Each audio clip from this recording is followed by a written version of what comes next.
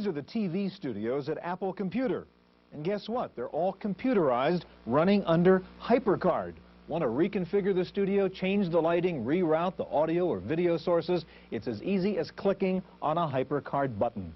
In the 3 years since HyperCard was introduced, there have been tens of thousands of stacks and applications, many of them developed by people with very little programming experience. Today, we take a look at what's been happening with HyperCard on this edition of the Computer Chronicles.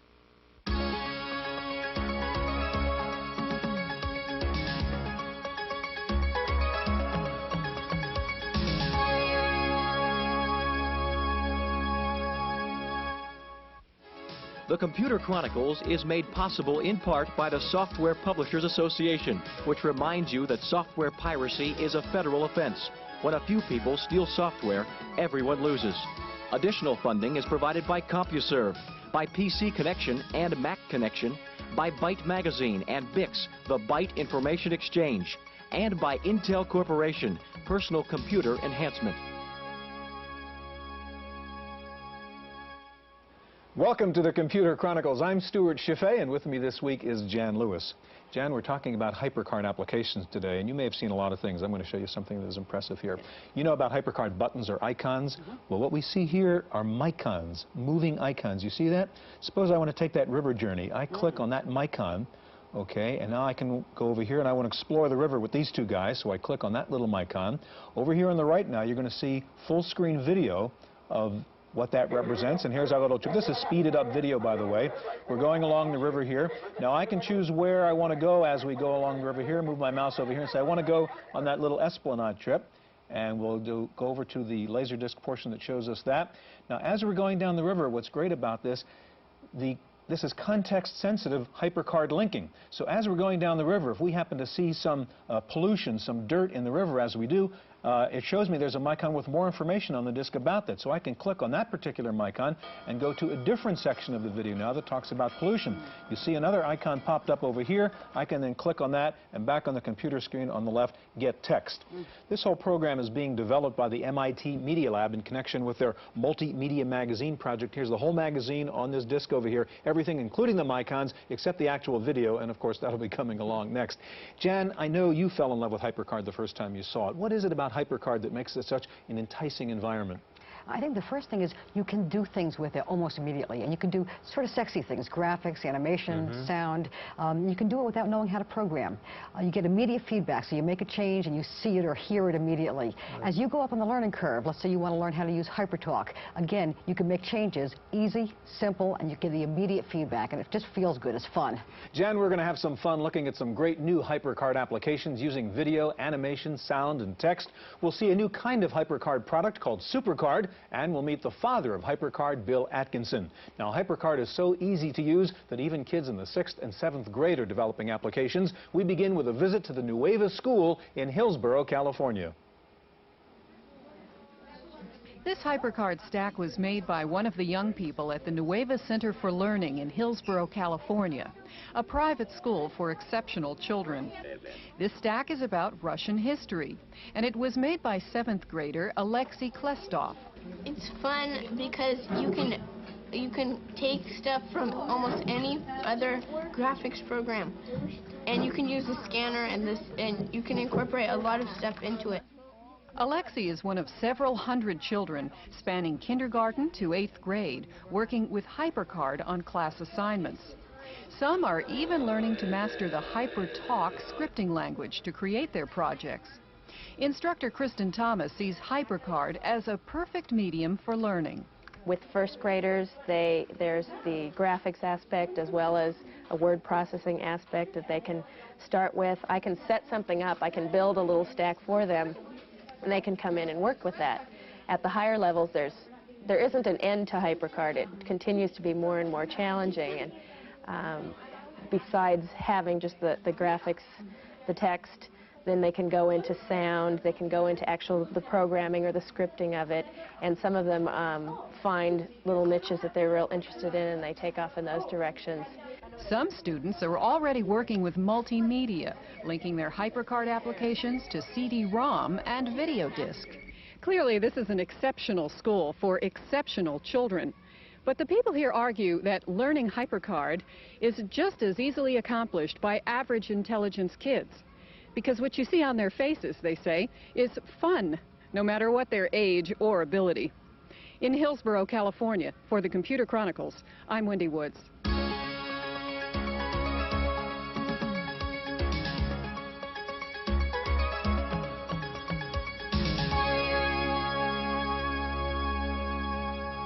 Joining us now is Jim Secord, Vice President of MotionWorks Incorporated. Next to Jim, Tom Tafuto, President of Applied Imagination. Jan? Tom, you're going to be showing us your program, Culture 1.0. We're going to be able to basically navigate around 3,700 years of information, of history. Give me an idea of why you chose HyperCard for this. The reason we chose HyperCard was because our development team were mostly non-programmers. HyperCard therefore allowed us to build the application quickly, and everyone had a part in it. All right, before we get to look at culture, Jim, I want you to show us a couple things you've been doing with HyperCard. One thing you've used HyperCard for is to compose music in a product called HyperComposer. Show us how that works and why HyperCard was good for that. Okay, well, HyperComposer is designed for people that want to compose music within HyperCard, but the command structure built into HyperCard is a little bit difficult. You see along the bottom here, to play a simple note, you'd have to type play, the boing, the instrument name, C in the 4th octave, 8th note, G in the 4th octave, so forth. There you go. To compose any sort of song, it's going to take you a while. Whereas in HyperComposer, what we can do here is we can compose on a keyboard, and it generates the code for you. Now, if you want, and you're more familiar with music, you can even take that and convert that all into music notation. So you don't have to even see the HyperCard code, actually. Exactly. And once you're happy with that, you can go through and you can do things like you can change the voice name, too. So you can play, rather than a bugle, you can play it in brass. However you want. Once you're happy with the song and you've gone through and edited it using the standard Macintosh cut and paste along the bottom, you can take that and export it into your own stack by just clicking on the export button. It says copy voice brass to another stack. This is copying the sound resource? That's right. And export the song taps. The HyperCard code. That's right. Enter the button name, taps. As simple as that. Now it just asks me what stack I want to put it into, say the tutorial. So it opens up a stack that I've created myself, and I can move that button around. So the whole piece of music just now becomes another button inside a stack. Exactly.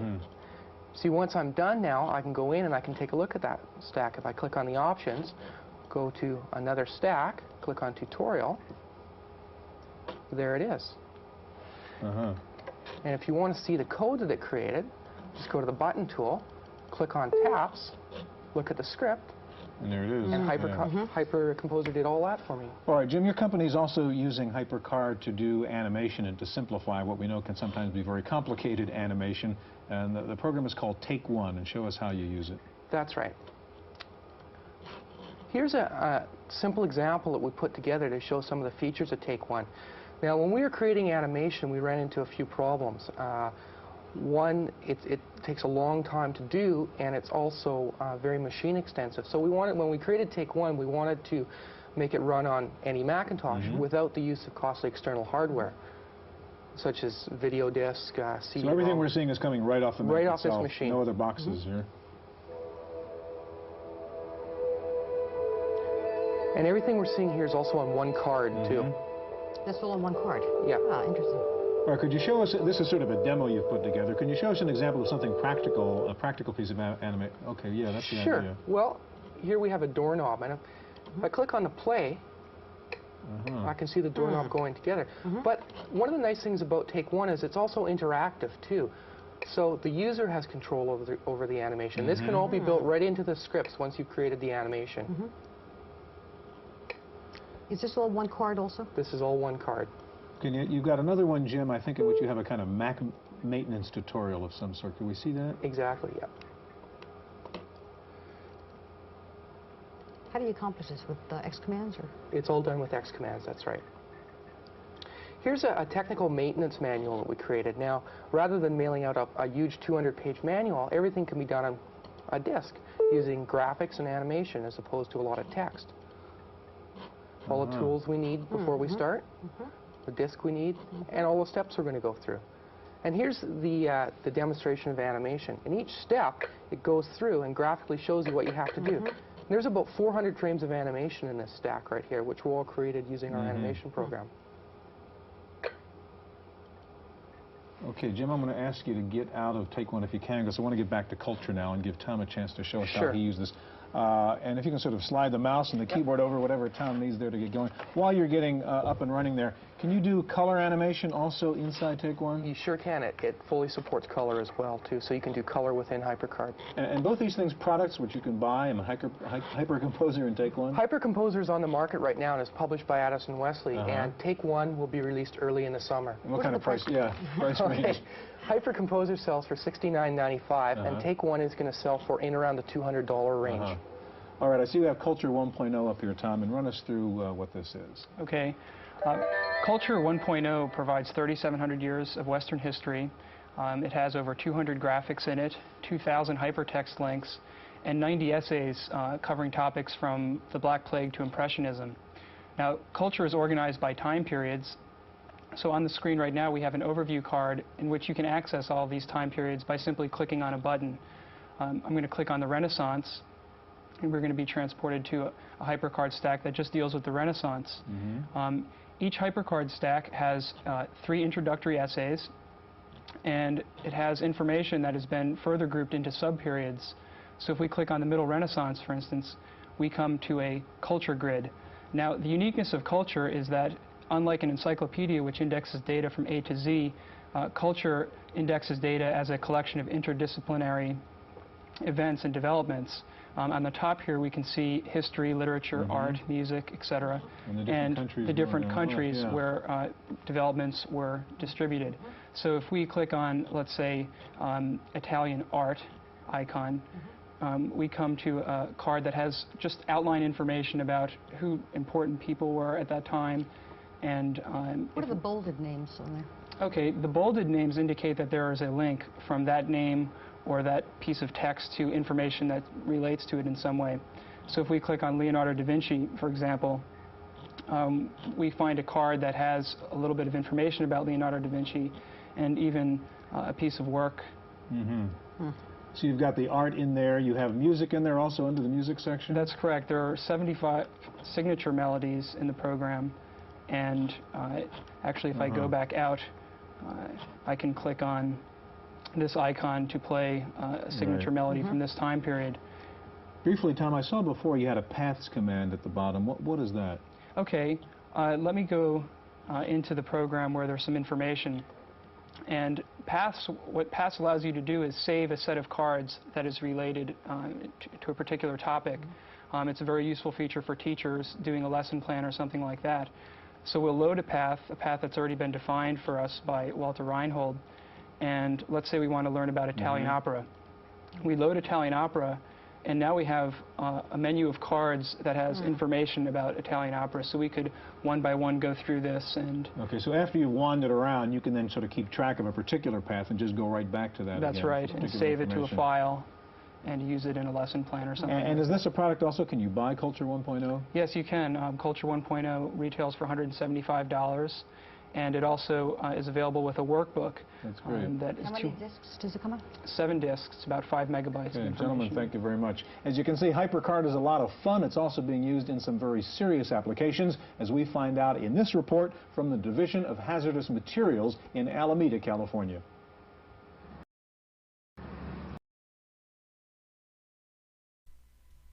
All right. So we're gonna cut off right now the report from the Division of Hazardous Materials. Well, welcome to Monday. Happy Monday. Hello, parser people. All of the things.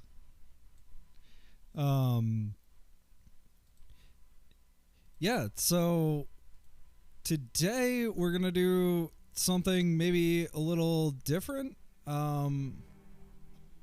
We're gonna play some HyperCard games. And what's I am managing so many windows. What is HyperCard? HyperCard is a gosh, what even is it? It's a software suite that is was for the original Macintosh. It did a whole lot of things.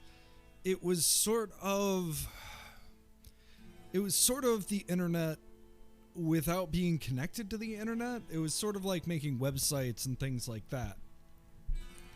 But what's super cool about it, in a way that I feel isn't necessarily like the way that things are made these days, it was really designed for a pre-networked world. And this was something that the designers of HyperCard, who apparently get an interview at the end of this video, so we'll watch that on the break, but the creators of HyperCard said that if they worked at a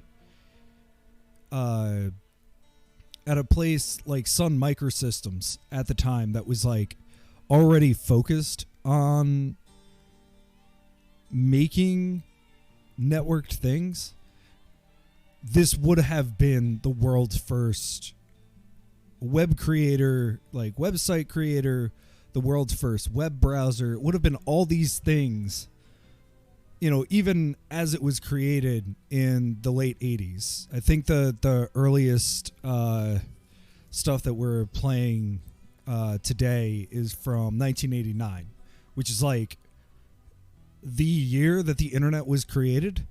There was earlier stuff before that, but like in earnest. So like a lot of these things were passed around on shareware disks, you know, on like AOL forums, on BBSs, all these kinds of things that like just don't exist anymore. The distribution networks were wild and different. So yeah, this is, a lot of these things are why I still have a really deep interest in HyperCard. It's also something I grew up with. Like, my family was a Mac family going all the way back. Like, I had a Mac 2 CI growing up, which was like the third or fourth like Mac computer. So yeah, so we're only going to be playing games because, I mean, as interesting as, you know, a accounting of all the different tackle that you can use for fishing on like an Illinois lake in 1993 might be as like an artifact, it's not very fun to play, and it's not very fun to look at. But definitely, like, go to archive.org, check these things out. Just search HyperCard, and there's a huge stack. There's like 3,000 stacks. It's what they're called because you put cards in stacks. There's like 3,000 stacks or so. But what are we going to do today?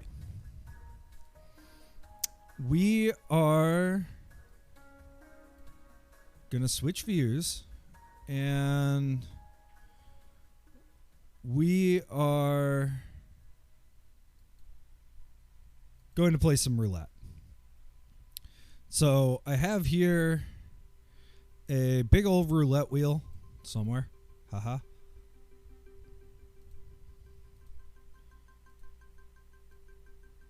I have a big old roulette wheel, and this roulette wheel is going to choose what games we play. So I looked for as many games as I could that were in English.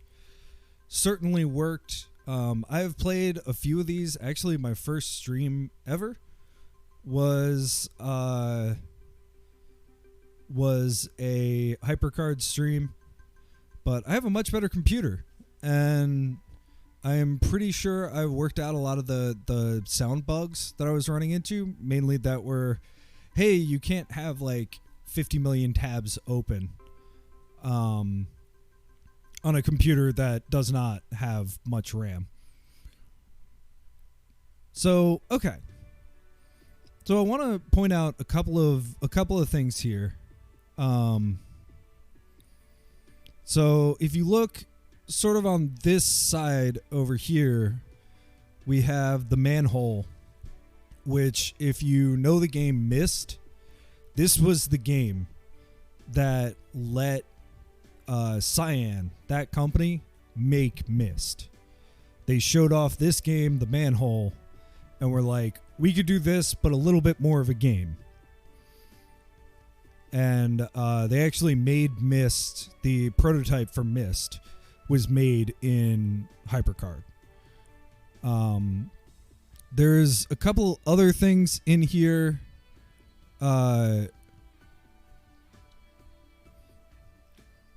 Tim's Big Adventure.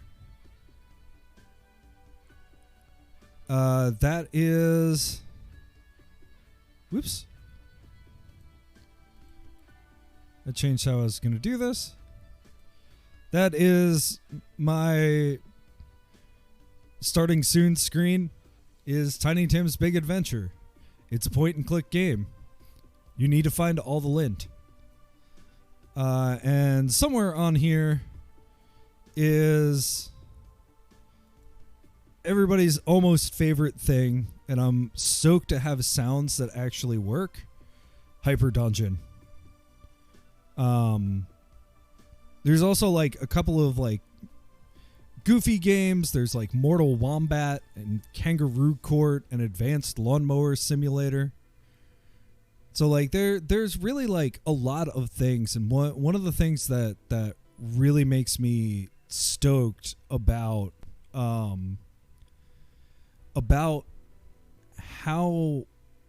HyperCard worked was that it has that like super itch.io vibe. Oh man, Myst in VR would be wild. I have not played it in a very, very long time because I found it kind of obtuse and difficult.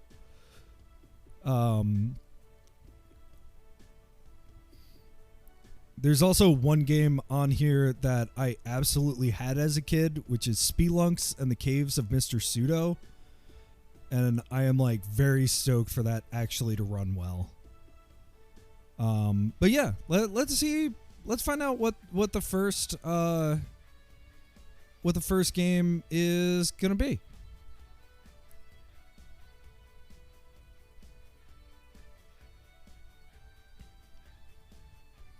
Okay, this is one of the games that I actually didn't know when it was from. But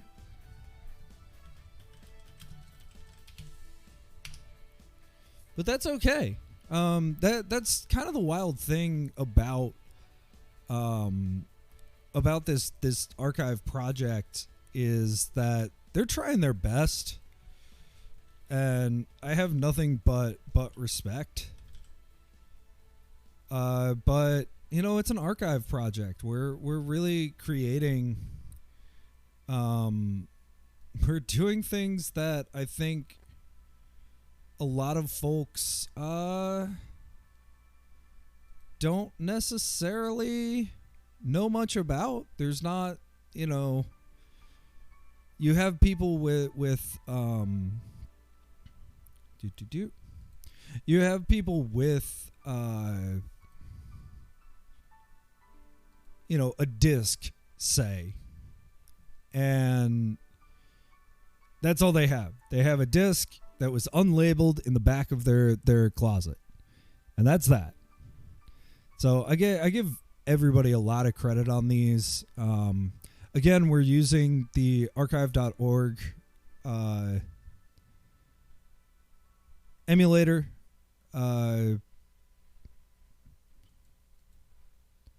So let's begin.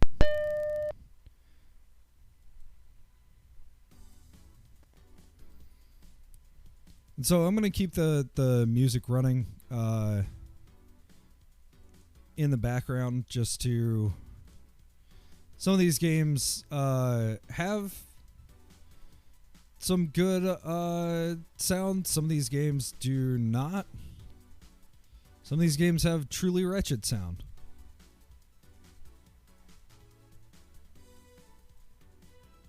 Yeah, I mean, it's a lot like the same vibe as like Flash games too, where like, you know, you're seeing people try their best and do what they find interesting, and sometimes it's like literally kids, like, you know, I think there's a lot there. Control panels. So one of the issues with all of these is that they're all different Mac OSs, and so they all have different starting setups. So I just want to double check that we have sound. I have no idea if these games have sound. Hey, open. Hey, all right. These are extremely nostalgic noises. I'm just going to run through them really quick. We have an eep. We have a sosumi, which is sort of like a dot noise. Just have the normal beep. I think every time I had a computer of my own, I switched it to quack. Indigo is kind of boring, but it's like a standard like alert sound. We got a nice little droplet sound. So like I had a lot of shit growing up because I always had Macs. This difference between like what was going on in like comparing this to what was available on Windows 3.1 was like worlds of difference. And part of it was because like the Mac sound card was way better than I think even Sound Blaster was, but it worked totally differently. One of the interesting things as I've learned more about like non-PC computers is that like the same chip that ran early Macs was the same chip in like PC Engine and like Sega Master System. It was all the same chip. It just had different other parts to it. So cool. We got sound. I am absolutely going to forget about that at some point. So this one's, I actually tested this one because I was looking for the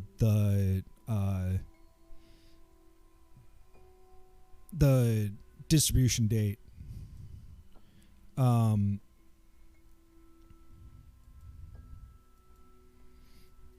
But this is kind of a good example of like a lot of what was maybe challenging about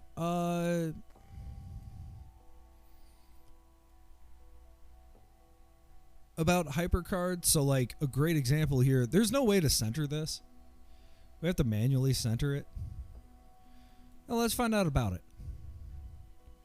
This program was made by Joshua Hague. If you have a problem, question, or compliment, email me at jhague@uniserve.com.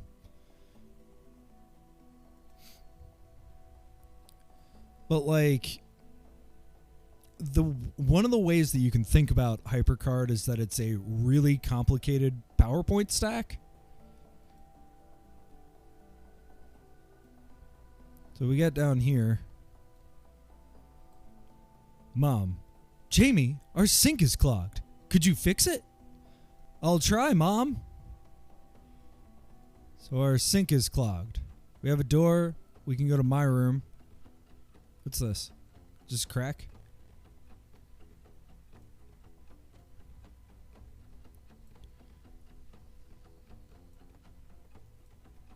So a lot of this is just like basically clicking on things to figure out where they go. All right, we have a row of buttons here. Nothing happened.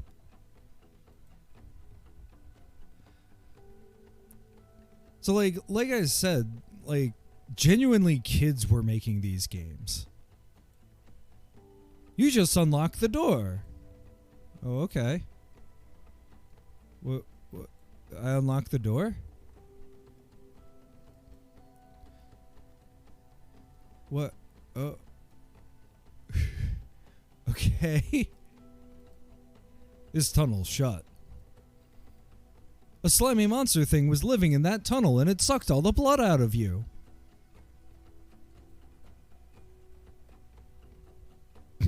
Game over.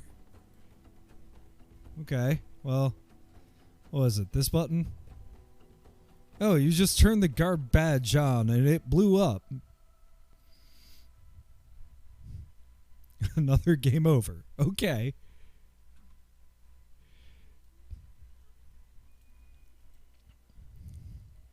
Yeah.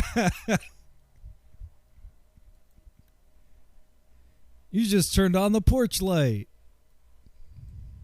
What's this button do? That button turned on the sink and flooded the room and you died.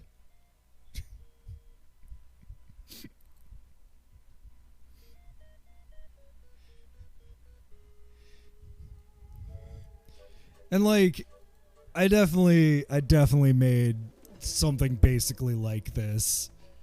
You know, you don't like, you're not a kid. You know, you're a kid. You don't really understand how to make a game. Maybe we should go. Oh, I have a job to do first. We can't go to my room. Okay. So we gotta go in the sewers. I'm a little worried that there's just a oh. There's text. You have entered the sewer. So I am glad that we can just get to the sewer if we want from our kitchen. It is too wet in there. Please don't be... Okay. Whew. I was like, do not be an insta-death. Okay. So we can't hit the first two. What about this one? Huh. This tunnel leads back to the kitchen. So there are two ways to get back into the kitchen. Okay. It's fine. Cool. We're back. We're back. Hello. Hello, kitchen. I would love it if the like solution to this is just like look under the countertop, get a plunger. And all of this is for fun.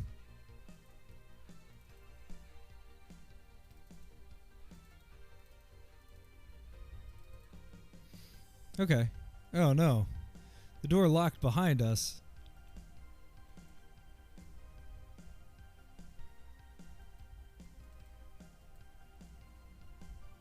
You have entered the sewer.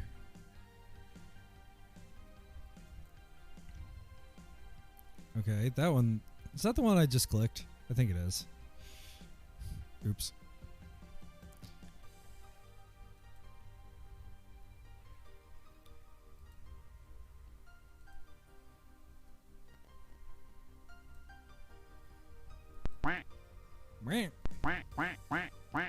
Uh-oh. Why are you angry? Oh, okay, cool. I was holding down a button accidentally while I was playing with a lot of things.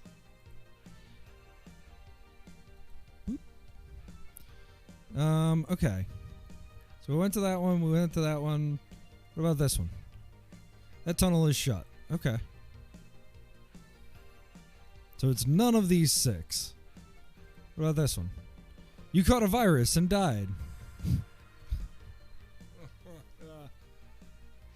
Game design. It's funny though, like, I've been playing a lot of like,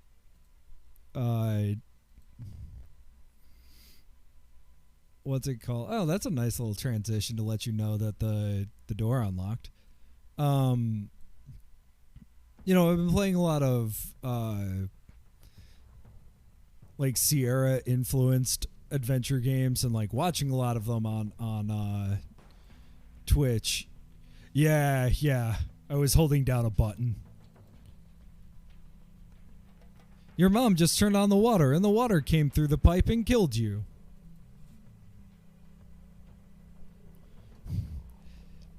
And, like, just this... I could see somebody who maybe is super young and, like, genuinely played, like, Quest for Glory or something. I messed it up. You know, played some of those, like, old school Sierra games. And then was like, well, you just have to, like, kill your player at every possible moment. That's how games are made.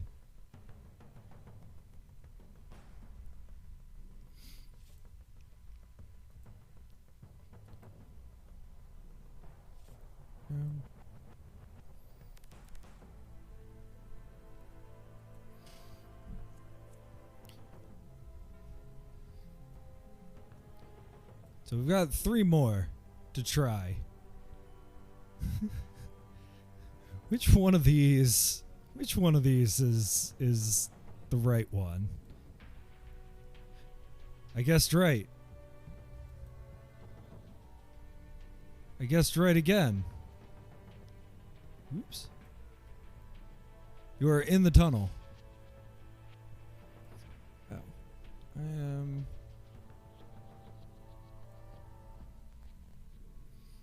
There we go. Let's get as much as we can on the screen. Okay, you are in the tunnel. Vent. Well, I guess go up in the vent. The vent is too jagged. Alright. Literally a Monty Hall problem. 1, 2, 3, 2. You went in the door. Yeah, full disclosure, this is all gonna be very dated in its own ways. But yes. I thought I heard something coming. Hand-drawn man, clip art. Love this. Oh, there's more.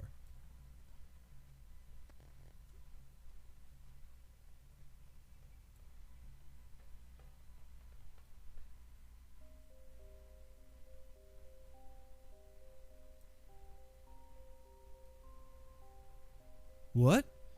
You live here? My name is Jamie. The mice told me your drain is clogged. Mice told you. Yeah, right. Can we get like a skosh up? There we go. Yes, they did, and they said you needed help to unclog your drain, so I'm giving you...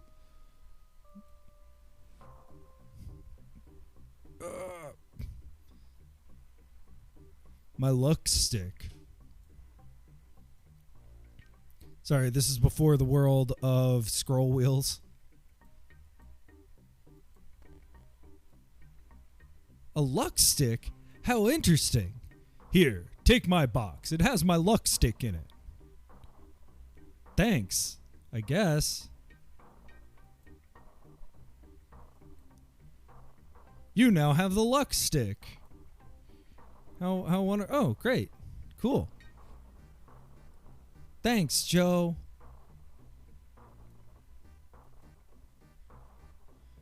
You entered the small tunnel. Round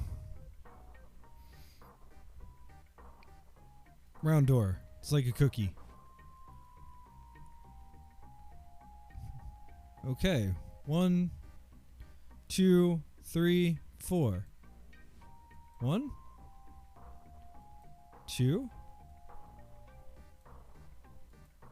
It's like a rotary phone or something.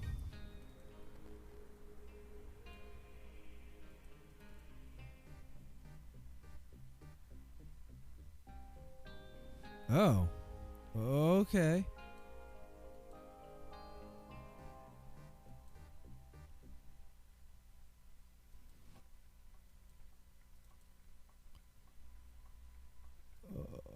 Okay. I don't know. Oh no, rah. Do I have my luck stick still? Oh no. Okay, okay. Speed run time.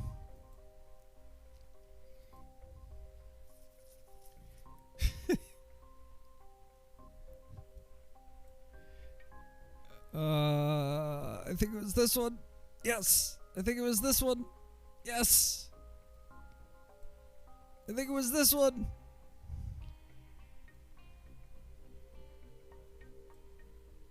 Okay. You now have the luck stick.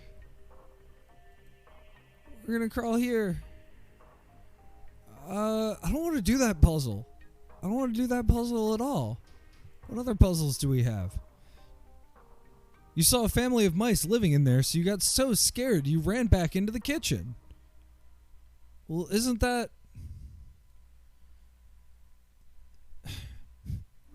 Okay.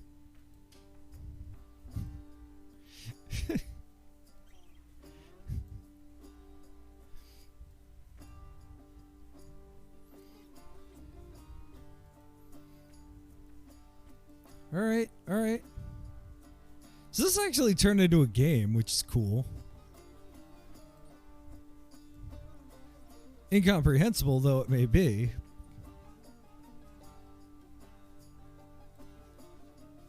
I mean, now I'm just curious. Oops, that was too high and you slipped and you broke your legs. So at least now the game overs don't drop you to the title screen. The luck stick keeps you alive to go back to literally the first room. I guess that's good.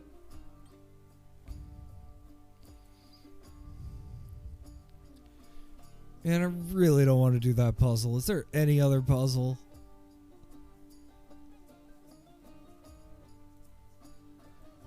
Yeah, I wonder too, to be honest. That tunnel is too small. Hey, at least we didn't get knocked back. Man, it really is that there's... Yep, okay, that was too high and you slipped and you broke your legs.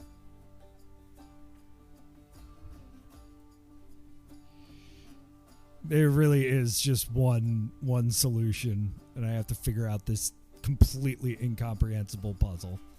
Red. Red, red.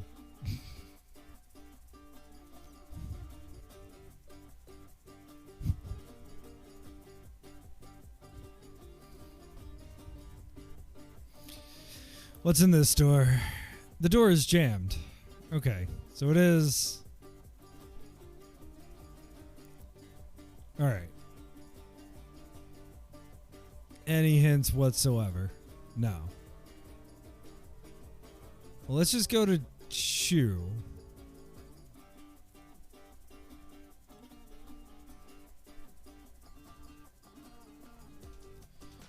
Okay, so it's not 2.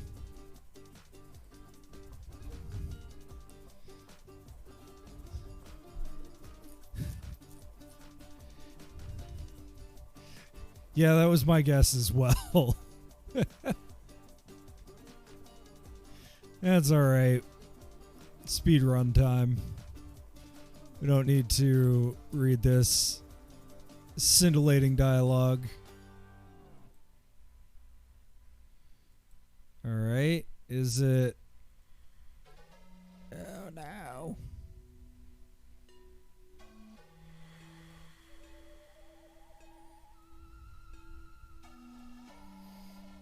Is it 3?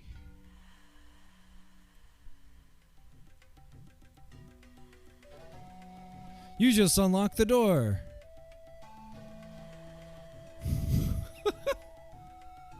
Choose the correct drain to unclog or else you will die because you will have flooded the sewer.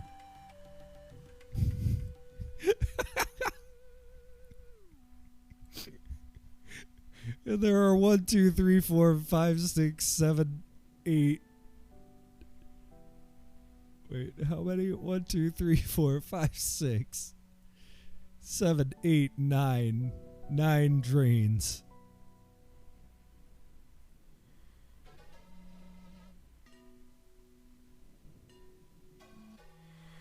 Oh, maybe. I mean...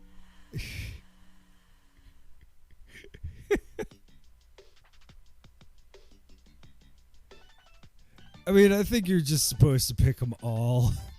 Start with the smallest one. Did I successfully do it? No.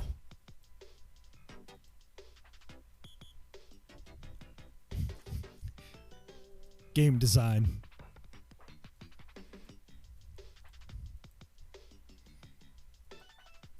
Really though, no cue game over. Your computer time was limited.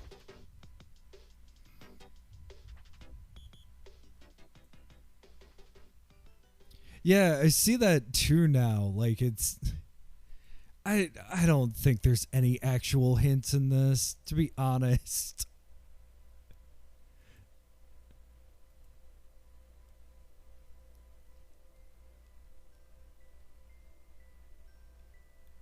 I mean, I'm gonna go out on a limb and say it's one of these top ones. I'm gonna be totally wrong. Although this really does want me to set up like an automatic lock by button in my kitchen. I don't need a way into the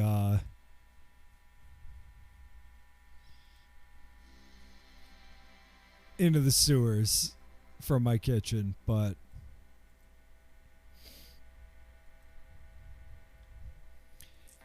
everything else, yeah, I'll take a button press lock.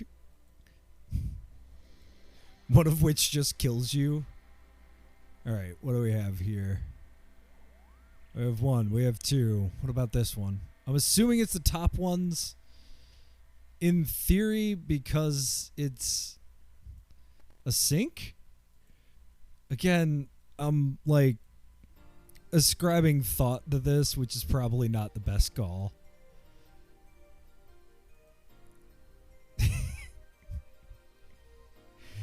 At least it's the same every time. We can slowly work through this. And I mean, think of all the luck sticks we're getting.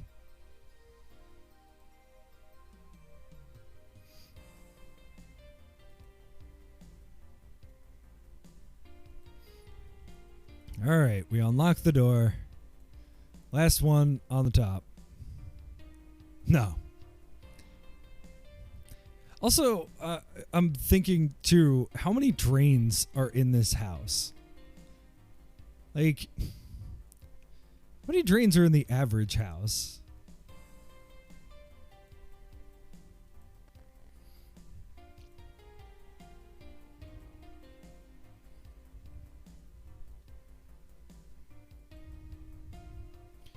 Now have the luck stick.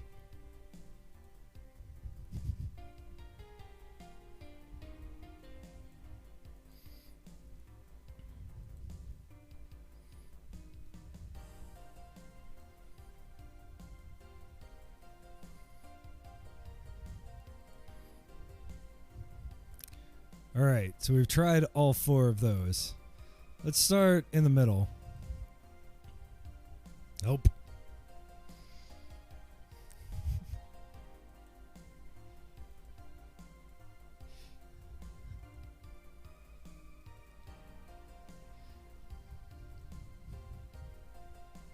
What do these do? I can't fit through there. You bumped your head so hard that you got knocked out. Okay. Yeah, I guess the luck stick just makes it so that you go back to the first room. That's so close to being interesting.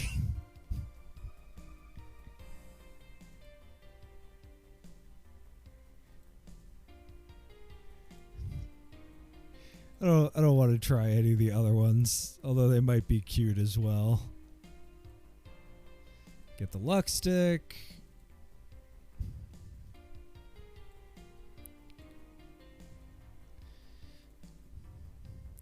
I mean, again, like, I'm wondering, I'm like trying to think of this as like a kid making a game according to the rules that he understands at the time in like games. So like, and like also the way that no. There are 12 different options here, one of which is the correct one. But like, if you're playing like especially those old point and clicks as a kid, I'm wondering if like you as a kid think of this as like incomprehensible and random. When, like, the last one on the right, I'll go for it.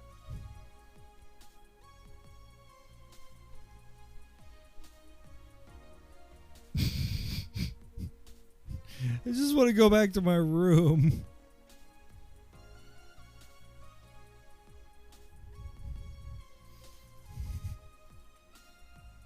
We're so close to unclogging this sink. We just have 3 more to try.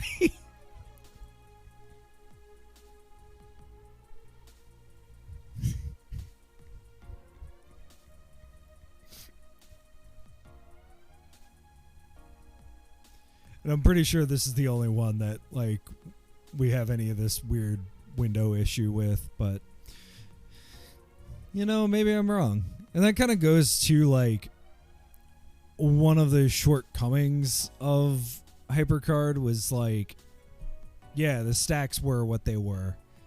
I did that one. I did that one. You know what? Let's go this one. We did it! You have unclogged the sewer.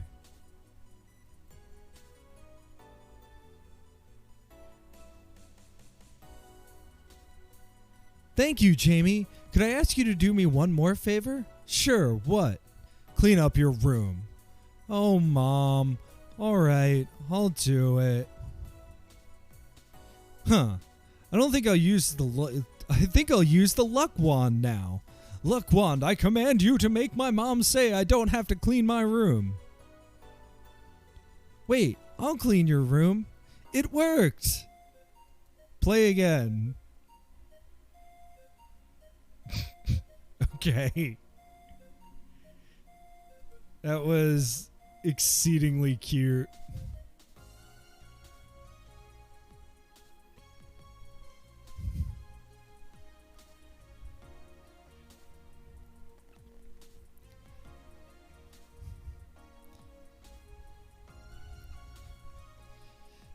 That was exceedingly cute. Yeah, we don't have to clean our room. We don't have to, like... I mean, all we had to do was find, you know... the man that lives in the sewers that are connected to our kitchen by one door that's locked by keys or by buttons on our counter. Totally normal. So that was sewer trouble.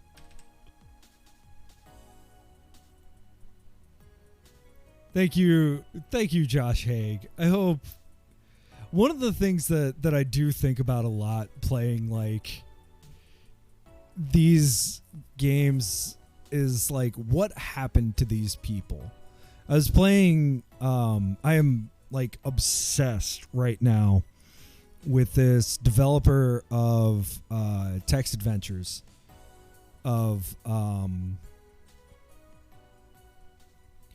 that were on the ZX Spectrum and the BBC Micro And like he put out like 6 games in 6 years. And I cannot find anything about this person other than that he put out these games. And like they're solid for the time, but I want to update them to like 2022.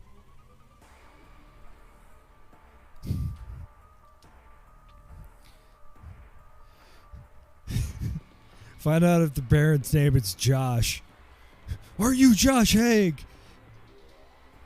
Did you find a man in the sewer once? Did he give you a luck stick?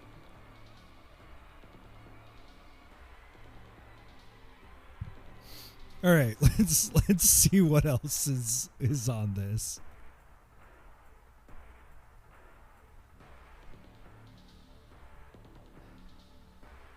Deathly Duel. So I also am like super interested in the sorts of different genres of games. So like 1999 is pretty late for HyperCard. HyperCard was discontinued, I think, in 2001, and then like just kind of limped along with like an enthusiast community for a few more years.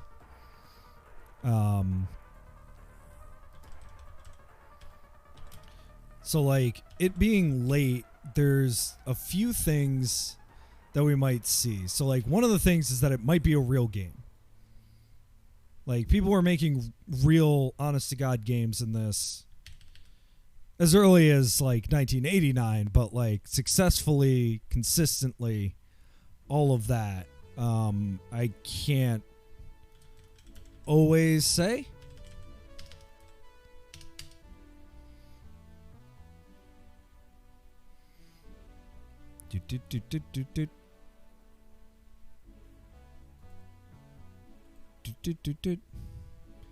Come on, internet, be faster. Oh, come on. Oh, well, might help if I spelled right.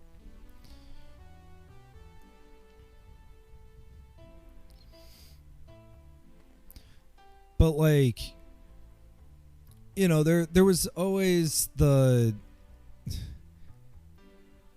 ooh, all right.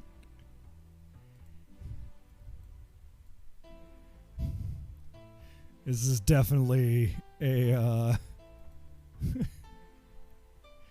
this is a screen, that's for sure.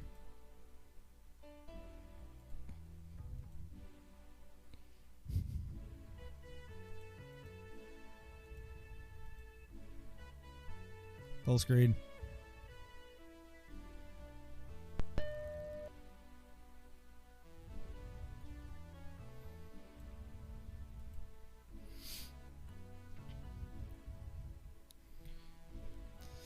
But like, you know, especially as like as the decade wore on and you get, you know, farther and farther along in the post South Park world, like you get so much more that's kind of gothy and sort of like childishly grimdark in a way that tickles my heart now.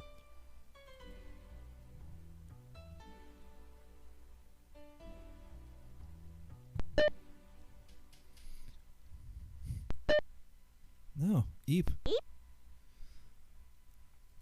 Let's switch to Eep.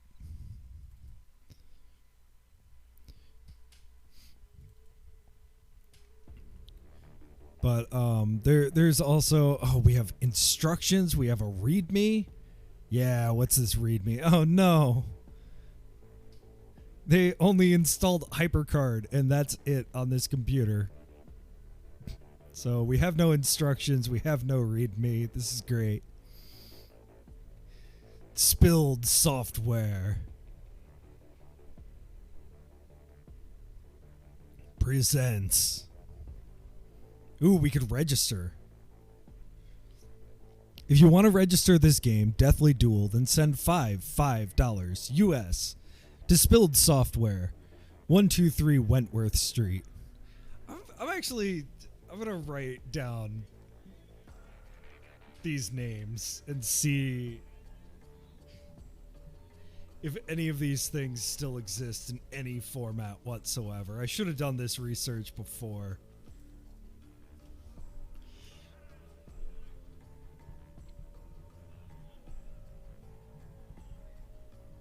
Spilled Software, 123 Wentworth Street.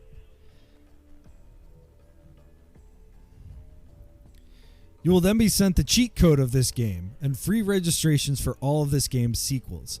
Since there will be probably 2 or 3 sequels, it's a good deal. Send your money in today. I'm sure there will be 2 or 3 sequels. So what's our preferences? Okay, we can set HP to 100. We can set volume, enter sound level 0 to 7.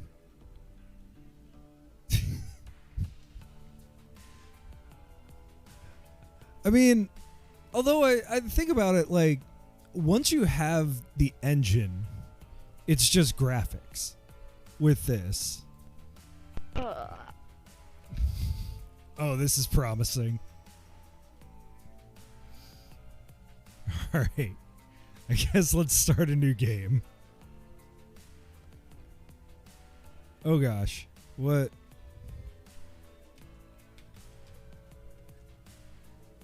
Okay.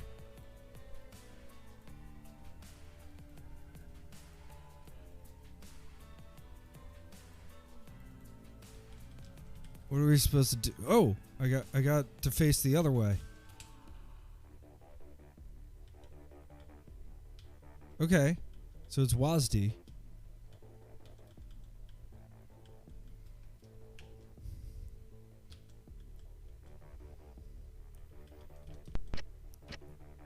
Okay. The most uncomfortable controls ever. WASD and Z. Yeah, I'm on the side that there is not any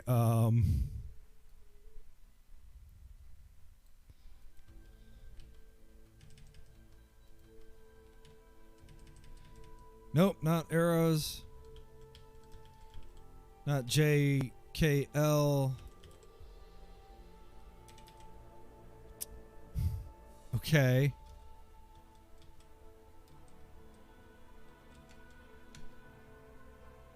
It's numpad.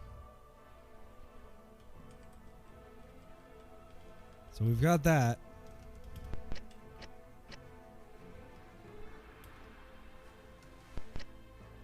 Okay, it's numpad and 0 and A, X, and D.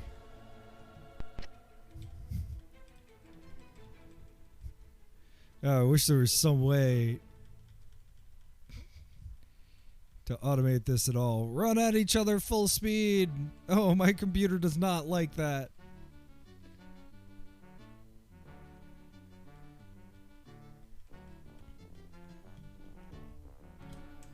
Oh no, it's Z.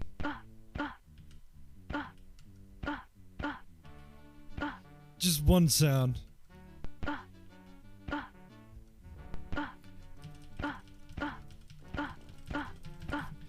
Let's break my computer for a little bit here.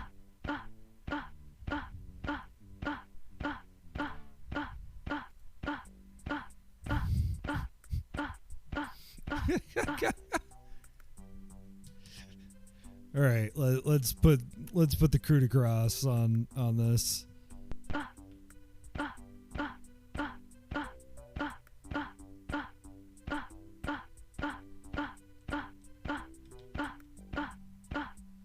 Wait, it doesn't even state track? Oh no.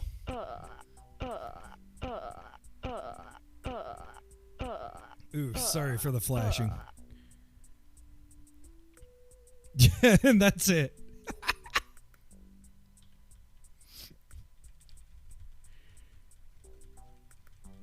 That's what we got. We got 3 buttons. There's literally nothing else.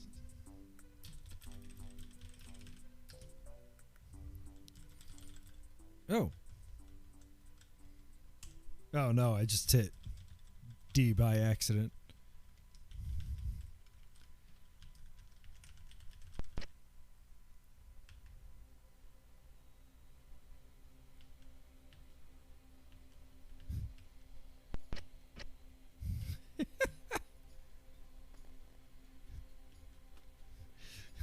Let's have a little story play out here. This man no longer wishes to fight. Oh, can he just run off? Bye. Goodbye.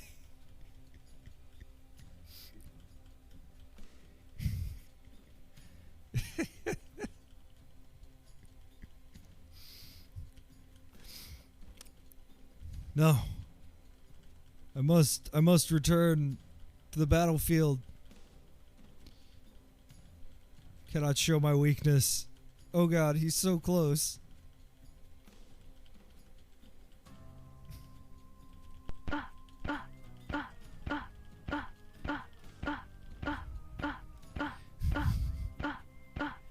Trying to see if there's even like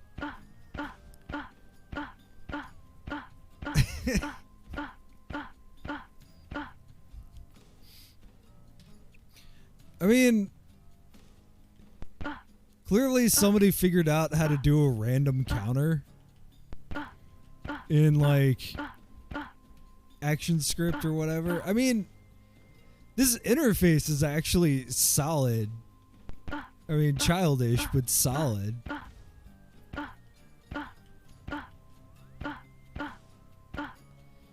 And I bet, like...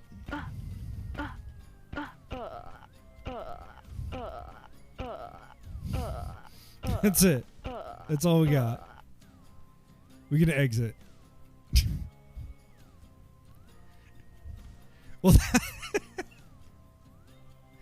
that was Deathly Duel. I love it.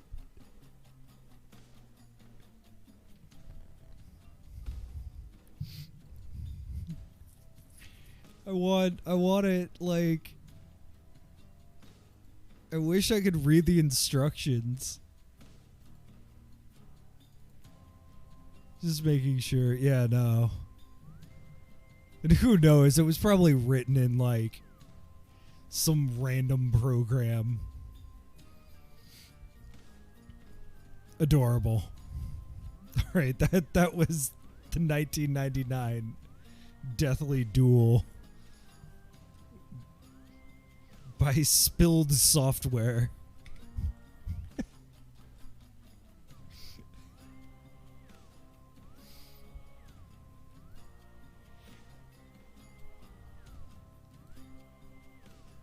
Oh no.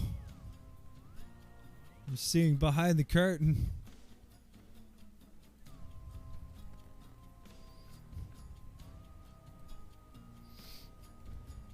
Yeah, who knows what the sequel would have added. It could have added anything. Multiple characters. More than one sound.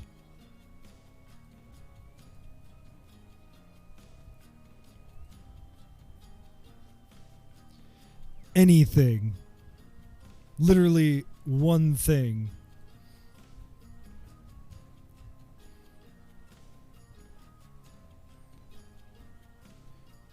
Okay.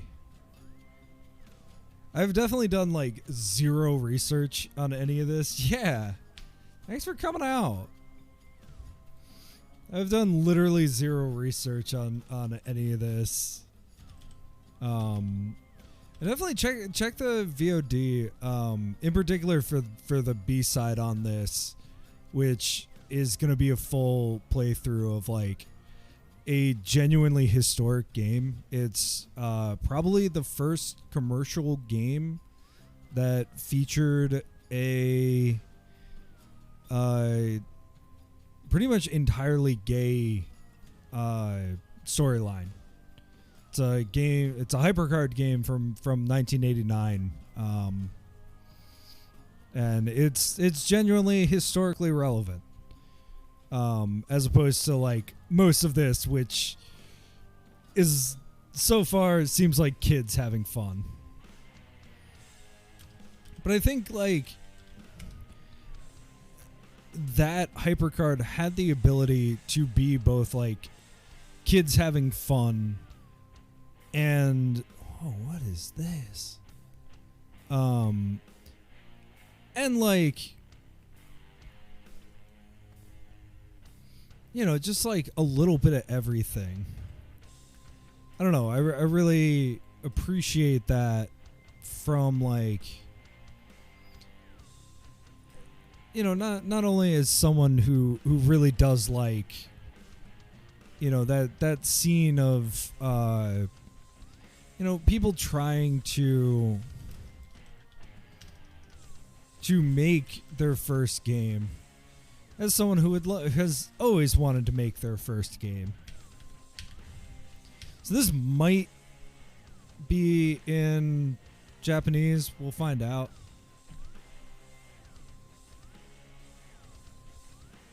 Yeah. I mean, the silly variety is like 90% of why I kind of love this, but like I love, it's like going on Itch, you know, in that same kind of vibe. Like the game is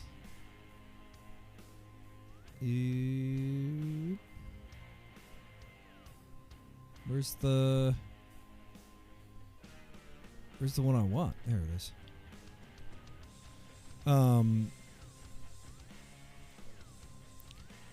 You know, the games are what they are, you know? But it's such like a wide variety of serious and not, and definitely check out the like archives. Like, it is interesting what people made with this thing in a way that I cannot explain. Like, you want a set of trivia for Twin Peaks when it came out? Sure, there it is. You want like, I wasn't kidding about the fish thing. There was something that I found that looked like it was a German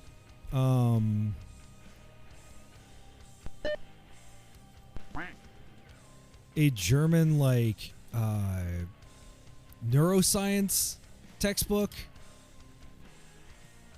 There's definitely like zines in a way that like I don't think has existed in a long time.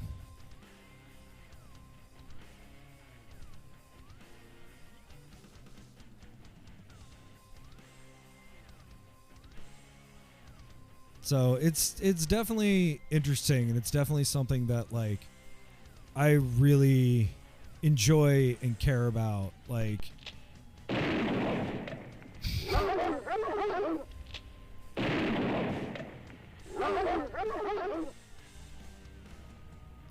ooh, we've got our own sound.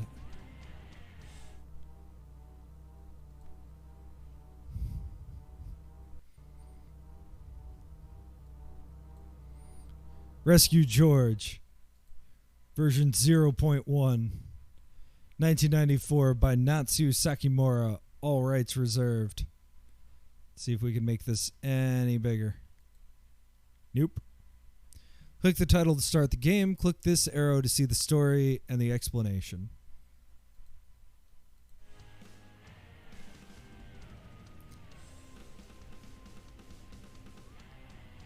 It was a pleasant July evening. You were taking a stroll in a resort town to feel the fresh sea breeze. The flesh sea breeze?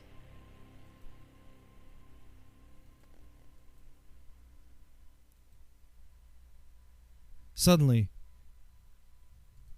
from the shade of the moon, men in a black robe came out and surrounded you. "Make no noise," one of them said. "Icy touch of the blade licked your throat." This must be some kind of mistake, you said, only to be rewarded a kick in your stomach.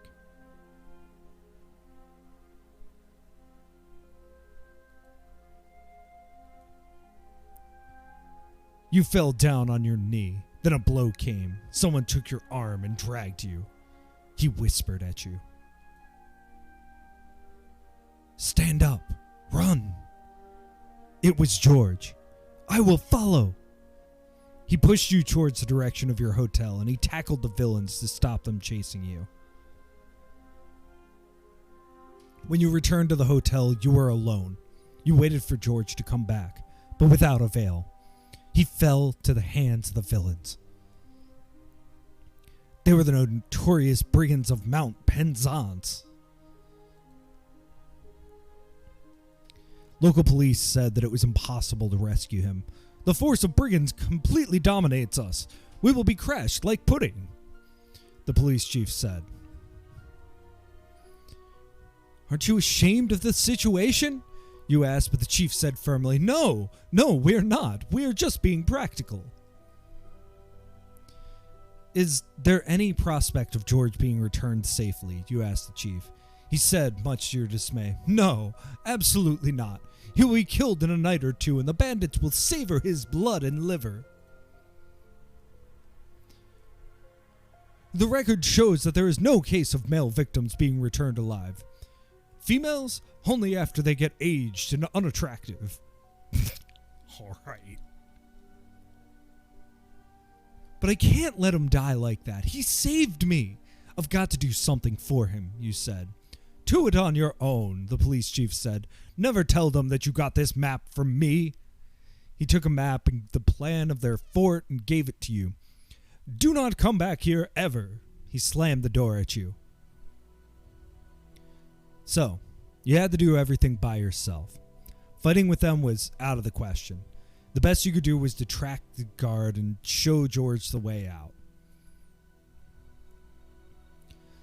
To detract the guard, you can make noise at either north, south, west, or east of each guard.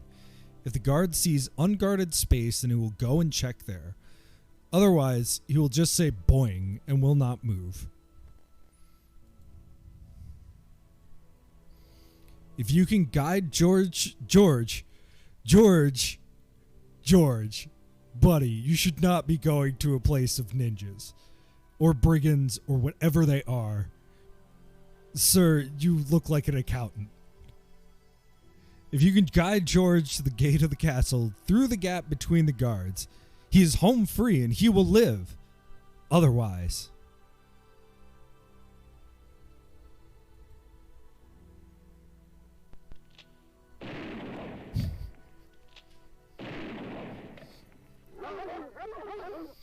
Nice.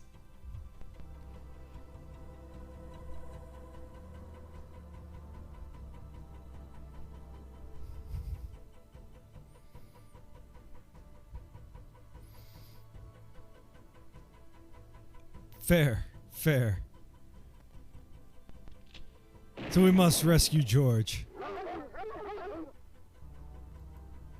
All right, let's go. Let's rescue George.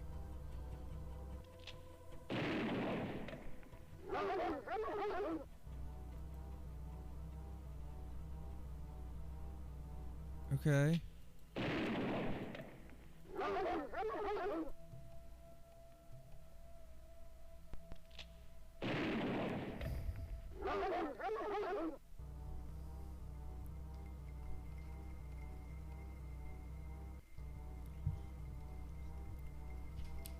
So all of this...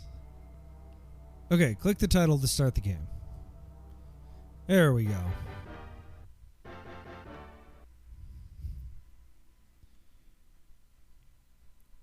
Okay.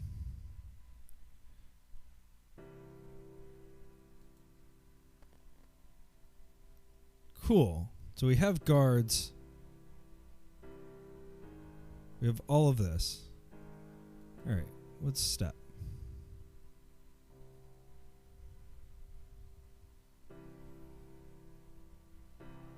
All right. No.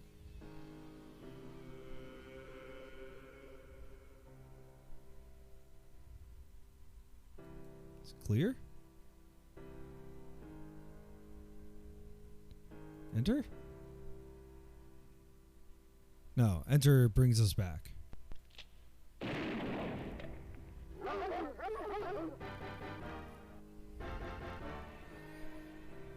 Okay. So if we click on him, nothing. What about the question mark?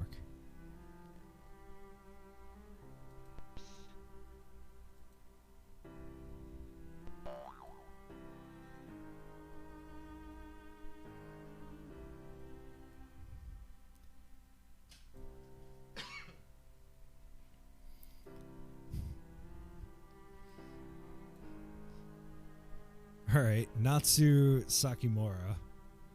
Now that I'm writing down all these names.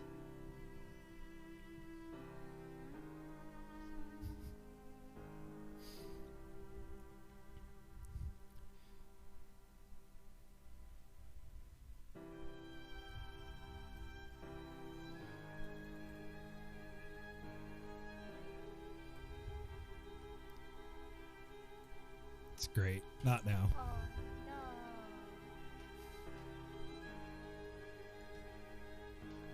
Okay. All right. So what do we need to do here?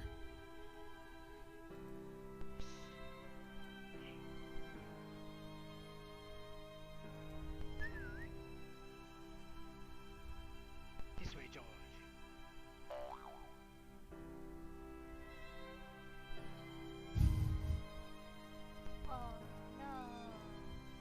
Is this really 20 moves, buddy?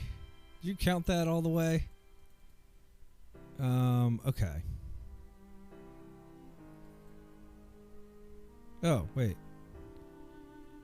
To move through the log. No, that's not what I want to do.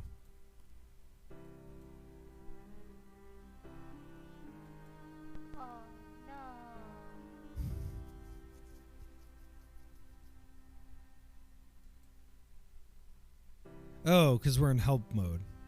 I see. Okay. We're out of help mode.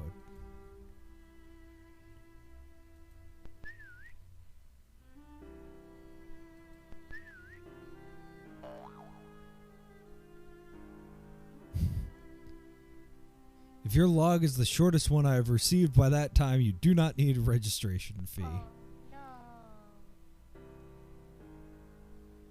Okay, I feel like it's got to be clearing the log.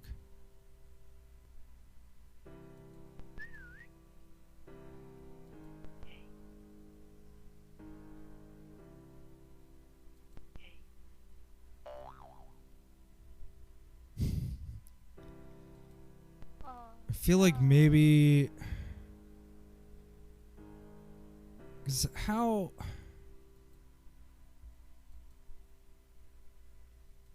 Alright. Undo to do a move.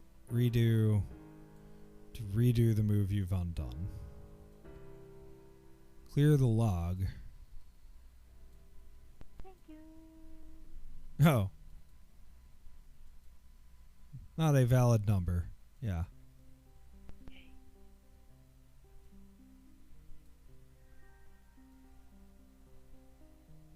There's this button to reset. Yeah.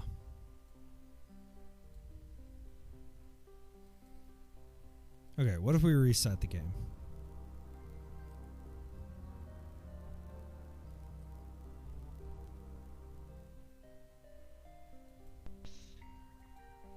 This way, George.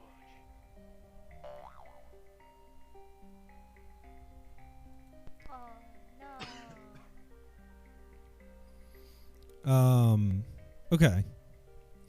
What do we do, gatekeepers? To the east? I see. Okay. Oh, that opens up everything. Okay. So we need to get George out the front.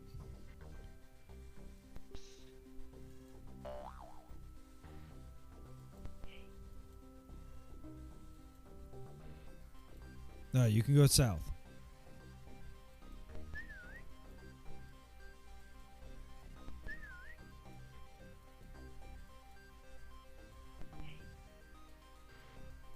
Okay. No, let's reset. Now this is a different game.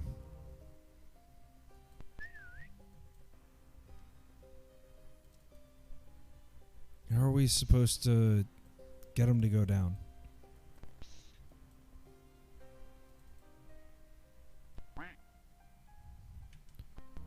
Oh no. I cheated. I didn't mean to.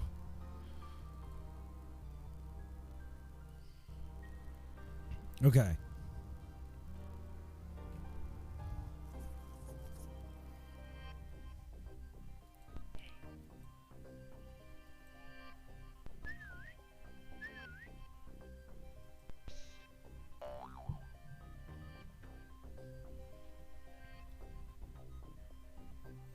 So what about G3?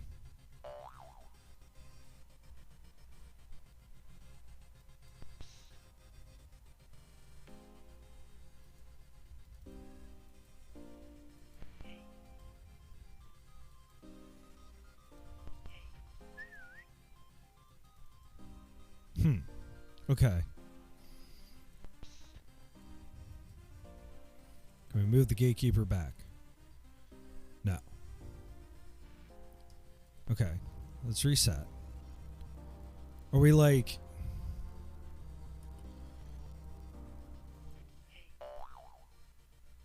So we can't... Oh, well... Oh, no.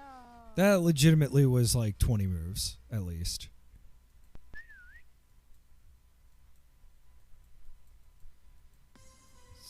So the question is, does this actually work? Because, like...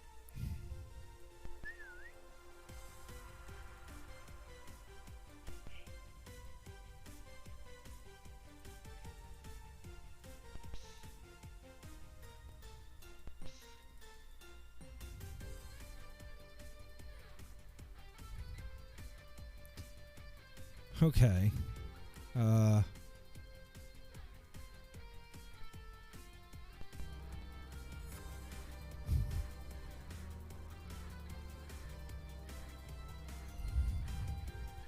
Alright, what if we just hit step here? Okay. So that's as far as we've gotten.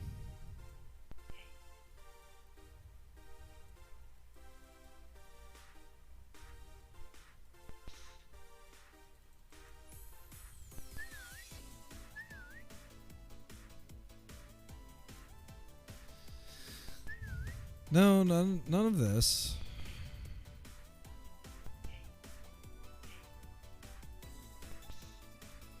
So it's a sliding block puzzle at its core. So if we hit undo, yeah. So we should be able to move G4 down.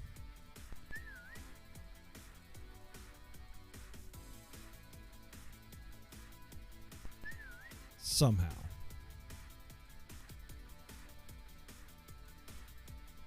All right, maybe if we go back to the home screen really quick and like speed through.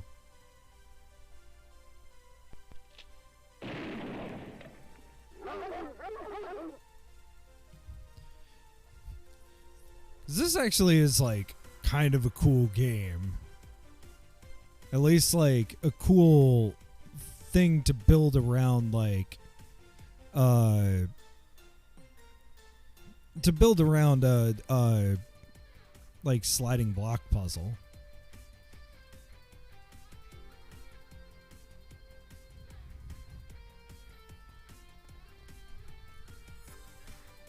Okay. You can make noise at either north, south, east, or west of the guard. PC's unguarded space. Oh, so maybe I click just underneath the guard, not on the guard.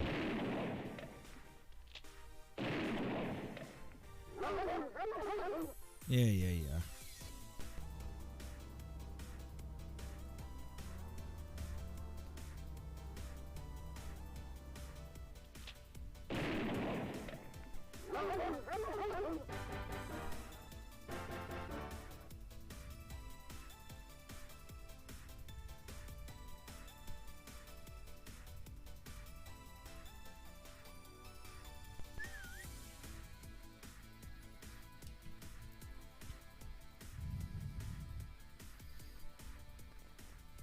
Maybe...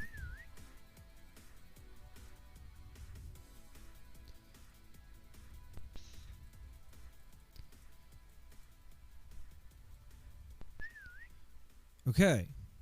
I got somewhere.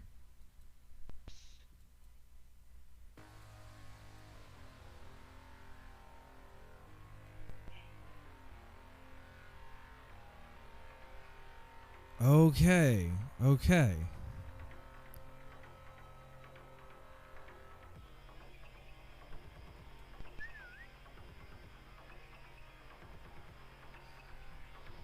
So I just got to be more patient. All right. All right. Not my strong suit, but okay.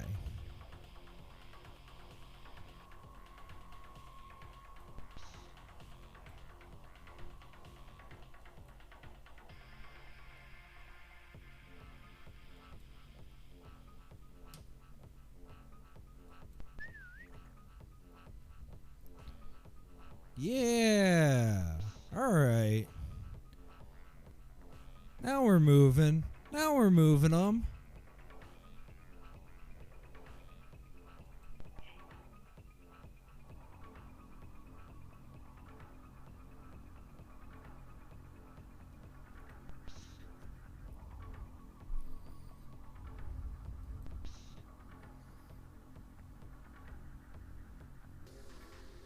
Okay, George, you can move over. This way, George. Yes!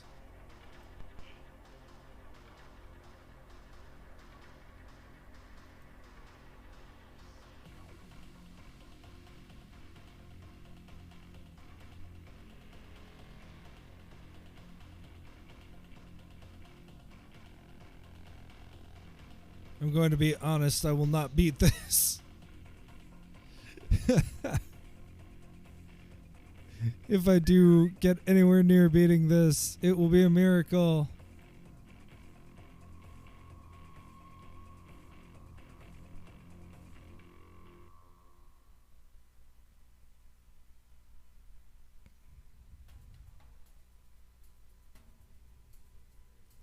Also, like, the accuracy on this mouse is not great in, 1994.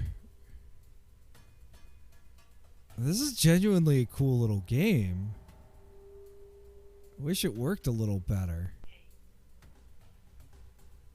Okay. So we did that.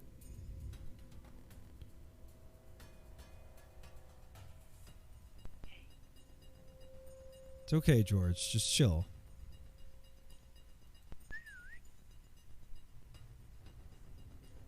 But I have to say, buddy, please...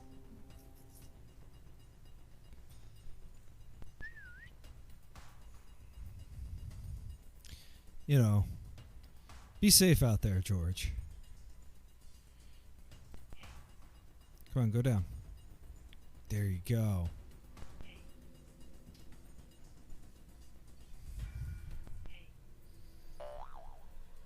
What? Go that way. Okay. Oh, no. Oh, I definitely should check out the other programs that he's got.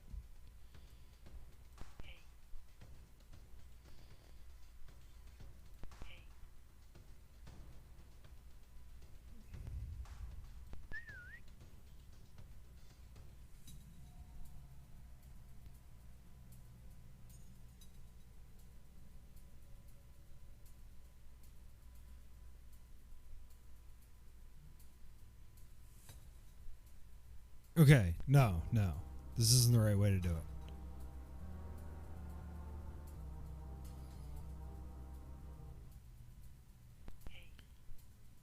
Let's shift him down.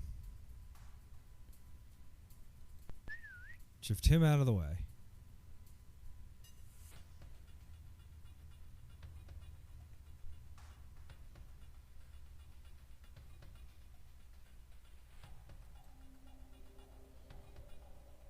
Shift him over.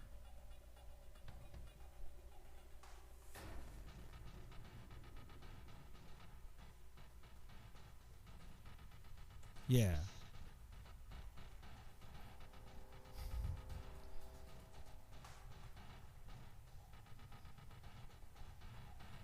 Shift him up. No, not shoot. Shift. Shift. Only shifting. So then we can clear all this out. We can get 3 over on this side. And what does that accomplish? I'm not sure.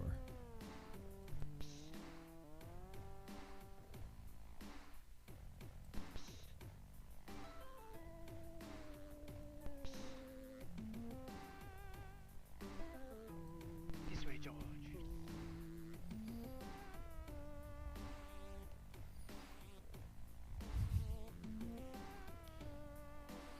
I take it he can't. Yeah, oh boy. Okay. All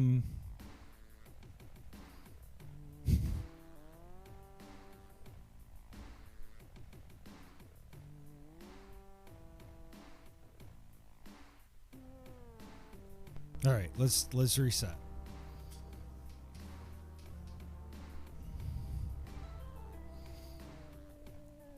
Okay, what do we have to do? We have to get George to come down to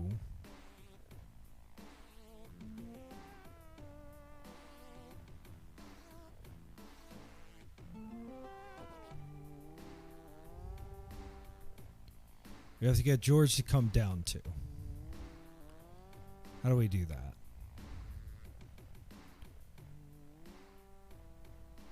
We move this over. We can get 1, 2, and that's that. All right, let's move this to this side. Let's move G4 down. Let's move S4 down.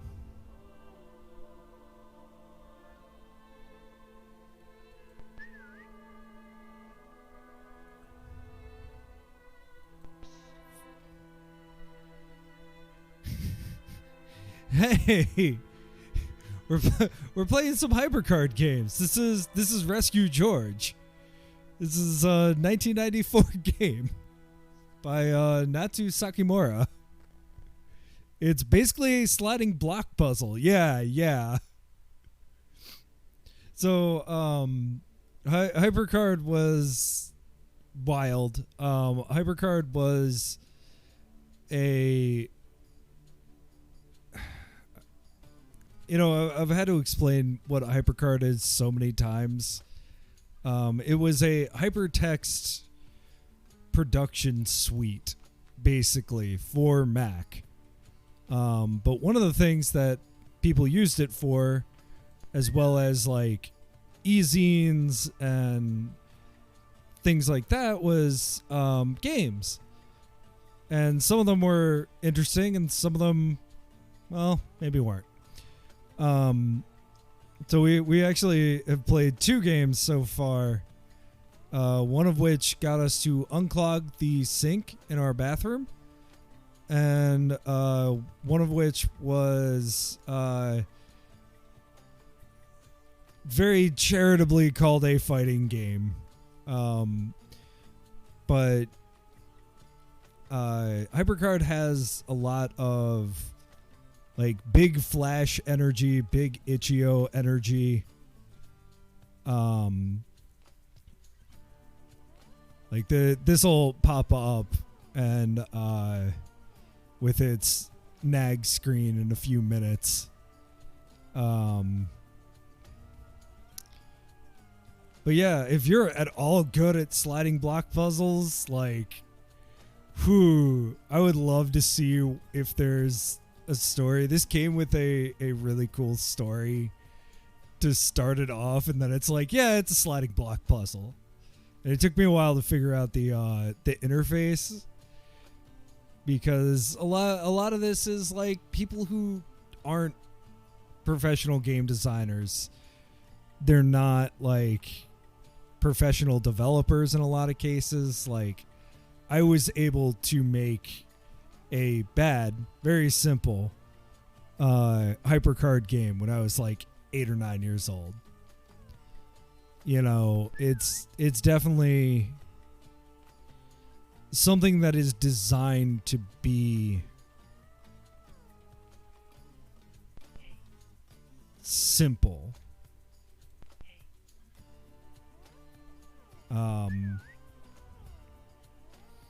And this one's actually pretty slick. Like, it's got a good example of like what you could do with HyperCard and with like everything going on. It's also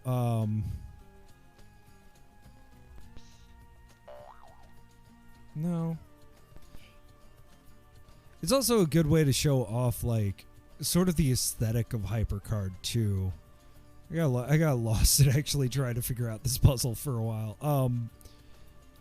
Like, one of the things, and I talk about this whenever I talk about HyperCard, like, one of the things with HyperCard is that it's like just the definition of skeuomorphism.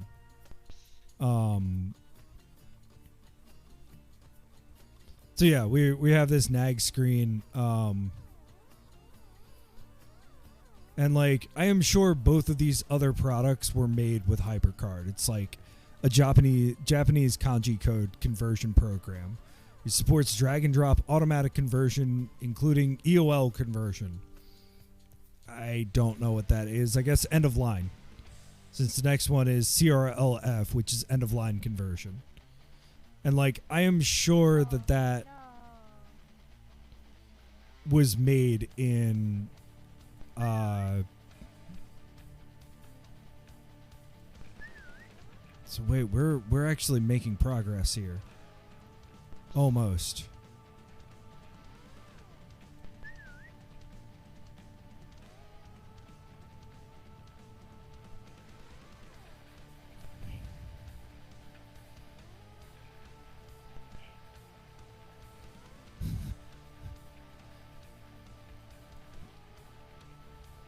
So the point is to get George to the bottom of the screen.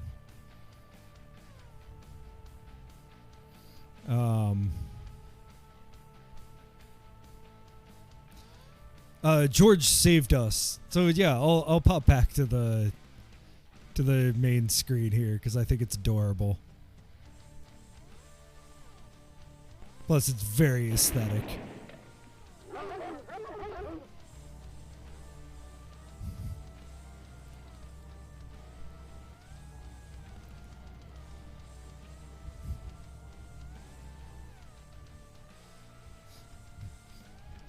So it was a pleasant July evening. You were taking a stroll in a resort town to feel the fresh sea breeze. Suddenly, from the shade of the moon, men in black robe came out and surrounded you. "Make no noise," one of them said. Icy touch of the blade licked your throat. "This must be some kind of mistake," you said, only to be rewarded with a kick in your stomach. You fell down on your knee. Then a blow came. Someone took your arm and dragged you. He whispered at you, "Stand up, run." It was George. "I will follow." He pushed you towards the direction of your hotel, and he tackled the villains to stop them chasing you. When you returned to the hotel, you were alone. You waited for George to come back, but without avail. He fell to the hands of the villains. The police won't help you, so it's all left to you to save George. And I just love, like, absolutely that George looks like a, like, straight up,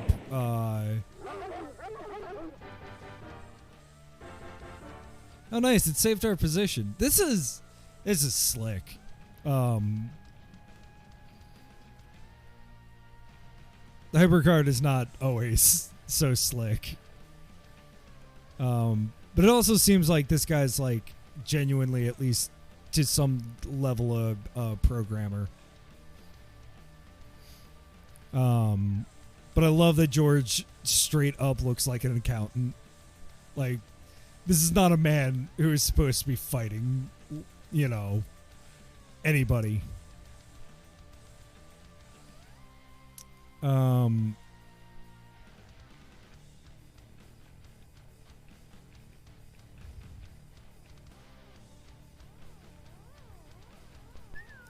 Yeah, potentially.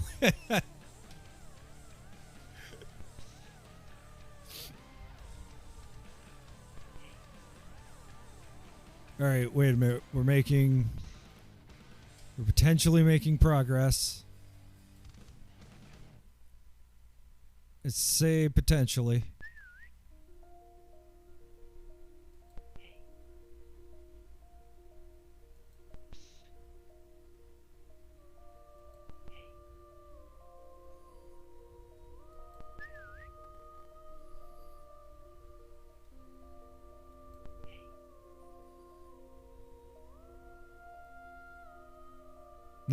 No, we are not. Okay. I'm gonna reset this. I don't know if I'm gonna try and, like, actually beat this. I am woeful at any puzzle, much less one that takes more than, like, 10 seconds of thought. But we'll see.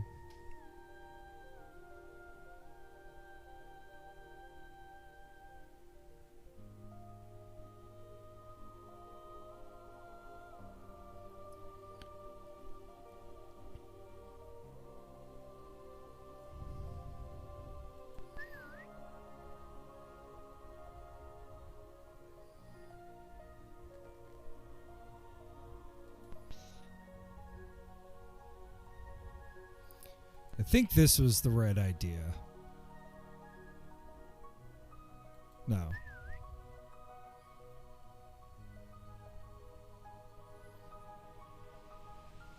Now I'm not so sure.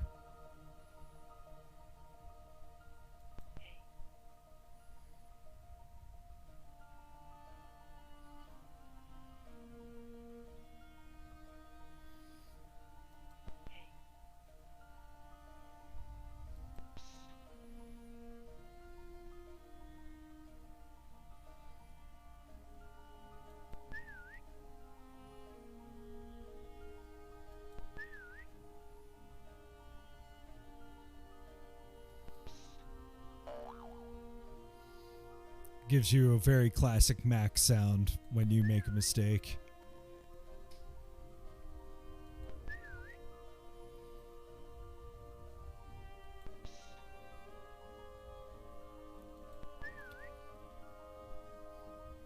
But I mean, this is very, like, in line with what a lot of frankly, a lot of gaming on the Mac was for a really long time. Like, you're kind of...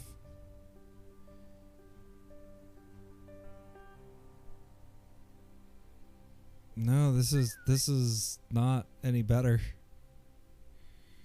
All right, I'm gonna make one more attempt, and then we'll switch up games.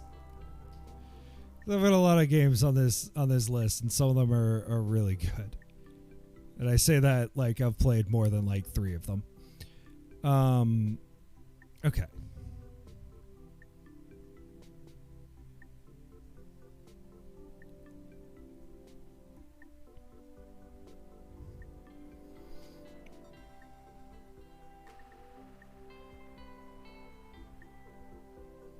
So we need to clear out these somehow. And I think the way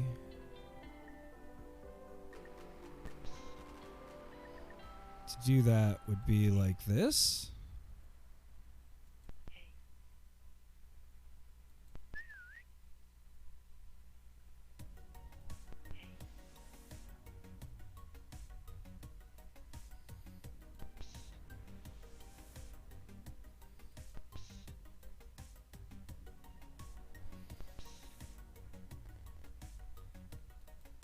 This way, George. There we go, George.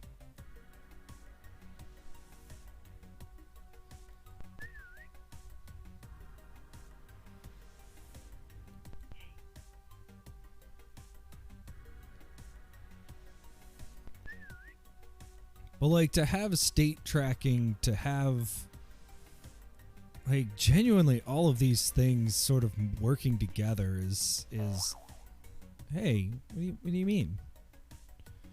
What do you mean? Boing. How dare you, boing? You know, this really is like impressive for what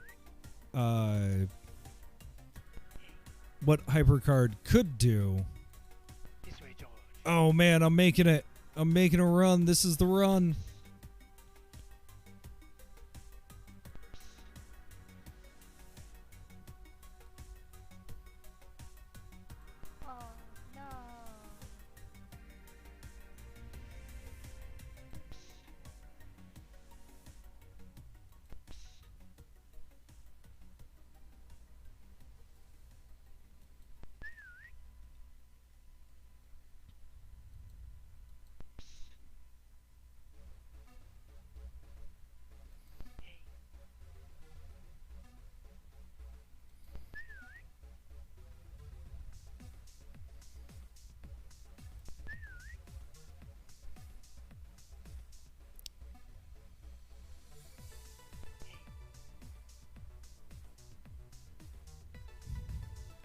No, it isn't.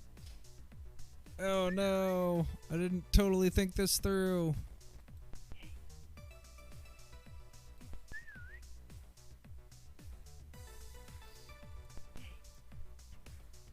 But yeah, well, welcome. We typically do narrative games and stuff like that. This is just so every Tuesday we do Text Adventure Tuesday. Every Friday we do Full Motion Video Friday. Monday is my day to do different stuff. And today's different stuff is apologizing to George for not getting him out. I actually might play this off stream for fun.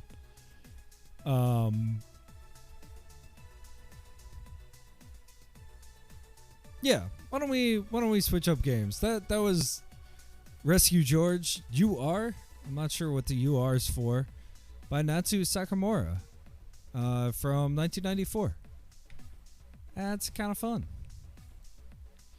And all of these games are being played from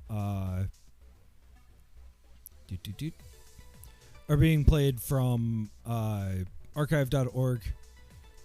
As always, shout outs to archive.org. They're kind of the best. Their emulation stuff is wild that it even exists, much less works pretty well, at least from sort of like, do you want to check this out? Which I think is the purpose of archives, rather than, oh, okay, let's play a full game on this. But yeah, let's try another game.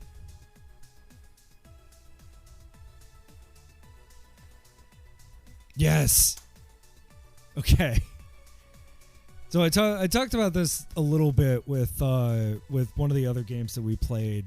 It's called, like, you know, Dark Battle or something like that. Like, there are eras to all game scenes, but in particular, to, like, especially maybe less professional game scenes. And this was a really, really... Hey, what's going on here? Why'd you become small? Why did you become small? There we go. You know, less professional game scenes. Game title, game here. Game here. And like, I think anybody who did play any games in the early 90s would have been there for Barney games and anti-Barney games.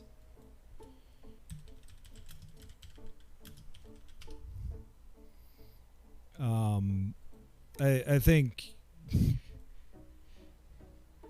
you know, and it's funny, I don't entirely understand why people were like so anti-Barney.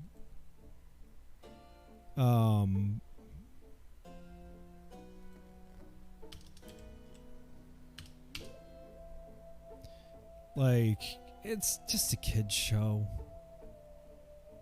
Not a great one, but not a particularly, like, terrible one either.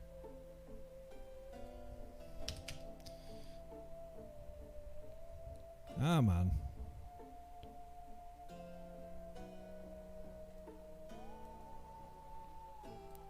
Just looking it up in the Internet Archive.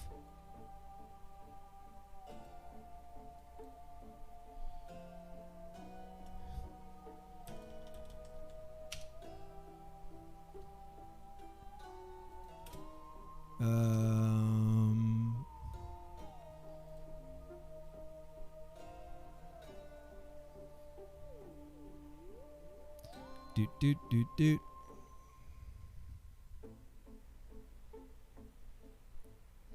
Yeah, right, like, there we go. It's taking me a quick second to find it in the archive. So I made this roulette based off of what I could find. There we go.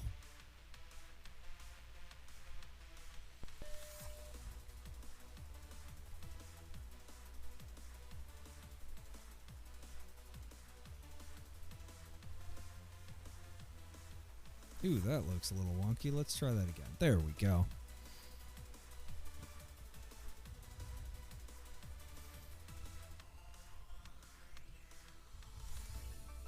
So yeah, all of these are emulated.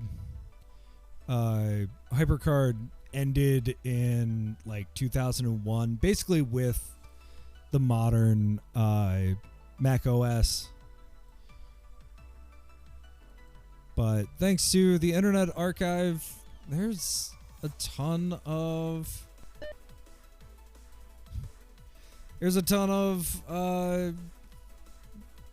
No, that's the worst sound I could choose. Let's go with Sosumi. You know, there's a ton of these saved. There's also a ton of like regular Mac games saved.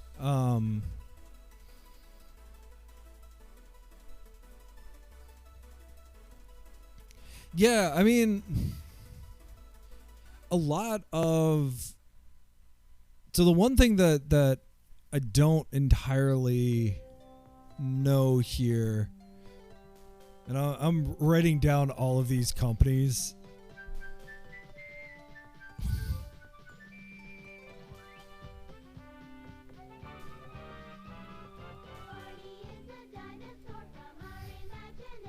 I'm gonna get it.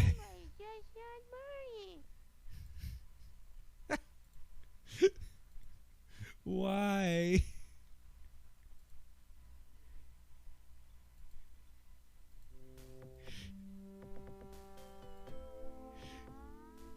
Continue when you're ready. Okay. Hold down the shift key to quit. Good to know. So like this is also made in HyperCard. Like, all right, what am I? It's gonna work. Barney. Oh.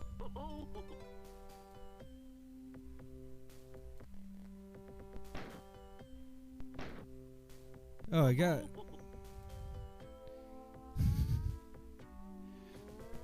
What's going on here? I guess I'm supposed to just click on them.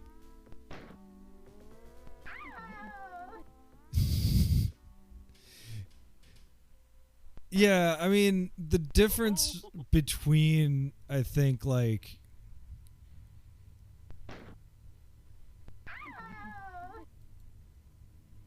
DOS and Mac games is pretty wide.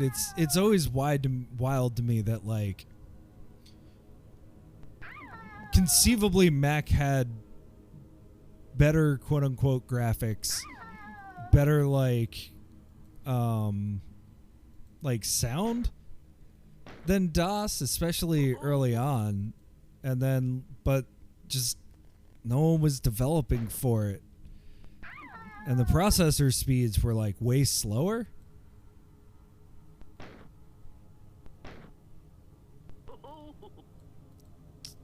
So it's interesting to me to see like the divergent design in between DOS and I have zero idea what I'm doing right now. Theoretically, I'm just clicking on things.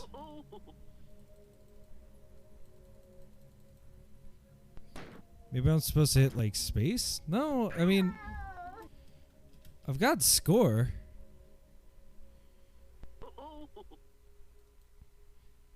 And if I don't click on them, I don't get score. But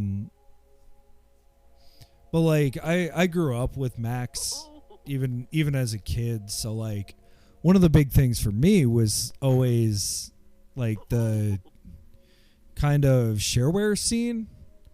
And it's interesting to go back and see like what was the differences between Mac shareware and DOS shareware. And like Mac had a habit of doing games that were different, if not necessarily like better, for sure. But one of the things about like HyperCard in particular, and I brought this up earlier, like Myst was originally designed for HyperCard. Is this like it? Is there any end to this? And we've got a couple of the developer from who made Myst, Cyan's earlier games on this Roulette. So we'll see if we get to those. I kind of hope that we do. I've played two of them. One of them I've played as a kid, and it's wonderful. The other one I've played on stream a long time ago, and it's also wonderful. I do love it.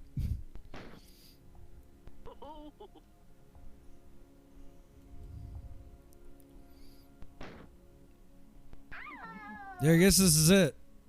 Is this really it? And like I think we're definitely like struggling a little bit with emulating it through a browser. You know, all of that, I would say, fun stuff. What happens if we just hit and hold shift? That should have quit.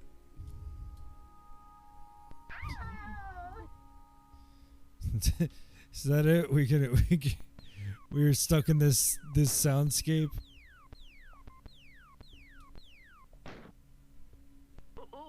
That's basically like the same thing as sticky keys making that noise.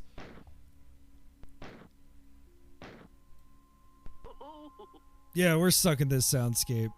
We're going to enjoy the soundscape while we choose a new game. So, I mean, that was Barney Shootout. It's a shootout game. Theoretically, it was in full color. And I think that that's one thing that I don't like about the emulator here is that, like, Max had color pretty early on. Like, there's no reason why these need to be without color, but that's life.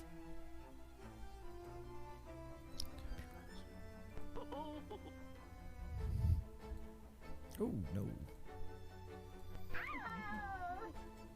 So let's see what's next. That was very one note, obviously. I mean, it was a Barney Shootout game.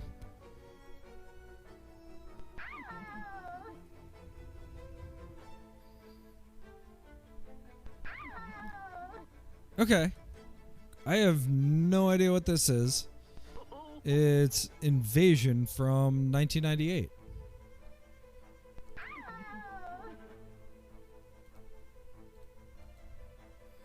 Alright, for real. No more of that.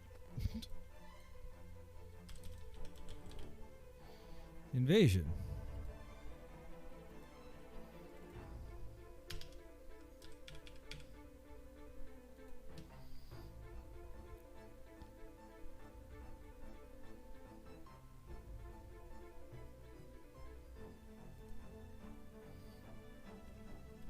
Awesome.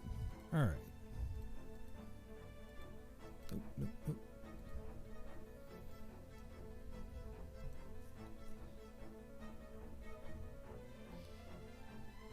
Yeah. Lost my cheat sheet. 1 second.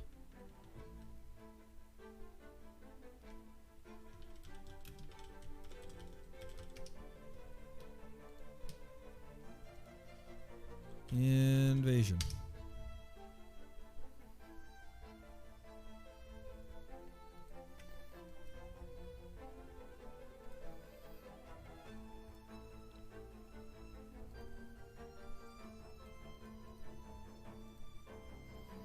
All right. This is 1998. So this is getting into both sort of, so this would be the second, like, sort of decade of HyperCard. This is sort of in that area. Oh, it's in French. Okay. You know, this is in that range where, like, you know, I don't know if I'd be able to tell you much about, like, entirely what's going on, but, like, people knew how to develop for HyperCard by this point. Like, it was not unknown, and so you started getting more and more that was, like, kind of pushing the envelope. At the same time, you had a lot more people developing for it. So, oh, I should have turned on sound. Let me do that. You had a lot more people developing for it. So you didn't necessarily have, like, the same high quality of things. Like I talked about Cyan, and, like, they were developing as HyperCard came out. They did it, there we go. You know, they developed their first game, The Manhole, in 1989, and, like, you know, it's a very simple sort of gameplay loop, but on the other hand, I feel like, do we have, like, cool sound? No.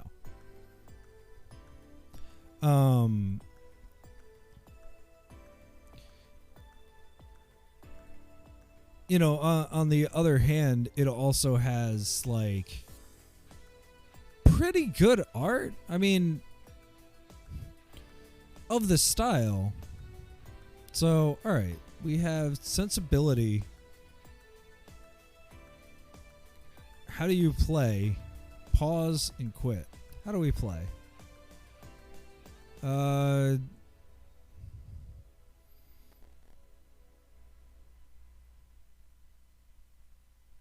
Okay. Space to fire. Space to fire.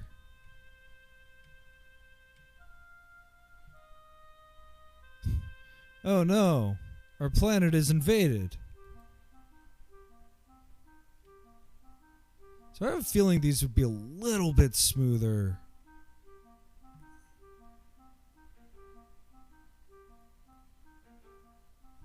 You are something. L'Invasseur. Okay.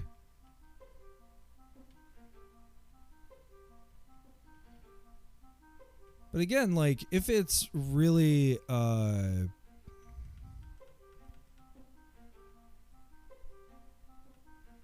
HyperCard game, like, it's effectively a very... Ooh, we got it.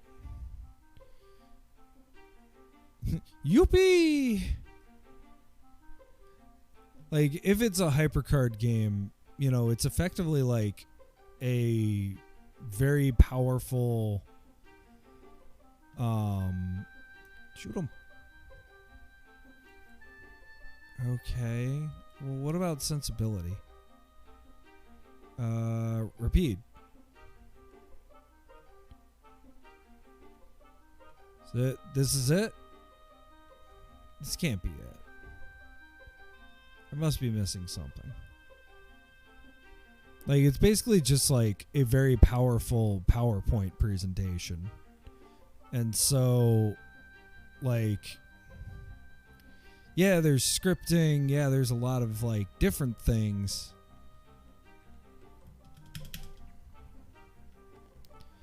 But maybe this is, you know,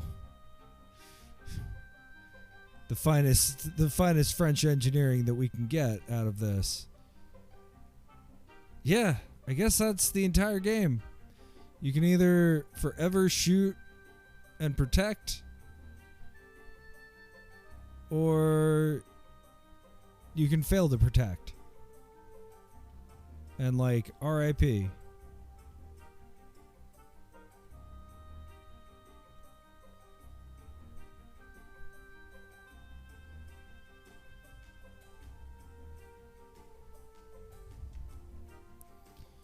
Yeah, and it just starts you back at the middle. So again, these are, like, I think of this a lot as, like, yeah, and you can't shoot the... I thought maybe you could shoot those things, but I guess not. So, like, a lot of these games were, like... Play a little bit more. Maybe I'm missing something. A lot of these games were like my first game. So, like, if we think about like how Flash games were for a while, where like everybody made like one Flash shooter and it was terrible and not that great, or like they made a point and click Flash game or something like that. And some people had like real gaming chops, like real design chops, where they turn that into a full thing, but most people didn't. Most people went back to the wheel. Most people tried to like create something that was well beyond what they were capable of. And so things were like unoptimized. Things were maybe not as good as they could have been. And that's somewhat unfortunate, but like I also love like that entire concept. Like, people should be able to make games quickly, easily.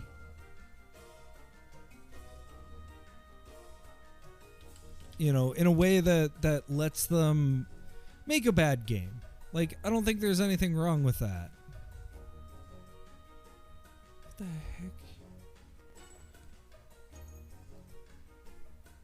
What is nuclear power? All right. You know, I don't think there's any like benefit to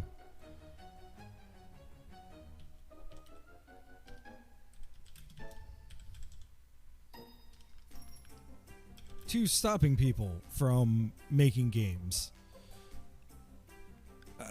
I would even go so far as to say, especially if they're bad. I'm right now, and what we're gonna do on Tuesday is continue this.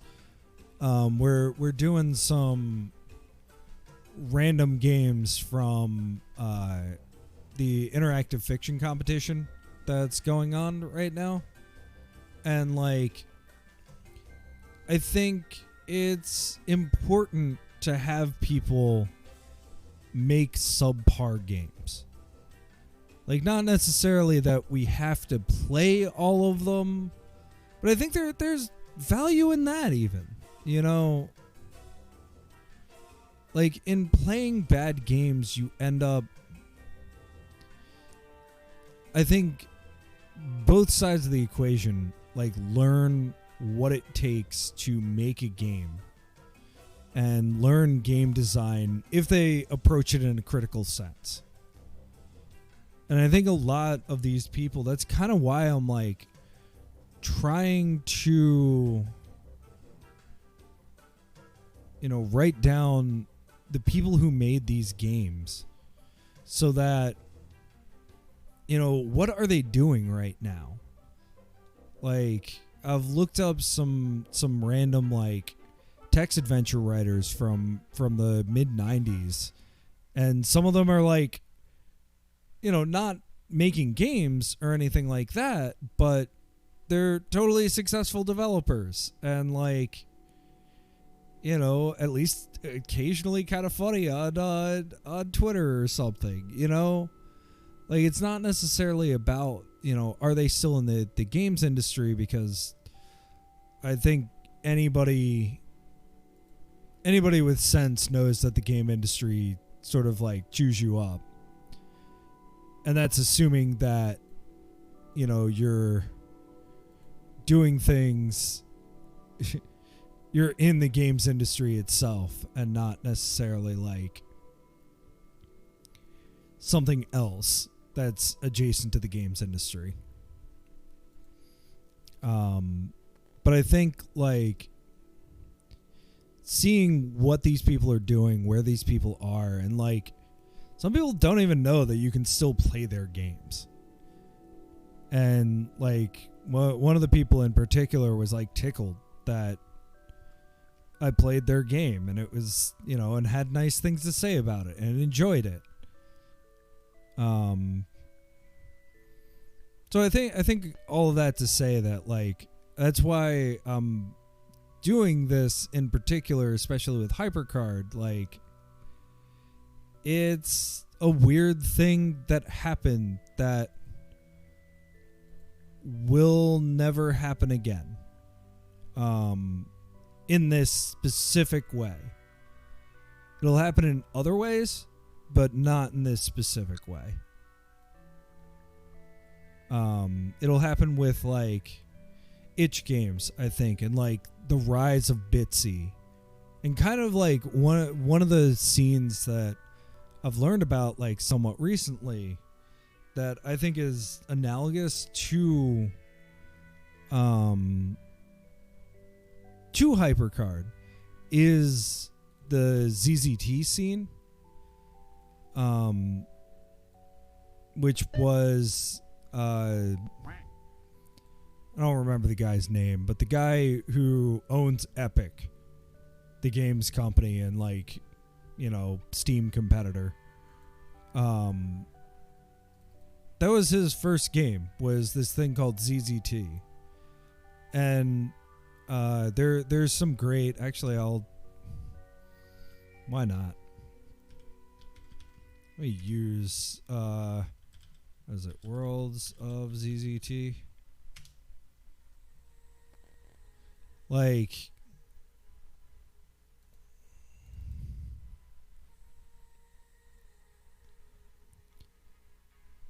ooh, we have help. We have a readme. What's the readme say? Oh, we can't open it. Okay. Let's help. And I love that the help is a HyperCard stack as well. Story of Sean. What's going on? What's that fucking noise? Objects, saving and restoring. Hints, bigger hints. Disclaimer. Who's responsible for this? But like, it's that world of being able to create something and have something at the end of the day. And you can like see some people are better than others, obviously, at developing for it. But like, you know, I remember using HyperCard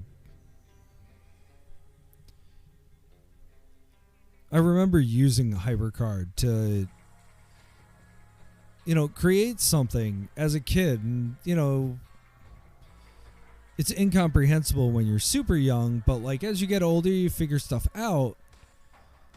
You know, you figure out, well, like what actually looks good. What, like, send me something cool in the mail. Gee, like what? Well, you could send me a postcard, cash, your firstborn, a note saying what you like and dislike about the game, a brick, a gold nugget, pocket lint, wool socks, a cocktail napkin, a bicycle seat, a small dog, a patch of carpet, an ice cube, express mail. A drawing you made of Sean that is good enough to go on the fridge, a power Mac with full color laser printer and scanner, some dirt, used up magic markers, scrap paper, dead bugs, a job application, a photo. Doesn't have to be a picture of you or anything like that, although that would be nice too.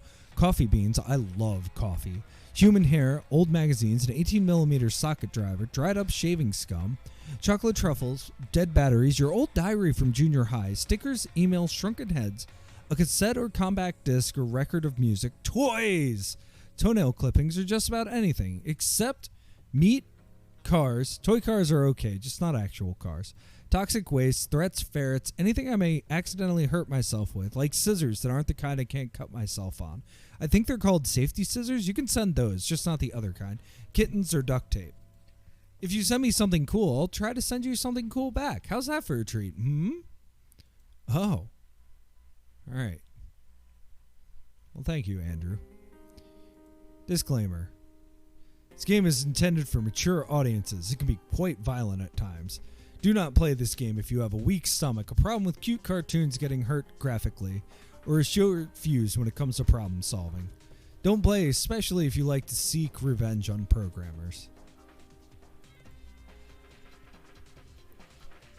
No hints. Saving and restoring. You can save and restore your progress in the game from the inventory screen. However, if you leave Sean's world, you will lose the save game. Okay. What's that noise? At the beginning of the game, there's an annoying noise. Figure out what it is and stop it. Hint 1, click all over the screen. Hint 2, you can't use the thing that's making the noise in the normal manner. Hint 3, you can always turn the sound down or off with your control panel located under the apple.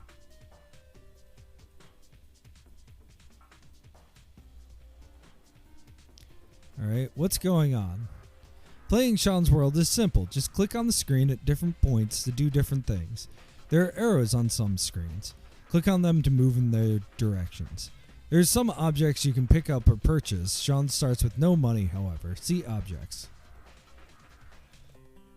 Alright, what's the story of Sean? Story of Sean is a simple one, although it is fictitious. Sean is based on a real-life person, a friend of mine, actually. He's usually broke, and he's always being questioned by the local authorities. Your goal, as Sean, is only to survive, and to see what happens. And I have a sneaking suspicion that there's a lot in store for Sean.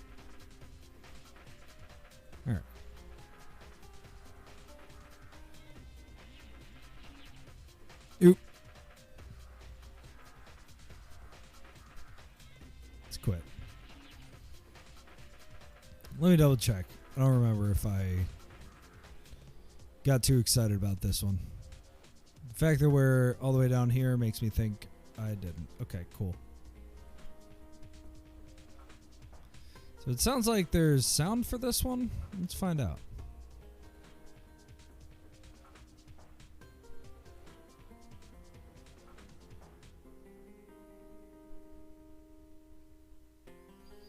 Rancid Tomato presents.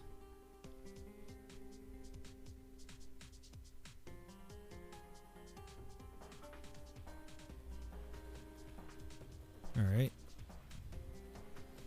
Look anywhere to begin.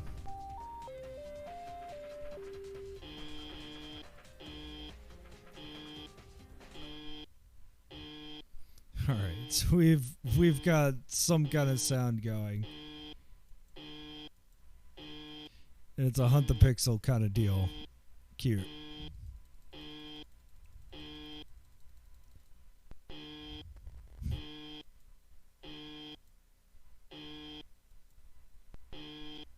Oh my god.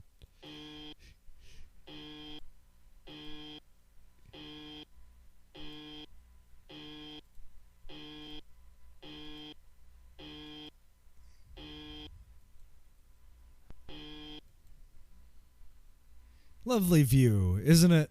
Delightful. This is very much the aesthetic of...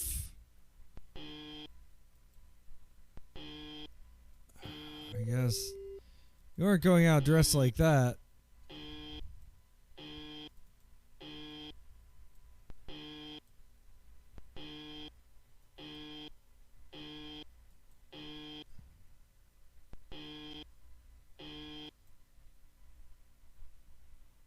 It won't shut off.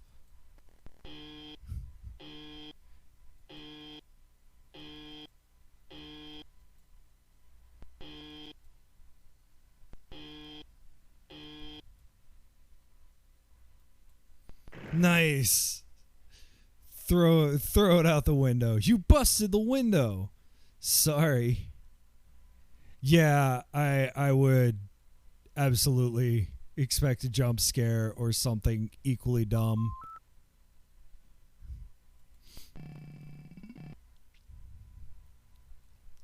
All right, now that super annoying noise has stopped, let me crank this just a little.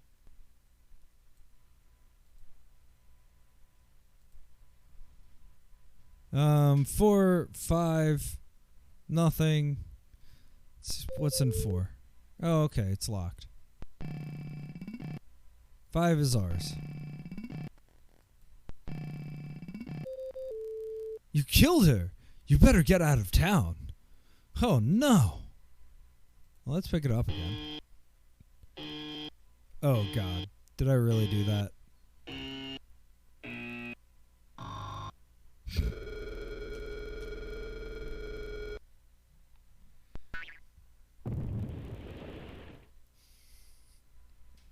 I think it's broken. Yeah. All right. You find a set of keys on our body. All right. Little extra blood. All right. What about 100? Oh, that's where we came in. Okay. What about... Larry can't help you with this one. In fact, Larry won't come out of hiding. What do we go up? Oh. You did that. Yeah.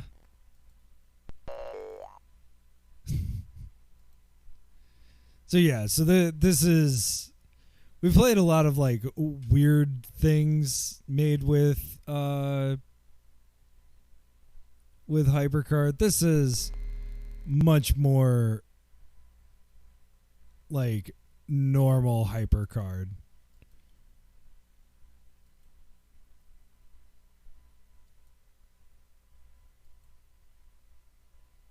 All right. Yeah, we're driving. Cool, we made it to the dive hotel. What's in 13? It's locked. I want the keys. You have to deal with a nice gentleman in order to get the keys for the hotel room. $60. Okay. Well, I don't have $60. Let's drive down the way. Oh God, it's the cops. Freeze. All right. The end.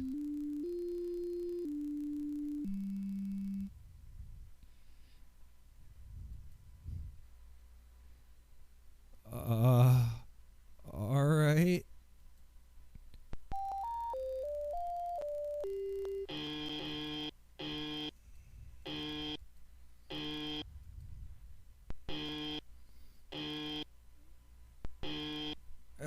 Cancel. I guess go in the next room.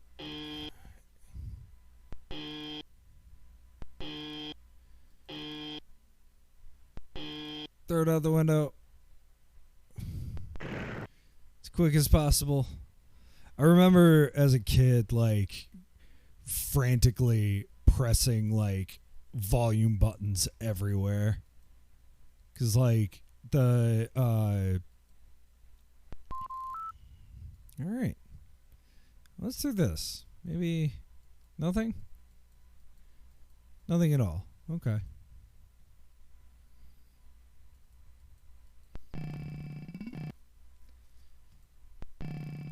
Alright, we get out. You killed her. You better get out of town. Find a set of keys.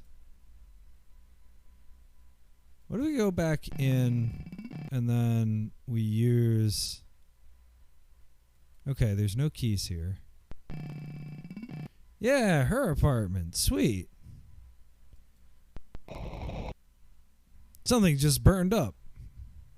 Oh, okay. There's nothing. Oh, dang. There's something in the oven.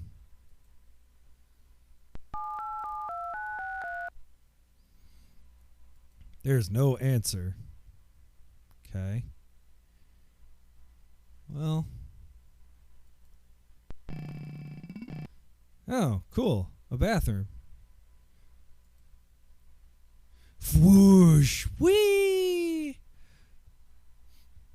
See, finally, it has been a while since I've had a game that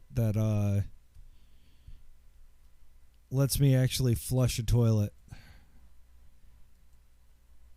Do you really want a brick? Yes. Are you sure? Positive.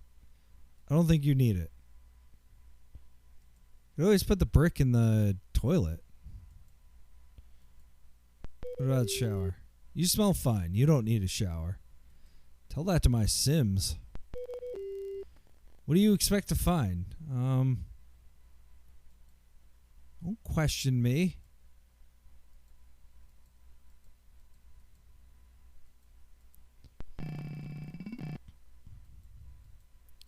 Well, I think what I was supposed to find here is lost in the stove.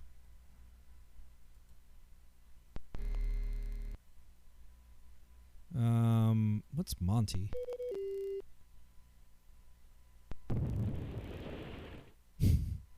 Okay.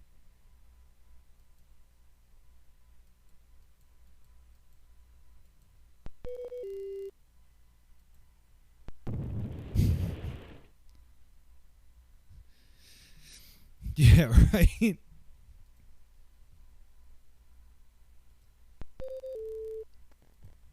Larry can't help you with this one. Is there anywhere else? You searched her already. I did.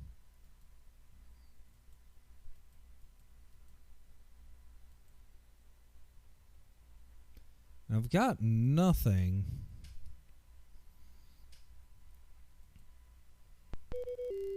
No, not this again.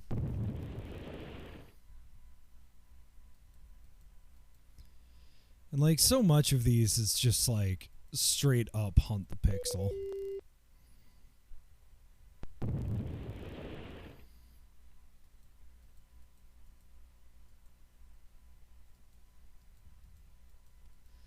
So if I'm seeming like I'm randomly clicking, that's because I am.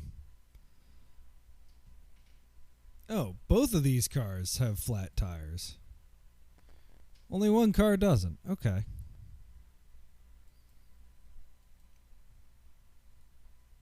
Well, we go. What if we just go and don't stop?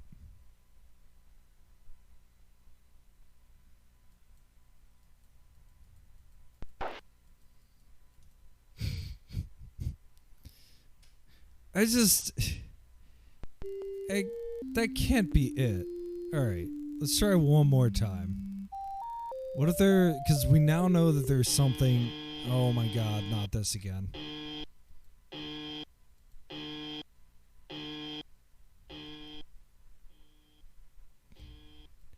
Save y'all from it at least.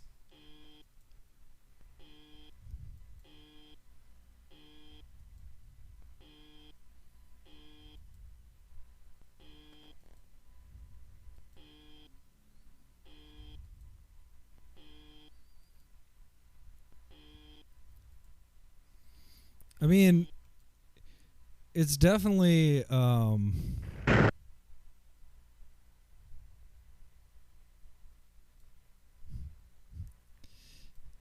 you know, teaching children not to just like solve problems by throwing them out the window. And I think that's a good lesson that all of us need to learn. Can we go back at all? No.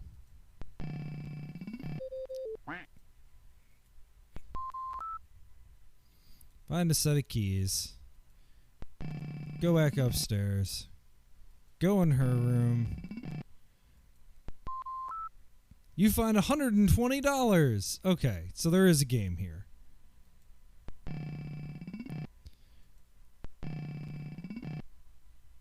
I was a little worried that there wouldn't be.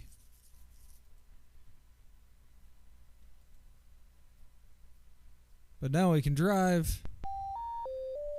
We make it to the dive hotel. We talk to the nice man. $60. We give him $60. We get the keys.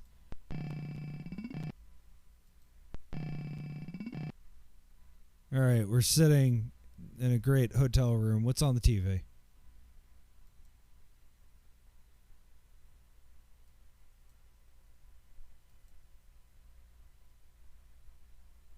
Yes. No. Yes?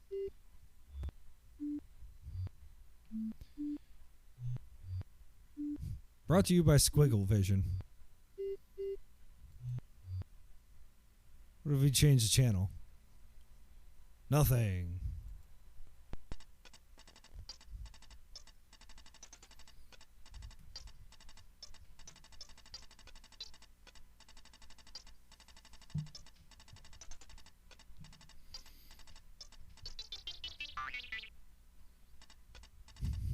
Okay.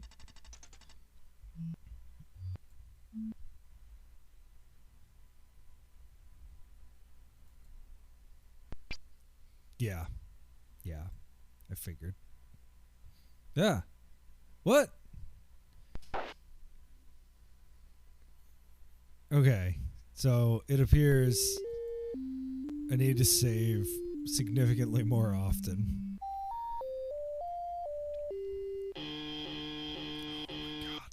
Again.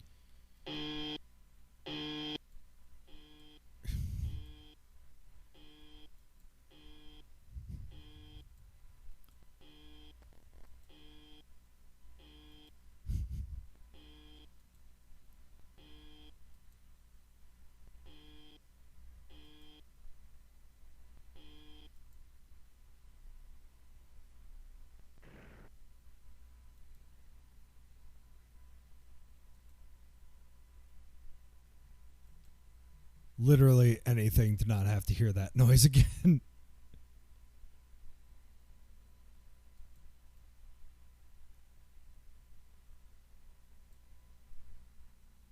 All right. Now we can go back. We got clothes on. Go outside. We search her.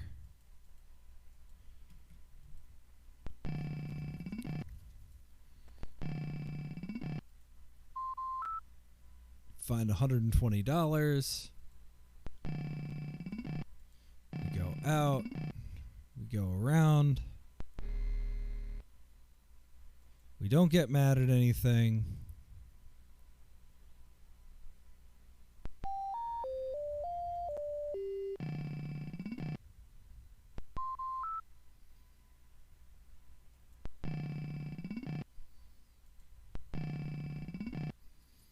Okay, so now that we're here, save.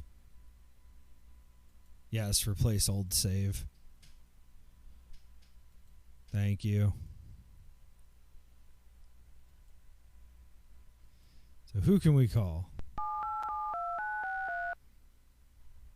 There's no answer. Okay. Can't look out the window. Can't look up. Bed is us. TV is there.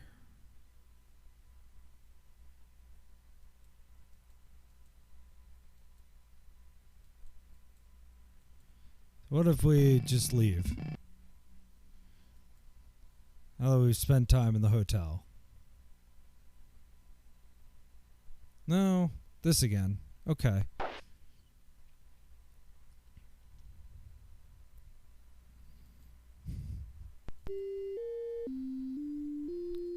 Let's restore. Oh, yeah, restore to the last save version. Okay, so we're here. What do we have? We have nothing. If we turn off the light, we have nothing. What about that? No, that's us. Cancel.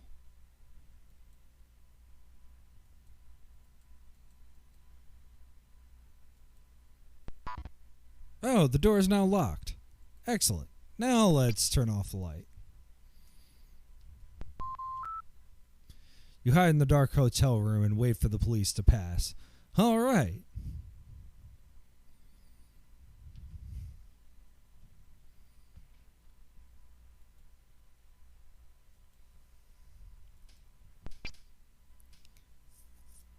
Okay. Okay. So the police have passed.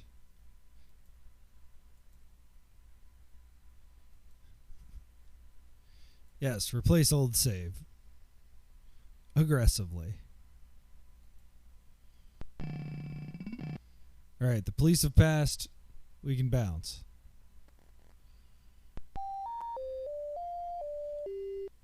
Alright, we have a bank. We have Happy Hank's semi-automatics. Well, let's go to the bank first. Bank closed today. Security system... What does that say? Completely inoperable. Huh.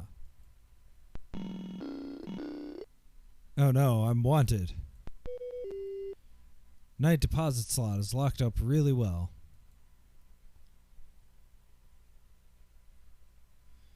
I don't believe you have an appointment. Apparently you didn't see my commercial. Uh-oh. I get bonked.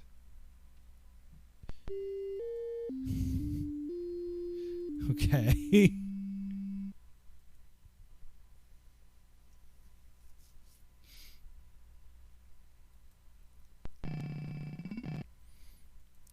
I guess we keep going.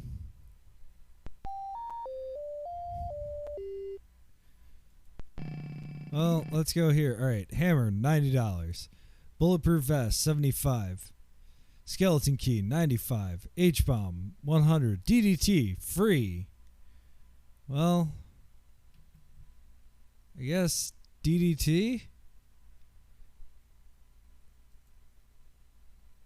Hey, buddy, point at the thing you want's on the menu. My hearing ain't too good no more. Freaking loud damn machine guns.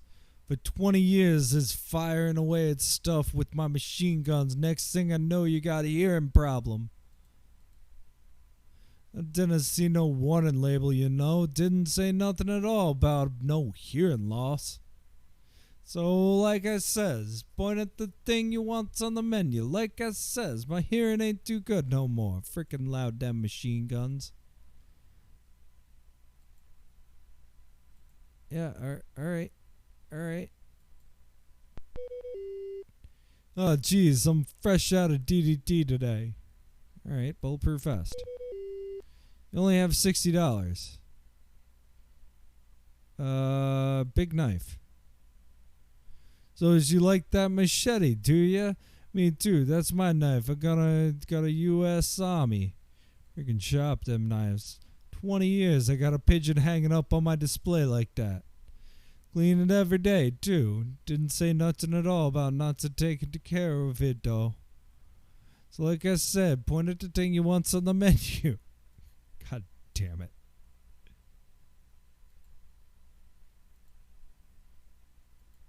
I want the flowers. That's my bouquet, and I got a U.S. Army. I feel like this is a reference to something.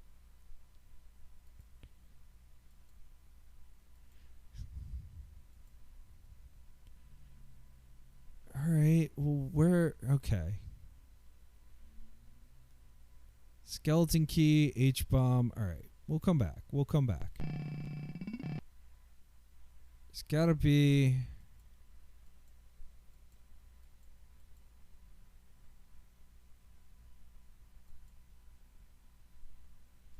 It's gotta be something here, huh?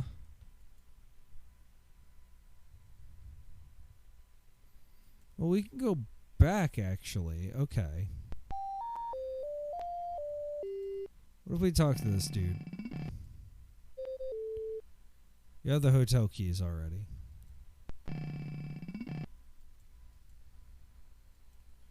What if we go back? Go back.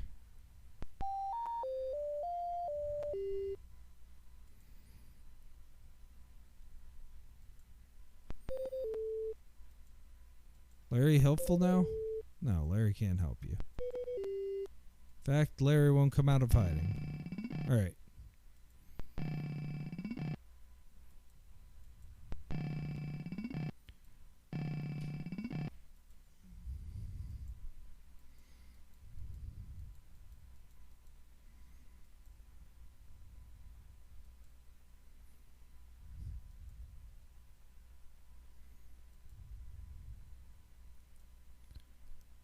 So we can do all this backwards.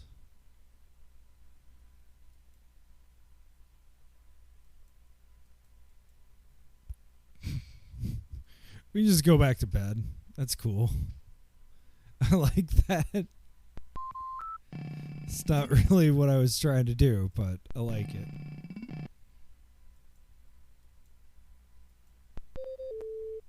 There's nothing in the oven anymore. Nothing burns up because there's nothing in the oven.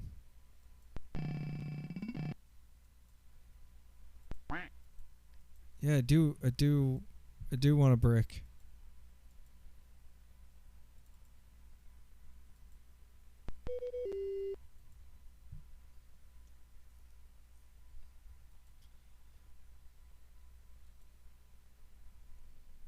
Think of how silly you're acting. So what? Personally, I'd reconsider. No, but now I have a brick.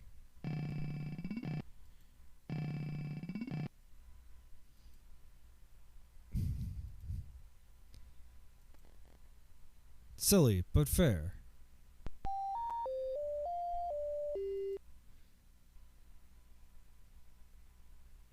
Now don't... Okay, cool.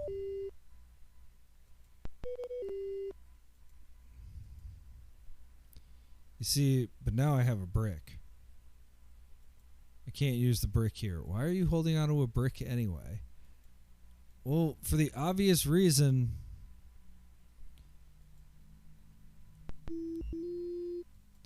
See, the bank is closed today. What if I come in here?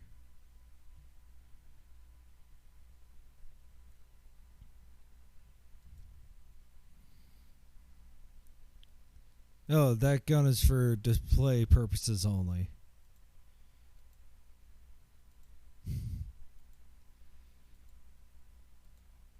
All right. Yep.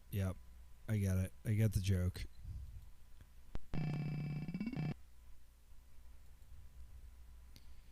All right. So we have a brick. I feel like that's the only thing that like I'm missing.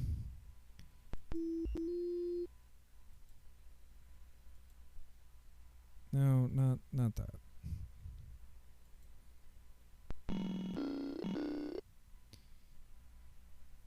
The night deposit box is locked up. I don't have any money, so I think the only thing I can do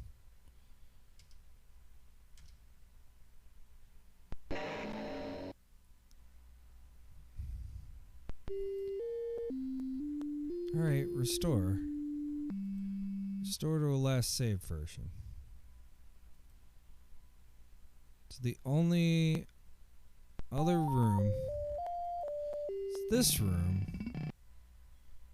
What do we need a brick for in here? You can't use that here. Why are you holding on to a brick? Well, to be fair, there's nothing else to hold on to. Like, I don't want to be a hater, but there's nothing else to hold on to. Where do we go to help, real quick? Hints. Click on everything. Be persistent. When in doubt, use an object. Bigger hints.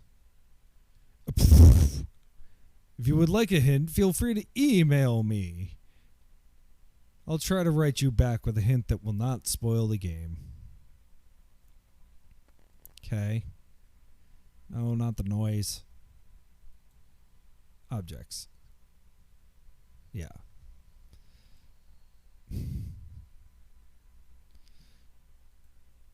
No.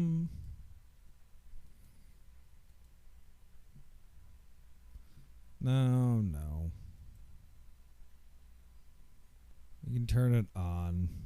Yes. We can turn it off too.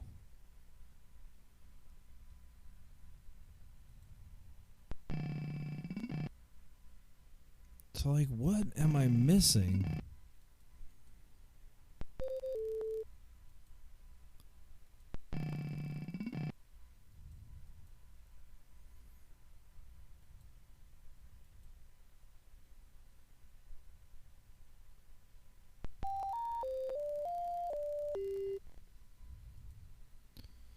I guess, no, you can't use that here. Why are you holding on to a brick? Can we just drive away? No. We only have $60.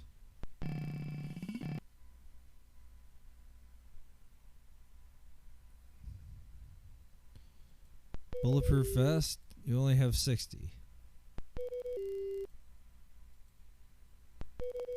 I have a brick. I could sell you a brick.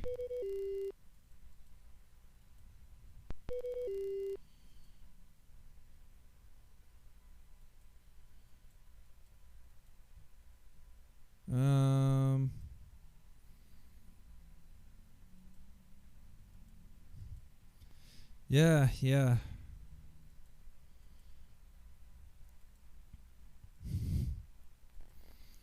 I get the joke, I guess.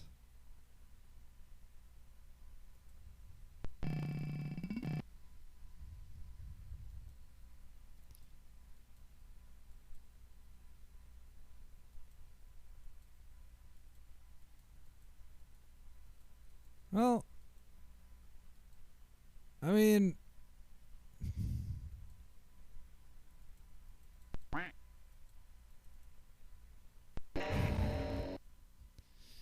feel like this would be something that we could come back to. Let's do maybe like 2 more.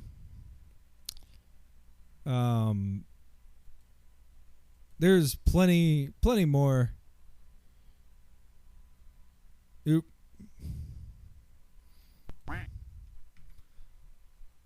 Well, it crashed on quit. That's fine. But yeah, let's do 2 more. That was actually kind of cool.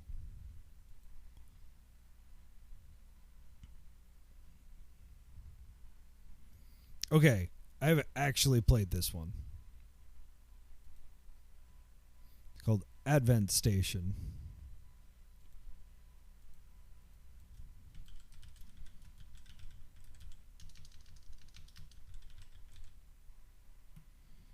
Like Adventure Station. So this is just a demo, but it's pretty rad.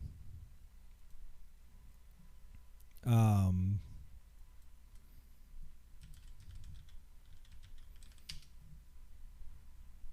actually don't remember how far it goes. So this is definitely more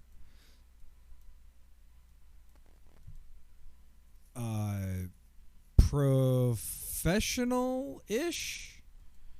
So Douglas Beagley is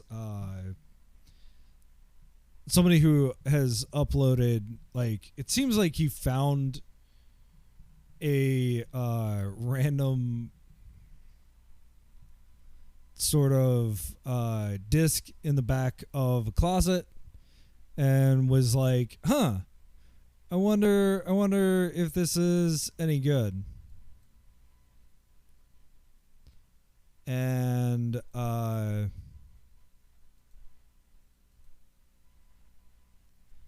think the answer, for me anyway, is a pretty strong yes. But he actually, and I'll pull it up.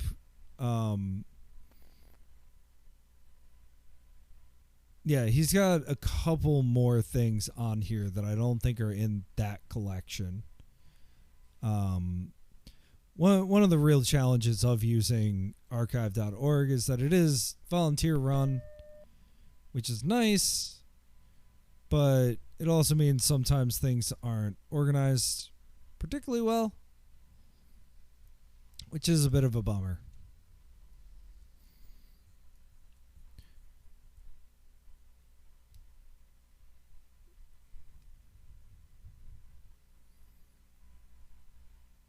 But yeah, so this is Adventstation. This was like a point and click for sure.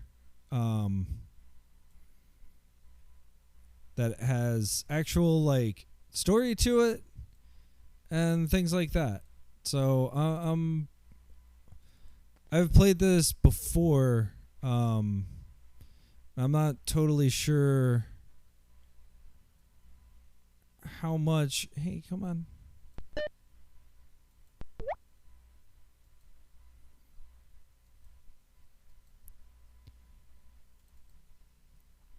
How much I've played of it, but I really liked what I did see of it, and maybe it needs like a longer playthrough. Maybe this is what I'll do for a little bit. So we start like, I think that this is just so interesting. So we have a map on our right hand side. We're in the spaceport of Space Station Delta. There are ships leaving for several stars. There are doors in all directions. Northeast, southwest. What's in the center? Space dock. Ships are leaving for all locations, including the Earth and the Moon. Can we go to the Moon? Travel the Moon colony? Yes. Where is Advent Moon? Nowhere. Okay. Travel back to Earth? Where is Advent? Nowhere. Okay, so we're on just the station. So I think this is just what we get. So if we go east, we have this nice mapping here, which I think is not always common. You're not permitted in the living quarters. Okay.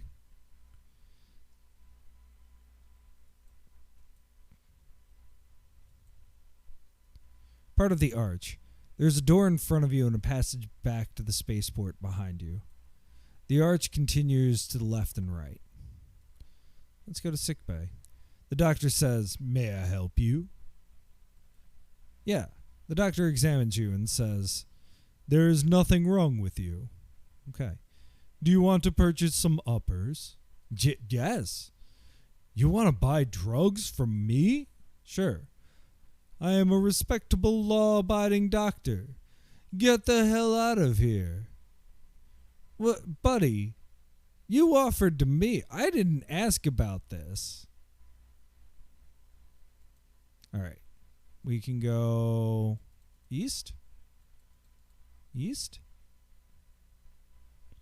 Left. Left.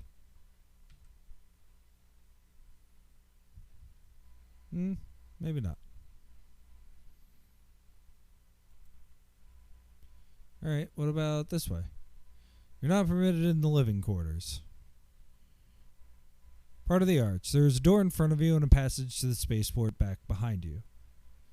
The arch continues to the left and right. Well, all right, information. Station control room. There's a computer terminal on the table. What a cute little computer. All right, station map. That's okay, we already have that. Star map. There are stars. Map includes all nearby stars. Okay. Galactic Encyclopedia. This encyclopedia contains information that may be useful to you in your travels. Either type in your topic or choose from one of the browse buttons. Galactic Empire. In the year 2042, man discovered a power source called solar. Man had, of course, noticed this source before, but they hadn't even come close to being able to use it properly. What had accelerated studies? Yeah, right? Like, he asked.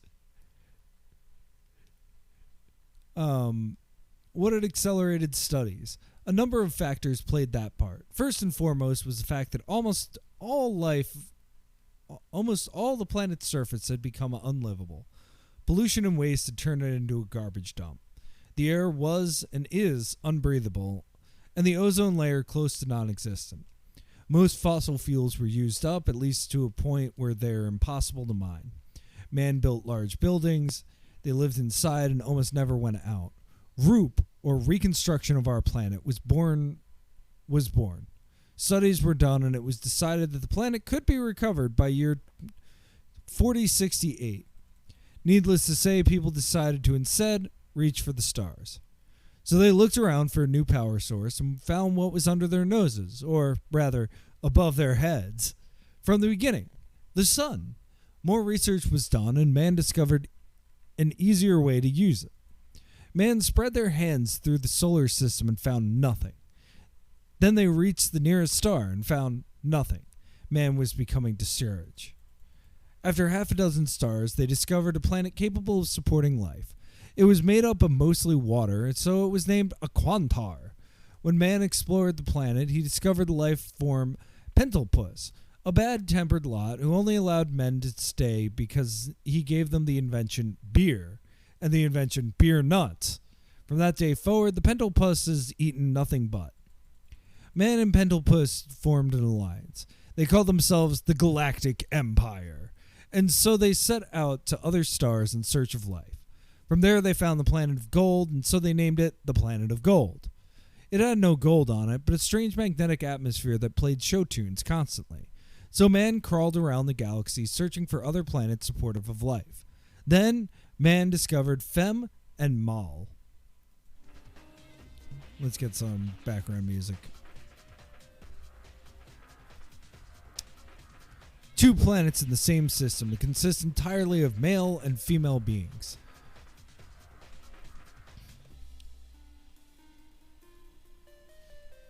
This is such weird lore. I don't entirely get it. They joined the Galactic Empire and showed man their designs of ships. And they were fast. So man used their designs on all their ships. But this was folly, as the residents of Fem and Mal both knew the weaknesses of the ships.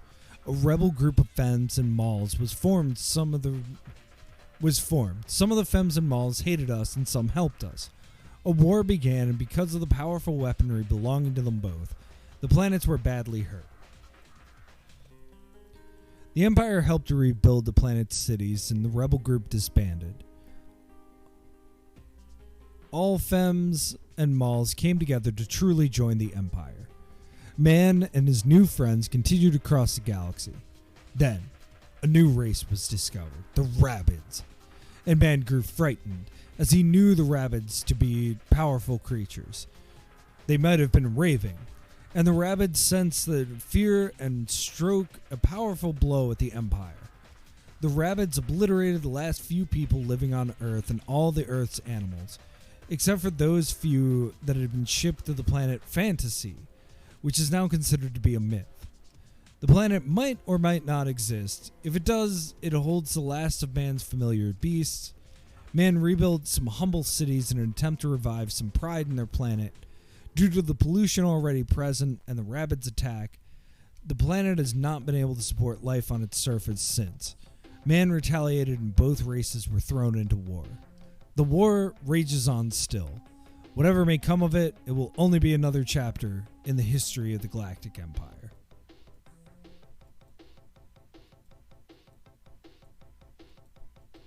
Okay.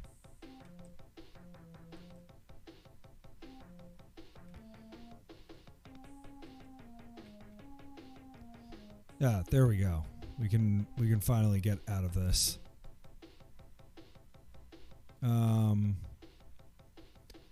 What do we go this way? You're not permitted in the living quarters. Bruh. Oh, Jerry's. Creatures of all type are laughing, signing, and enjoying a beer or two or 16. A few of them look up as you enter, but most don't. An android is singing Heart of Steel. Listen to music, talk to the alien, leave. Well, talk to the alien. Do you like this music? Yes. I hate it. I don't like anyone who likes it.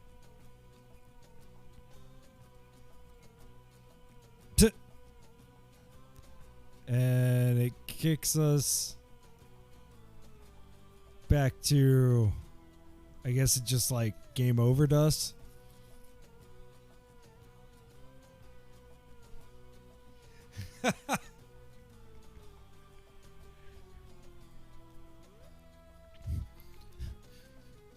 Do you like beer? I like beer. Do you like this music? I hate it too. I only like the music of the Golden Planet. It is located at 10617. Okay. They play only solid gold hits. Alright, let's listen to some music.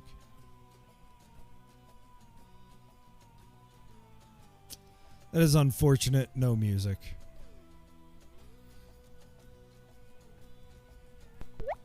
You sit down and order a beer. All right. I guess.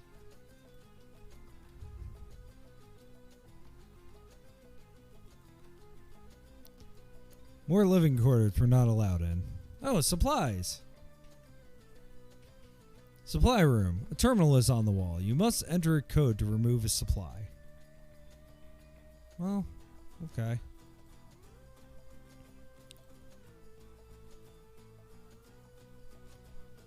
What if we went to 10717? It's like off the map.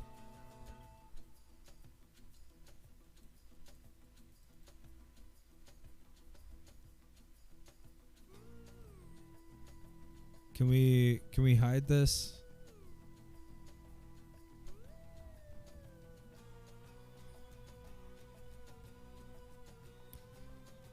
Nah, it doesn't look like there is card info. Contains 5 card buttons. Card marked? Can't mark it.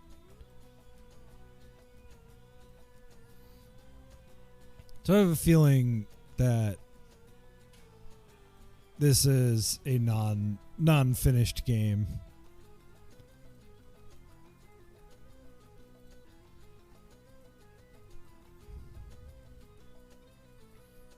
That might be a little too strong, but kind of just poking around. Star map.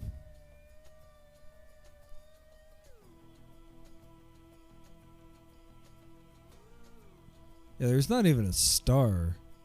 If it's supposed to be 17,106, there's not even a star there. Liars. Well, that's an interesting start to a game. Definitely he was like working on lore.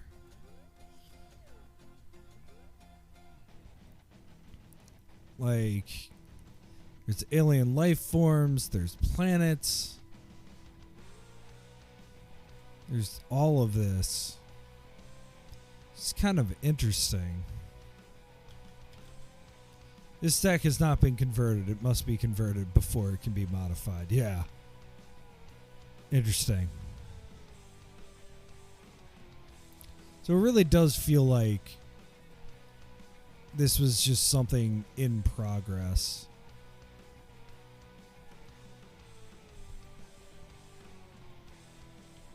But it's something cool in progress. Interesting.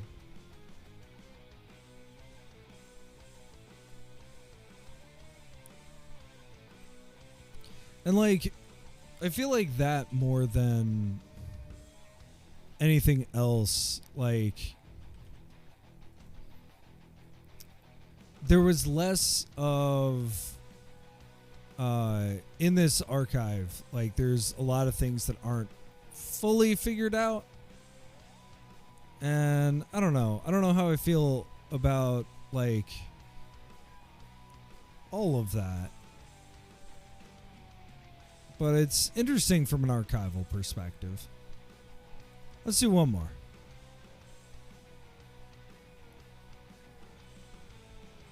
Cool. The Flame.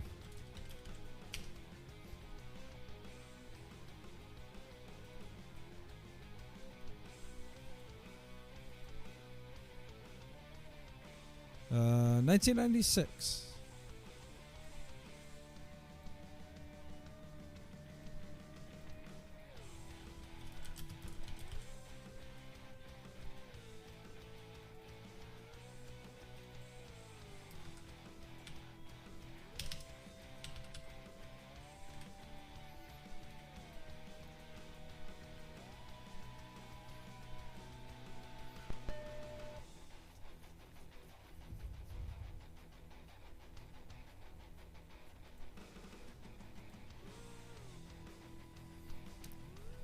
This poor Mac keeps getting turned on and off.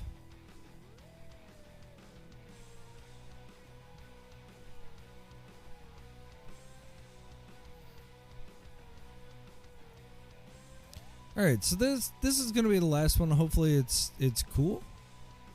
Definitely, like, I really enjoy doing these kinds of I have no idea what I'm gonna find. I just know that it was listed as a game.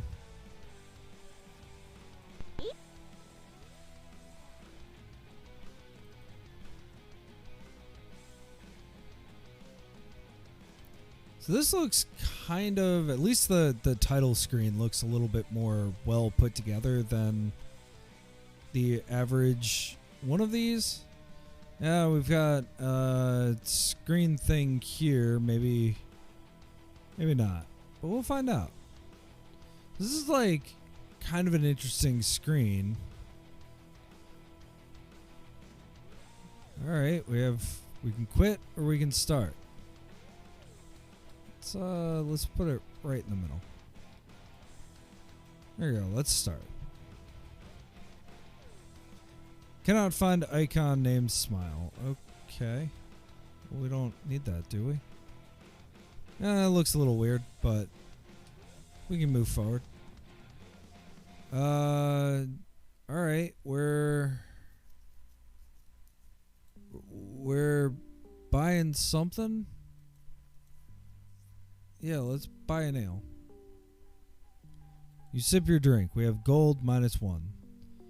There's supposed to be a bunch of orcs in the cave up by the hills, bartender says. Alright, let's go.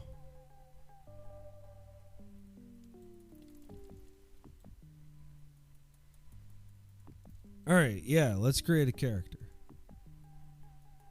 What's our character's name? What type of character class am I? Am I a thief, a wizard, or a fighter? Hey, you know, not the first time. You know what? Let's put this game through its paces. Wizard. Cannot find icon named Wizard. Okay, no problem. Start game. In the kingdom of Moravia, there ruled a king. The king had an only daughter whom he adored. One day, the princess was struck with a sudden illness. The king called to his aid all the best healers and herbalists in the land, but not one of them could find a way to cure. However, one of the herbalists had heard of the certain magical flame that could cure all illness. Upon hearing this, the king summons his greatest champion, that is, you. Following the herbalist's direction, you come to the Valley of Mist. The adventure begins. Alright, this is actually kind of pretty.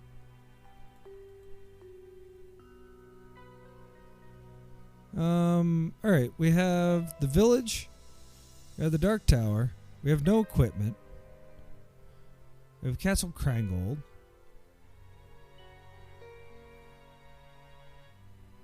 Let's go to the wood. Oh, we got a good little monster here. You trudge along the path, but then a mean-faced goblin jumps out on the path out of the forest, blocking your path. Okay, fire magic missile. You prepare for a blast of magic.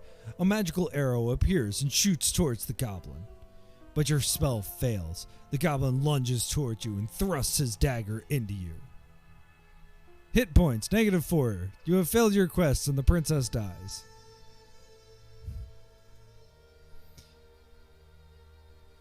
It seems like it doesn't work.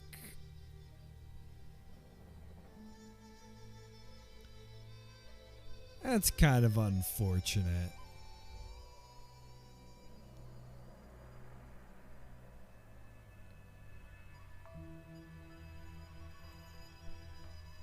It's a smiling bartender. Can we attack the bartender? Can we fire a magic missile at the bartender? The bartender ducks and says, "That wasn't funny. Cannot find icon frown." Alright, well this is broken. That's unfortunate. This actually seems kind of nifty. I mean, one of the things that is pretty key to the HyperCard experience is that you could build a lot of things with it. It was not limited to just one style of game. Like, we've had puzzle games, we've had point and clicks. I mean, that looked like it would have been a dungeon crawler if it worked. And I mean, dungeon crawlers and point and clicks, not that far away. But I don't know. I think there's a lot there with HyperCard. This, on the other hand, does work and is quite fun. And I think the perfect thing to end on. Before we do our B-side. So this is a very, very early game.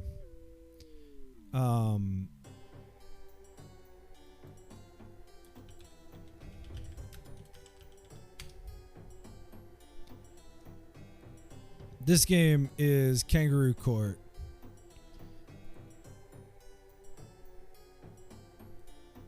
This I have played before. Theoretically, it's winnable. So let's get this game started.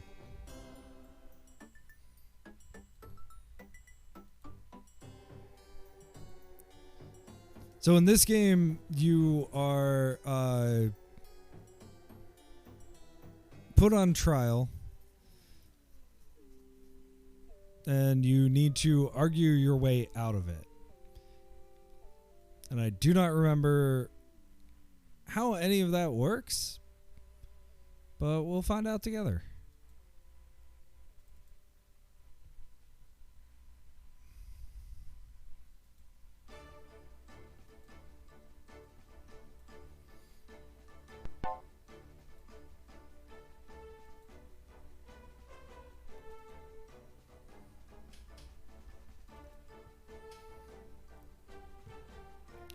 All right, Kangaroo, read me. All right, no, read me. I always check just in case.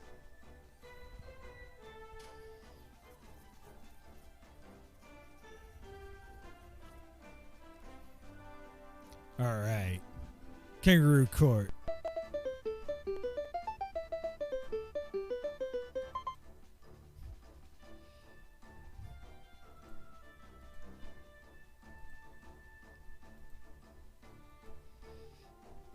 Copyright 1991 by Dave and P.F. Dumanis.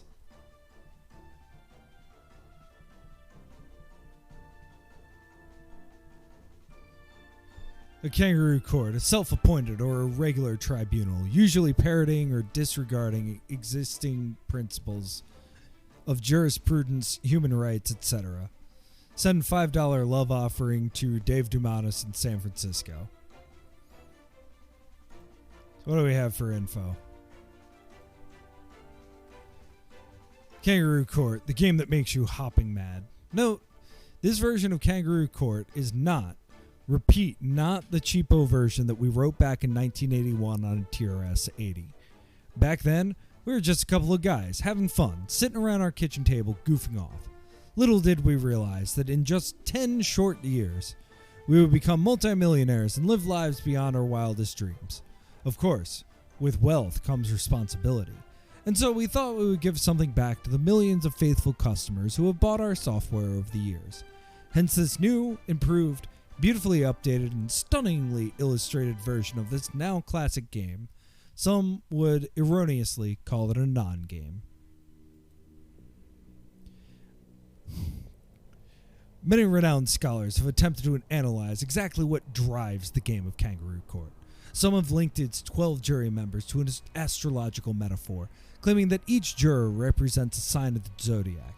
Others believe that the author's intentions were to expose an international conspiracy, headed by creatures from outer space, including but not limited to the CIA, KGB, the Bilderbergers, several fast food chains, and those storefronts that sell love in a spray can.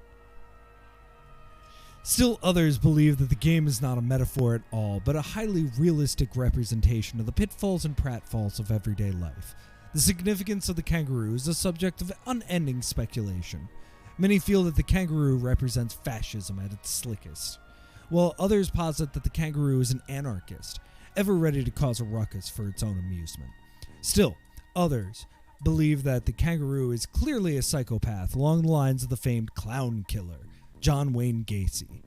There have been some fruitless attempts at linking the kangaroo with its native country of Australia, and some even feel that the game was actually written by a British national in order to discredit the country of Australia, while others seem to think that it was written by an Australian to show you Yanks just how keen we Aussies really are, while you still have time.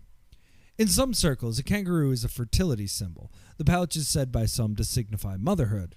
Indeed, all agree that, whatever else he is, the kangaroo is a mother.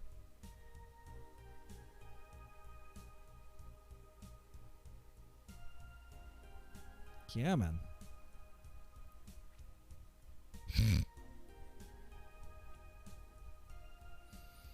Directions. You are a defendant in a court of law. Your judge is a kangaroo. You must outwit the kangaroo or face capital punishment. The kangaroo is always smarter than you are. The kangaroo can read. The kangaroo likes to be sucked up to, does not like to be insulted. At least two things can happen when you press any one button. The masochist button will allow you to keep playing. You are charged $200 for the privilege. When your $2,000 bribe money is spent, the game will end automatically.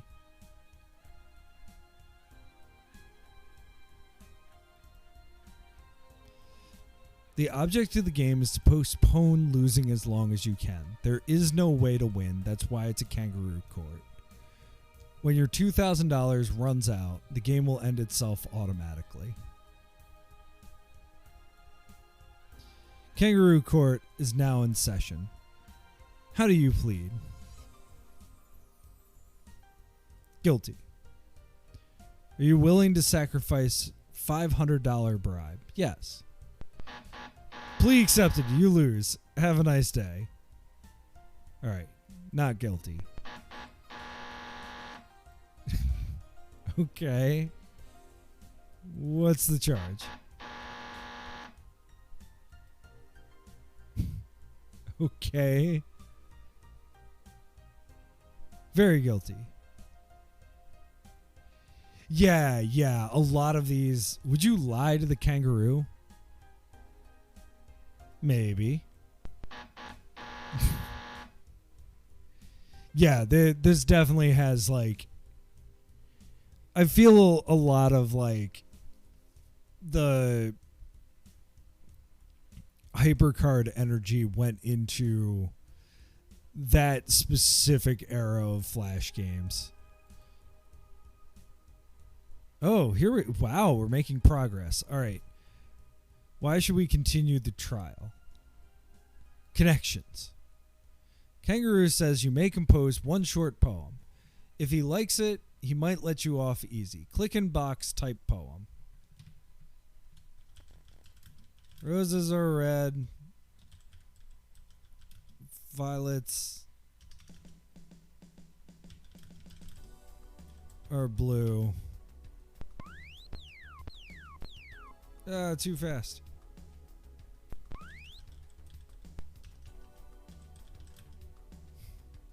Sometimes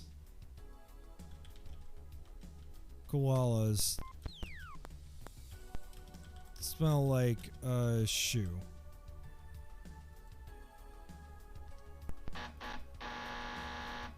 Kangaroo has never heard such terrible poetry. You lose. Not guilty.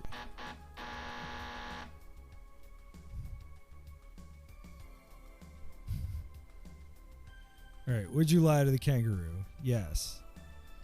Connections.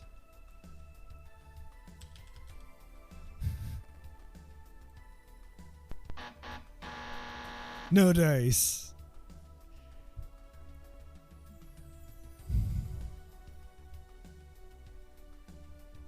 All right, I would lie to the kangaroo. It's because I'm cute. Okay. Oh, God. One of the things that I keep forgetting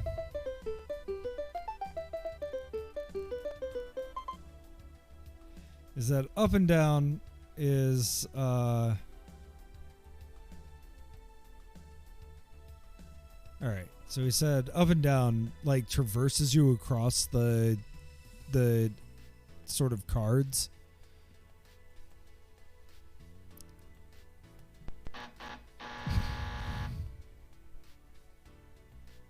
All right. Very guilty.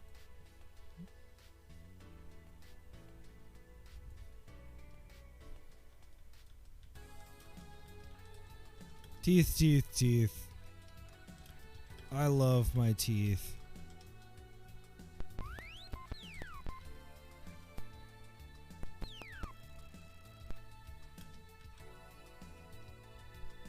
Teeth, 3 teeth.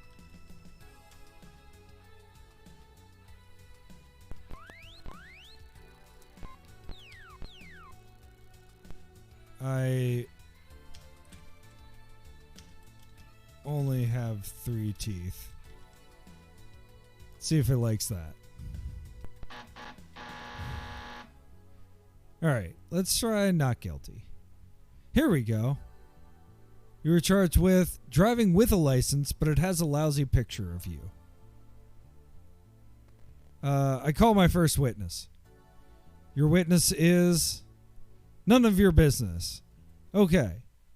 The witness may now testify. Any friend of Bob, the weird guy in the woods, is a friend of mine. I accept the testimony. Things are looking pretty grim. The kangaroo says you may do one of 3 things. I would butter up the kangaroo. I have never seen such a beautiful creature as a kangaroo.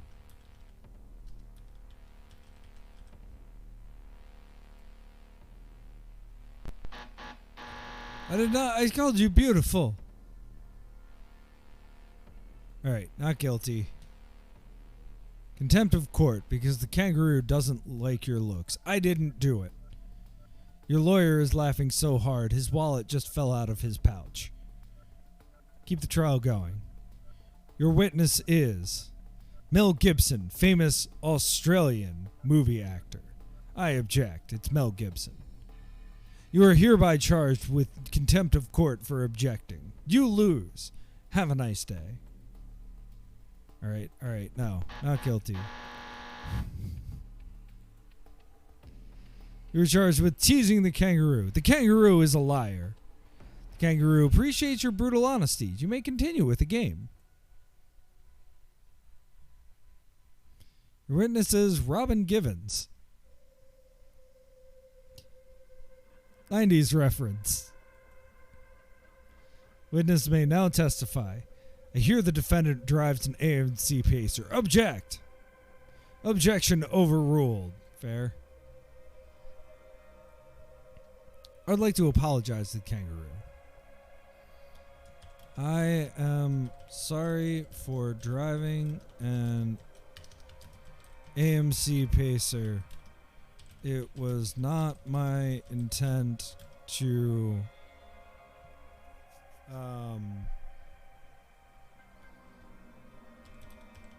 ignore the big 3 automakers. Even though I'm pretty sure AMC is like technically Mopar, but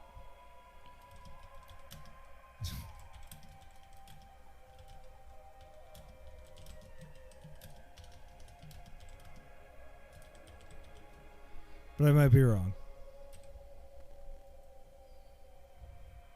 Kangaroo graciously accepts your apology. You may continue, but be nicer next time.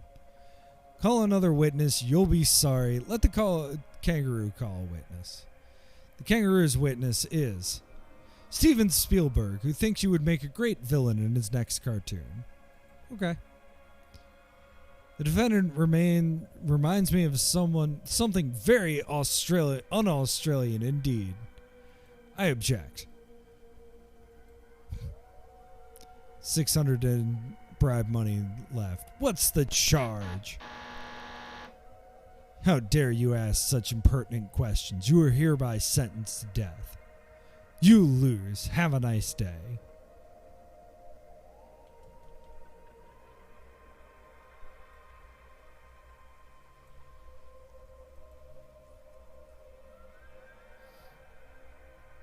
Guilty. Are you willing to sacrifice? Yes. Plea accepted. You lose. Game over. And quit. I think that was good. I think that was good to end on. It's Kangaroo Court. That's like extremely in line with what I think HyperCard games are, for better or for worse. So I want to take a quick stream break. I have the other half of a God, what did this originally run on? Of a local news broadcast about HyperCard. So I want to play that, and then we'll be back after that with the sort of B-side to the night, which is genuinely like a historic game. It's Caper and the Castro, which is a HyperCard game made by a... It's a HyperCard game that was made by a amateur programmer, basically to support as a bit of a love letter to moving to the Castro district in San Francisco in the late 80s. So it's something I've been meaning to play. It's a point and click. It's something that I've heard is actually pretty good, especially for the time and being a HyperCard game. So yeah, let's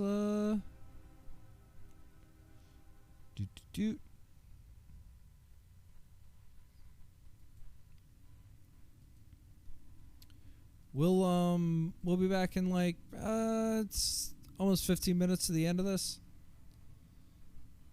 and we can sort of tune in and bliss out.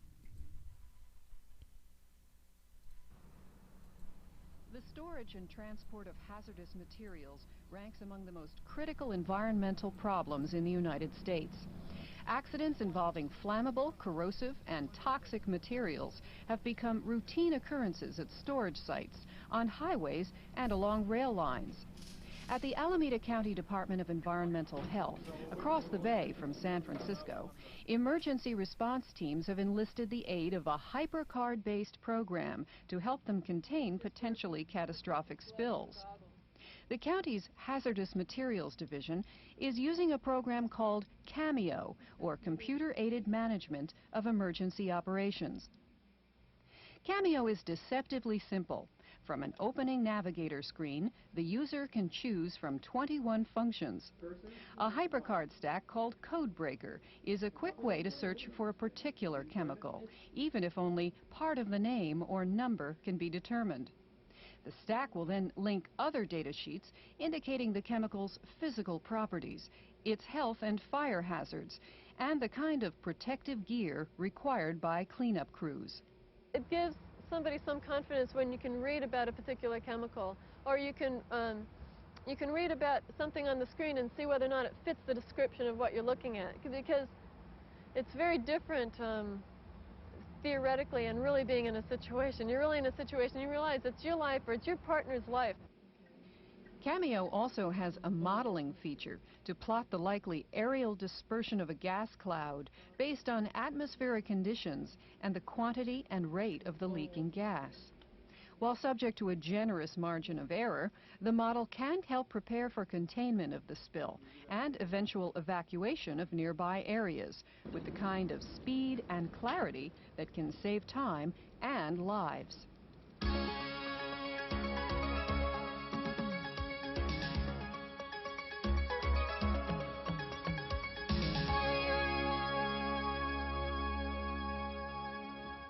With us now is David Borman, executive producer with ABC News Interactive. And next to David, we have John Pettit, hypermedia designer with Silicon Beach Software. Jen. John, in the last segment, we saw straight HyperCard running on applications. In a few minutes, you're going to be showing us SuperCard using a Laserdisc. Tell me what some of the differences or the complications are in doing that. Well, with SuperCard, you've got access to color and multiple windows and menus and whatnot. So it's very easy to make an integrated hypermedia application with SuperCard. What about using the Laserdisc with it? Well, there are a series of X commands that are actually written for HyperCard, which run fine in SuperCard. These are from Voyager, and I'll be demonstrating those in a bit. All right, David, let's turn to ABC News Interactive. And first of all, what does that mean, ABC News Interactive? Well, there's a new unit at ABC News, essentially a new news broadcast from ABC, and it's called ABC News Interactive. And what we're doing is taking all of the film and video material that we gather every day, and we've gathered for the last 30, 40 years, and making it available, thanks to this new technology, to schools for learning, and eventually to people in their homes. Okay, this program we have here is called Mission the Moon, and show us how someone would use ABC News Interactive. Right. This is a slightly new venture even for us. We have 3 products here in the United States out on the market. This one's for Japan. So this is completely bilingual between English and Japanese, kanji and English. This is basically the highlights of America's race for the moon. Every single Mercury, Gemini, and Apollo program, highlights from those programs. So there's a Laserdisc with all the video and a HyperCard for an editor. And the Macintosh tells the Laserdisc player where to go and what to play. Show us how you would use it. So we have side 2 in the Laserdisc player now, and side 2 lets us examine all the Apollo missions. We've broken it into 3 modules, Apollos 1 through 10, Apollo 11, and Apollos 12 through 17. Okay, and again, it's in Japanese because it's in Japanese. Product. We even have a Japanese guide, so we can click this button that, trust me, says Taro Kimura Overview. And on the Laserdisc, Taro Kimura. Taro Kimura, who was a very well-known anchorman in Japan. He serves the role of a guide on the disc, is available at several places for some background information. We're completely in control. We don't have to see either him at all or him in any particular order. We can go explore. Suppose I want to go look into, say, an Apollo 17 mission. I want to see the men on the moon on Apollo 17. We go into the Apollo 12 through 17 module. We have a choice. My Japanese isn't too good, so let me turn it into English for a moment. I pick Apollo 17, and let me go into the mission summary. I can learn about Apollo 17. I could trigger about a 1.5-minute video clip of Apollo 17, but let's jump ahead into that clip to the liftoff from the moon, which is one of the most memorable images from all of the moon missions. It appears on the Laserdisc player. And there it is. For all mankind. All right. Godspeed the crew of Apollo 17. And the video disc will stop right here. Now, you can do more than just look, though. You can actually make your own little documentaries. Is that the idea? Absolutely. There's a set of tools that we have created called the Documentary Maker, and it lets you take any video sequence that's on the video disc, pick a new beginning point or a new end point, and then play back any sequence of clips. The new ones you've made are the ones that we've put on the video disc ourselves. So kids will be doing their homework eventually. And like kids are already doing things with this that we never expected them to do. All right, John, I want to get back to SuperCard. You tempted us and teased us before with what SuperCard can do. Tell us a little bit about it, and then I want you to give us a demonstration of an application. Well, SuperCard extends the potential of HyperCard by giving the developer multiple windows, color, draw objects, the ability to make standalone applications, etc. At the same time remaining somewhat compatible with it, so that you can take your stacks and run them in SuperCard with minimum of modification. Now, as far as multimedia goes, because we have multiple windows and color built in, you can create the sort of hypermedia interface you want without extensive use of X commands. Video, for example, I can bring a video window up in SuperCard and be able to resize it and place it anywhere I want, or I can play it in conjunction with SuperCard animation, which I have here. I can also, for example, bring up a window. Here's a palette I made in SuperCard that allows me to control the video disc. I can stop this, step, etc., scan back, and otherwise sequence my video disc player. Now, as far as other applications go, Boeing, for example, has used SuperCard in a pilot project. Right here, what you can do is the user can take a look at all the inner workings of their 737-300 aircraft and view it from 8 different angles. Let's take a look now. Let's zoom in here to the engine and take a look at the cabin and air conditioning system. Now, one of the powerful uses and abilities of SuperCard is to be able to clearly and simply illustrate a very complex process like you see here. This is the actual control panel the pilot sees, and here's a working schematic of the engine and how the air conditioning system works. I'll turn the engine on here by clicking on it. Now, Boeing's made use of floating pallets. Control valve is now You've closed. made use of digitized sound, as you can hear, and also they have custom menus. Now, one of the nice things, I'm going to click on the panel right here, and it's going to turn this valve. And they've made use of SuperCard's auto trace tool to very easily make the highlights you see there in the pipes.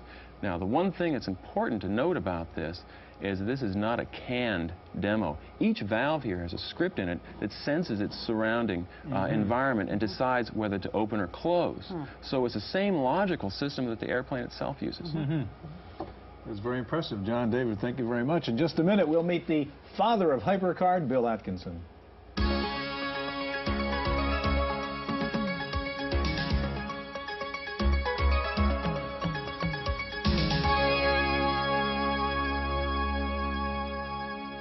Joining us now is Apple Fellow and HyperCard designer Bill Atkinson. Bill, you've sired tens of thousands of little children here, these stacks and applications that people have developed. Has HyperCard gone the way you thought it would? Very much so. I'm really pleased at how things have turned out. And I know you've talked about empowerment as the concept really behind HyperCard. Explain that. Yes. HyperCard is kind of a construction kit that lets normal people make their own software. You don't have to be a programmer to get control of the machine. So in terms of Mac users, I mean, what has that done?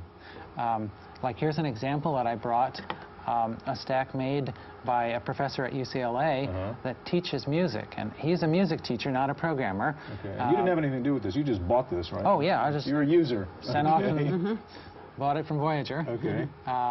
And like he's teaching a musical concept of transition.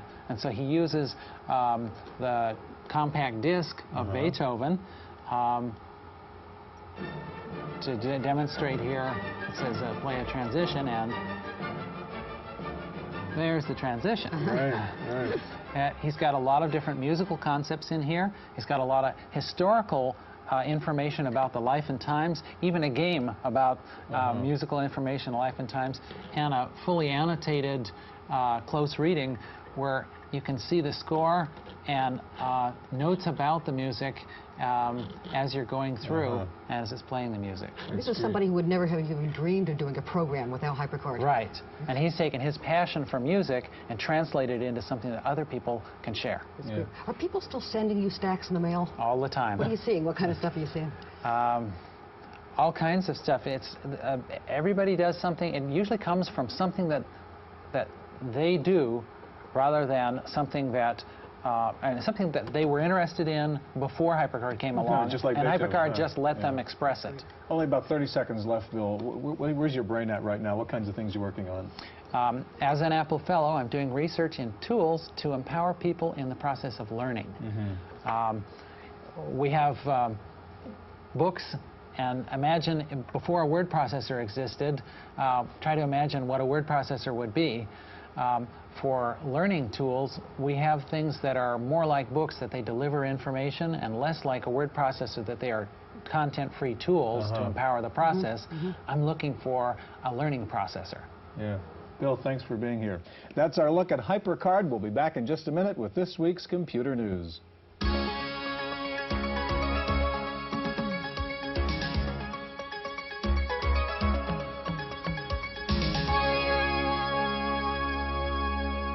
In the random access file this week, it's Macworld Expo time in Boston with some 400 exhibitors showing off their latest Mac products. Northgate had this upgraded Mac keyboard, the OmniMac Ultra, featuring macro software. DataDesk has a new user-configurable keyboard called the Switchboard. CE Software was showing off its new upgrade of Quick Keys, a macro utility, and Reference Software was offering free upgrades of Grammatic Mac.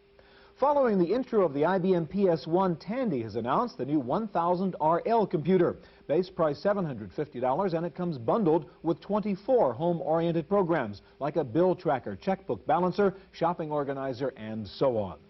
Commodore has announced the launch of its new Amiga 3000 in several major retail stores, including Macy's and Montgomery Ward's. Commodore says the Amiga will be in 1,200 retail outlets by the end of the summer. Epson has announced a new color scanner that will sell for $2,000, less than some black and white scanners. Time for this week's software review. Here's Paul Schindler. Remember the 60s? Peter Max, tie-dyed shirts, the sitar. Well, I'm not here to tell you about anybody's greatest hits album, but I am going to tell you about a software package that, for me at least, brings back memories of those halcyon days. Fractools from Bourbaki. From the people who brought you the Wonder DOS shell comes the company's most amusing yet instructive software package. Fractools generates fractals, complex geometric shapes based on natural forms like clouds, trees, and coastlines. You can put the program on automatic mode and veg out, what could be more 60s, or you can participate in the creation of your own patterns using a toolkit Bourbaki provides. Officials at Bourbaki like to promise that Fractools is guaranteed to reduce your productivity. They just might be right. You've seen the same fractals at computer shows on systems that cost thousands of dollars. Generate them on your PC by spending $45 on Fractools. Chaos made to order from Bourbaki in Boise, Idaho. For the Computer Chronicles, I'm Paul Schindler. Looking at the top 10 software titles for the Macintosh this week, Mac Connection reports that Symantec's antivirus program is the bestseller, followed by Pyro, Type Reunion, Lifetree's Grammar Checker, and Quicken. Rounding out the top 10 are Type Manager, Word, Excel, Deltagraph, and Suitcase 2. Sun has unveiled its new under $10,000 Unix workstation. Sun also announced its first ever retail deals with Entree, MicroAge, and Ninex. Finally, if you watch Married with Children on TV, get ready for Married with Children, the computer game. Columbia Pictures has licensed the rights to the racy TV show to Share Data Software. That's it for this week's Chronicles. We'll see you next time. The Computer Chronicles is made possible in part by CompuServe, which offers online information related to today's subject. Members type Go Chronicles. Non-members call for more information. Additional funding is provided by the Software Publishers Association, by PC Connection and Mac Connection, by Byte Magazine and Bix, the Byte Information Exchange, and by Intel Corporation, Personal Computer Enhancement. For a transcript of this week's Computer Chronicles, send $4 to PTV Publications, Post Office Box 701, Kent, Ohio, 44240. Please indicate program date.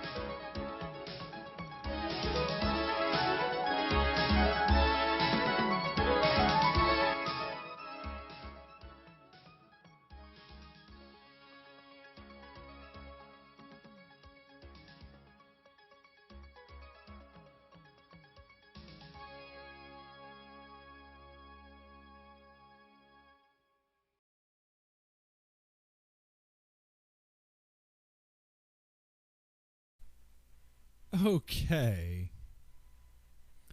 Let's do one last game. And this game is the one that genuinely I'm most interested in. It's like I said, it's genuinely historical. It's the first commercial game that included a gay lead and was about sort of gay issues. This is maybe one of the most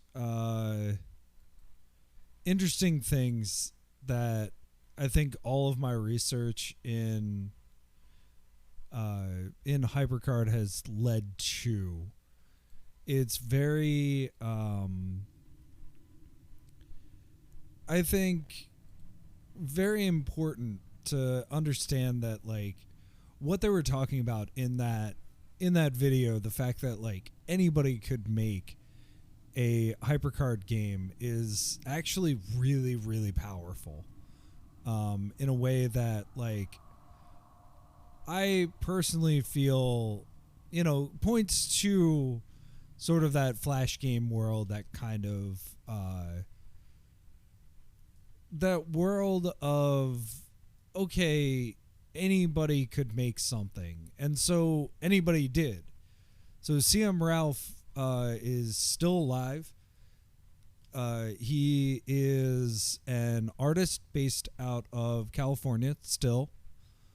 And it's, I don't know, it's something very interesting to me that an artist who has no interest in making other games.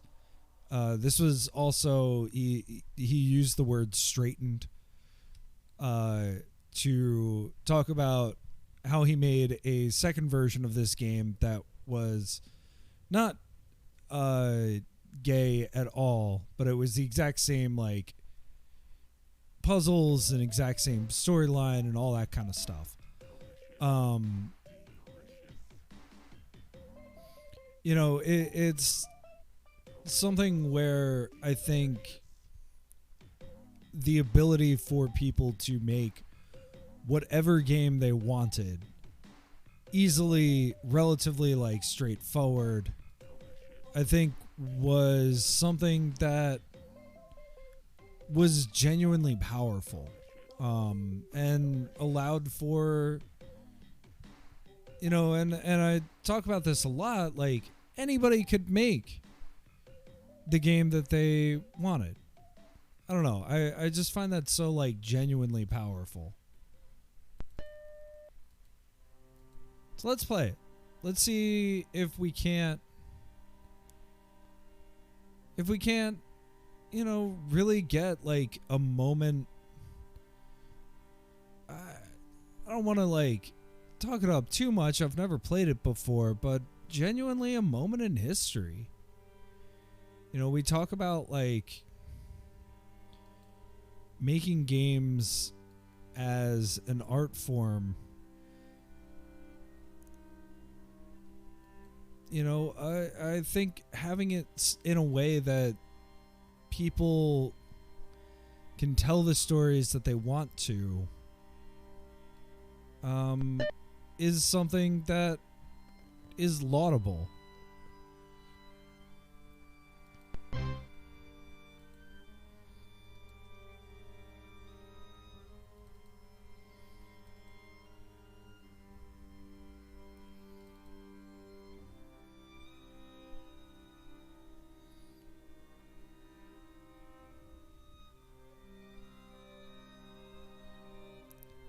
So it's not just a game, it's a game. It's Caper and the Castro. It's a gay and lesbian-based adventure mystery game with sound, text, and graphics. Caution, this game includes scenes of violence and other material which may be inappropriate for persons under the age of 18. Please use discretion. It's a work of fiction. Any resemblance to actual places, incidents, or people, be they alive or dead, is completely coincidental.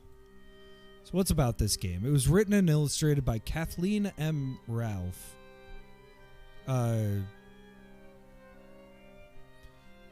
For Danny, through the example of your life, I've learned that it's not important to love what you do, but rather to do what you love. My special thanks goes to Kathy, whose love, support, and computer game playing expertise guided me through this creation. Thank yous also go to the following: David for his use of his wonderful sounds, the Icon Factory from HyperPress Publishing Corp., which enabled me to create and install the Caper and the Castro icon.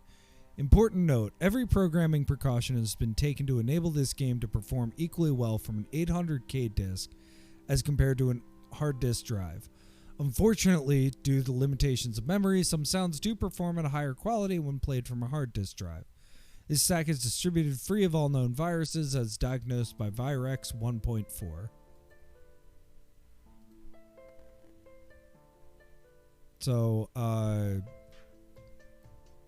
not realizing what CM stood for, I'm going to switch to they, them pronouns. I've always seen, well, I'm going to switch to they, them pronouns.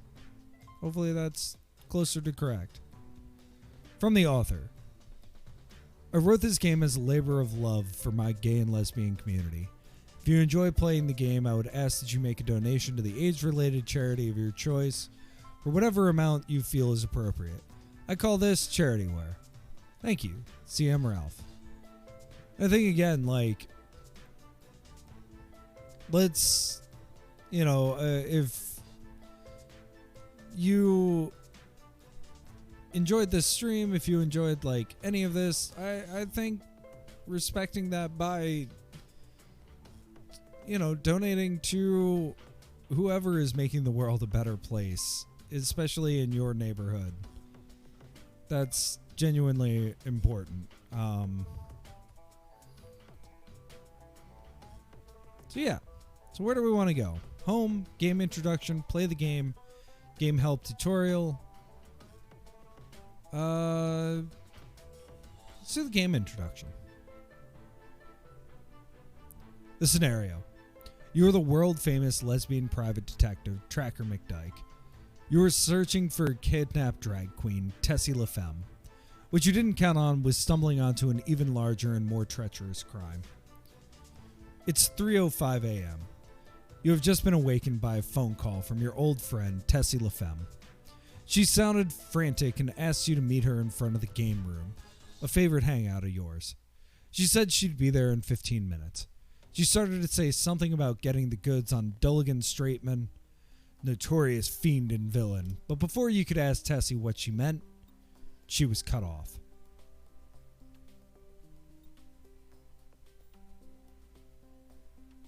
Yeah, it's game help. This is the game help card. To learn more about option buttons, the game map, or graphics window, just click on that area of your screen. When you're through, use the introduction or let's play buttons to take you back to the game. We have the map. Click on this to open your street map. Once opened, you may click on any location on the map and travel directly to it. You may only use your street map when you are outside on the street. If you open the map but then decide not to use it, simply click on the map button to fold it up and put it away. Click on this button to use your notepad. Important, this button accesses the notepad desk accessory on your system file. If you do not have that installed, you will not be able to use this option. Regardless, you should jot down game notes and clues as you go along. Click on this button to aim and fire your gun. A dialog box will appear, asking you what you wish to shoot at. Omit your thes. Please do not preface your answer with the, such as the door. If you want to shoot at a door, just type door. If you click on your gun at a time or place where shooting it would not be productive, you will be given a message to that effect. Click on this button to use your binoculars. A dialog box will appear asking you what you want to use them on. Omit your thes. If it won't do anything, it'll tell you. Lockpick, same thing. Examining. Lighter. Speaking. All the same purposes. About the map. This map will always show you the readily accessible exits or give you the only possible options, such as closing a file once you've opened it. The exit arrows point in the direction that you can travel. To use an exit, click its arrow. However, it will not show you exits or options which you will need to explore in the game itself. For example, unlocking a door will create an exit for you that would not be shown on your map. Game tip, explore everything and try anything. Alright, let's play.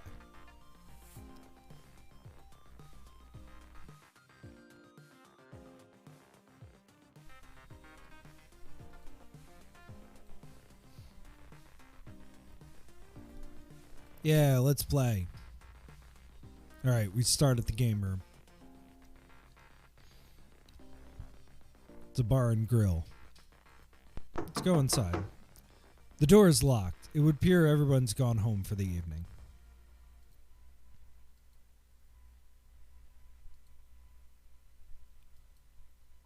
You peer through the window, but only see the dark shadows of tables and chairs.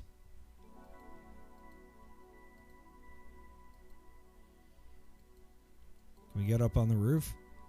No, but we can click on the sky. The day is done, and the darkness falls from the wings of night, as a feather is wafted downward from an eagle in his flight. Longfellow, the day is done. Alright.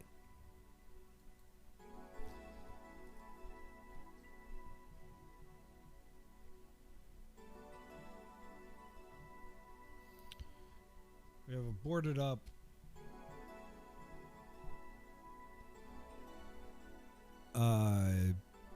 building. Go into the building. So this is like really the aesthetic of HyperCard that I know well. This kind of like 1-bit, like heavily dithered. It's an aesthetic that like I really don't know how to explain. There's a ring. This was Mr. Nawi's safe. The fire was so intense, it melted the combination lock into one piece.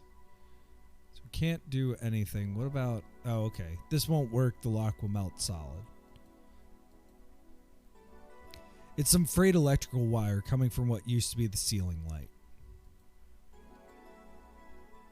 So let's go up. The stairs are badly burned and weakened by the water damage. Let's try to go up. Are you sure you want to try the stairs? Yes?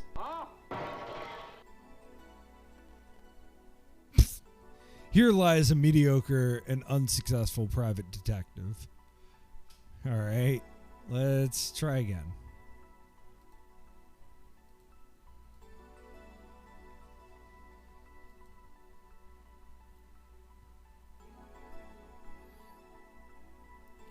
So we go this way. So can we look at this? This used to be the gay apparel clothing store. It burned down last week under mysterious circumstances. The proprietor, Mr. Nawi, Don R., was killed by the smoke inhalation. He lived in the apartment upstairs, which we can't get to because it's scary. What do you want to look at? Upstairs. Sorry, it's too dark to see anything from here. Okay. What if we go inside and there's nothing left to burn here? Okay. What do you want to examine? The safe. You can learn nothing more from this. School's out.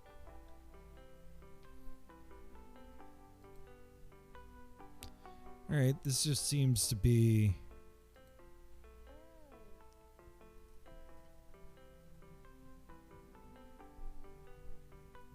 We have Dulligan Straightman and Associates. Inside, you can see a desk and a filing cabinet. The room looks unoccupied. In the shadows behind the curtains, you notice something moving. Let's try the door. Door is locked. What about the key? What do you want to open? The door? The pick jammed. Think of something else. Let's just keep going.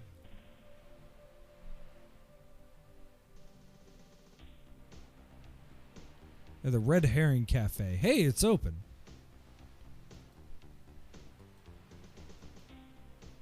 Let's go inside. Yeah. Now this is some art. Sheesh.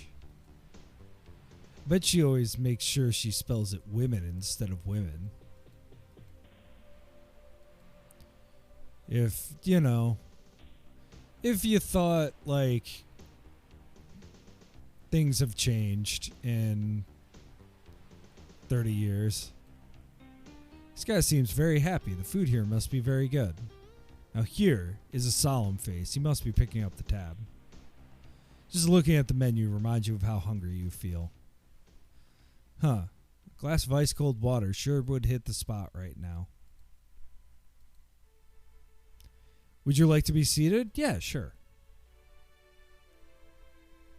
We have a menu. Red herring soup, $2.95. Red herring sandwich, $3.79. Pickled red herring, $2.79. Sweet and sour red herring, $5.89. Today's special, red herring and a banana sauce. Red herring sandwich? I am so sorry. The waitress smiles politely, but this isn't my table. The waiter beams his brightest smile your way as he rushes past you. I'll be right with you.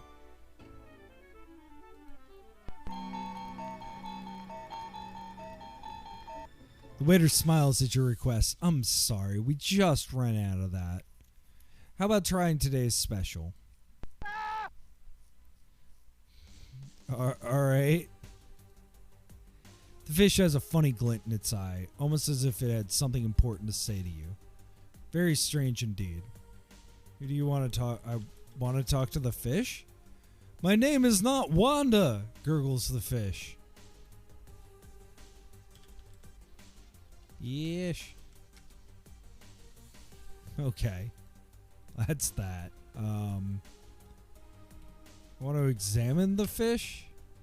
Further examination reveals nothing. Yummy. Hudson River domestic mineral water. Plastic flower. Ugliosis cheapiosis. For you botanical types. This can be had at J-Mart for $1.49. Blue light special. One of the prongs is bent. The rest are dirty. Now you know why the dish ran away with the spoon. Nice knife. The handle appears to be sharper than the blade.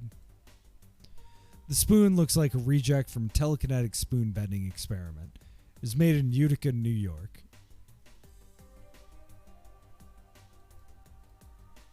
Huh, what a treat. Fresh bananas sauteed in red herring broth until they turn a golden brown.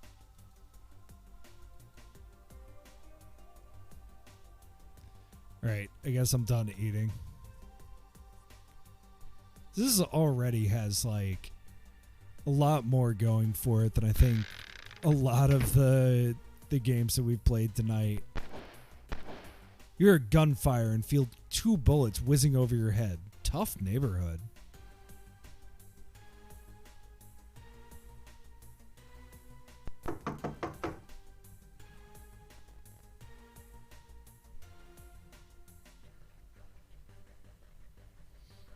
It's 3:30 in the morning. I doubt if the bank is open. Be careful not to set off the alarm system. You're too far away to see anything clearly. Well, what if we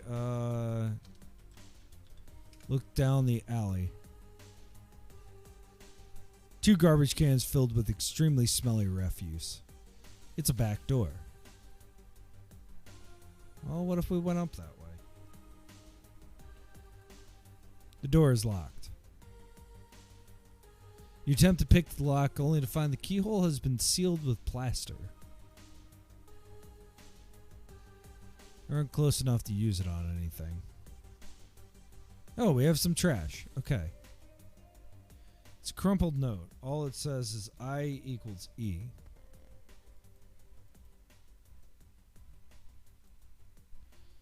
Hey, what are you, a bag lady or a detective?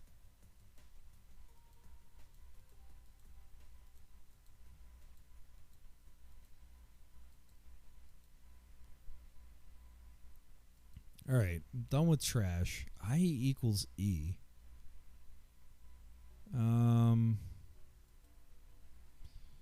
Let's shoot the lock.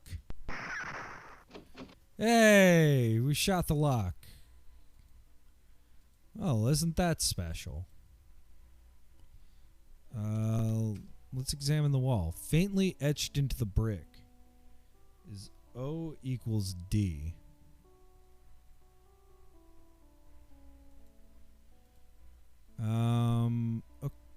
Okay. What do you want to say? Hello? Nobody can hear you. Alone again. Well, we got what seems to be 2 clues to a cipher. That's interesting. And then we have one last place, and that's the club. That's Club 102. It's 3 in the morning. You peer through the window, but can only make out some vague shadows and a light coming from the back room. Don't you know by now? The door is locked. Huh? Pick jams in the lock and doesn't work. Well, why don't we shoot the lock? Haven't you shot up enough doors already? I hate doors. Let's examine the door. Further examination reveals nothing.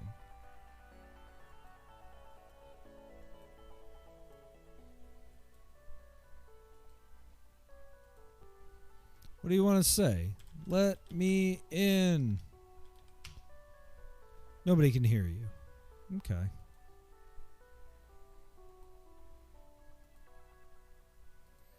Let's go back. Let's go down. We have a car. We can get in the car. The radio doesn't work. It's a Kimono Wanalaya XL 35mm camera with a telescopic zoom lens, automatic focus, built-in light meter, auto wind with a built-in clock calendar. However, there's no film left in it. It's a well-used map of the city. What do you want to examine? The camera. Nothing else. Okay. Close the glove compartment. Let's get out for the moment.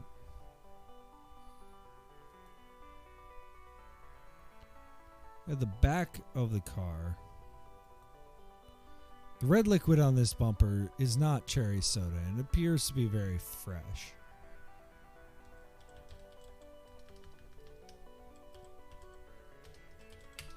Let's look at the liquid. Further examination reveals nothing. The trunk is locked. Let's use the key. Do you want to pick open the trunk? Yes. Pick does not work on this type of lock.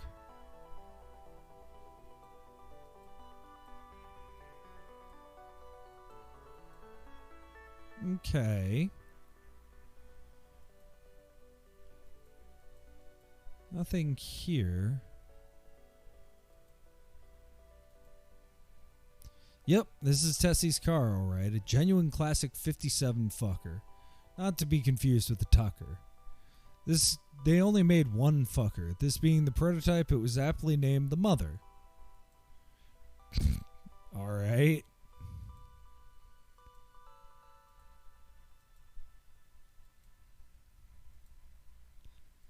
So we have the boot of the car. The trunk is locked.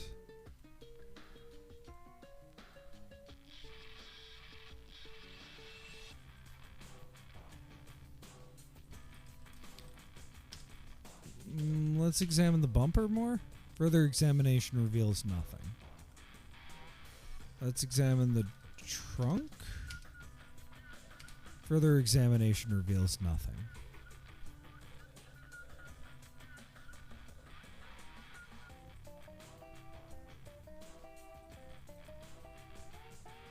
Well, we can get into the car. This is the gear shift. It's the horn. This must be the light switch. It's the windshield wiper switch. This knob says choke, which probably is what this classic piece of junk does most of the time. You catch a glimpse of yourself in the mirror. You look as tired as you feel. You better find Tessie soon before your own exhaustion causes you to make a stupid mistake. Or worse, a fatal one. Nice seat covers. Must have been a sale at Seat Covers R Us. It's the gas pedal. It's the brake pedal. It's the clutch. It's the e-brake.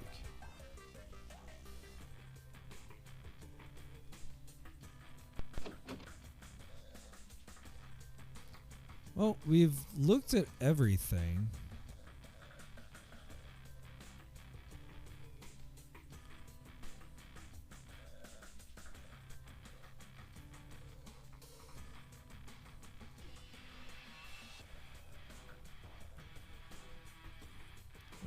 Let's look at the shadows.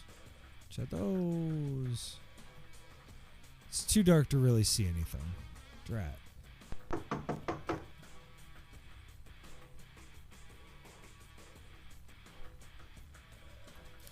Shoot the lock.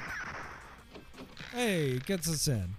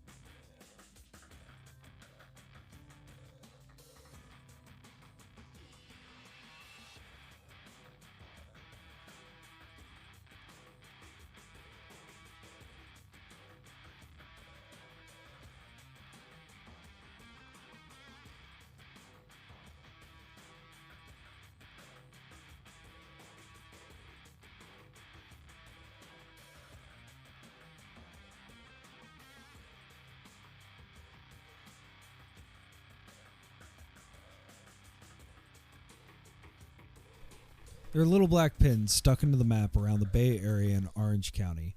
There seems to be a greater number of them in Orange County. Interesting. Can we look harder at the map? Proposed quarantine sites. Oh no.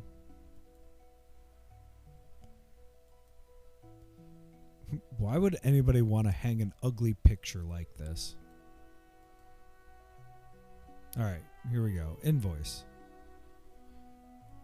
Door special electrical engine installation. $500. Okay. Secret.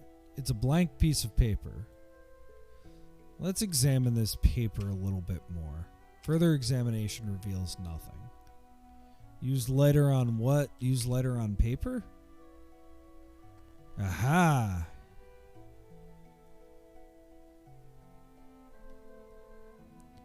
$6469-102. I'm glad that the game also made the same like noise that I did.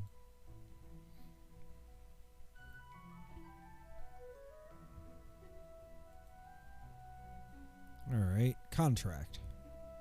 This contract represents the sale of property, henceforth referred to as Item 1, to the purchaser, Mr. Dulgan Straightman and Associates. Property is to be used as a beer and alcohol bar catering to a gay and lesbian clientele.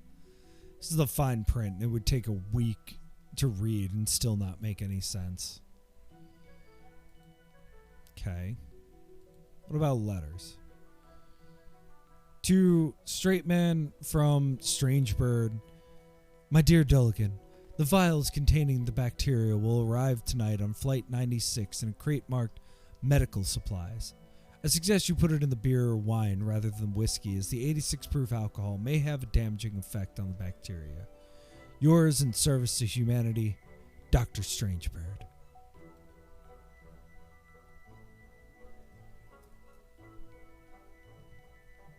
So the whiskey is safe? Question mark?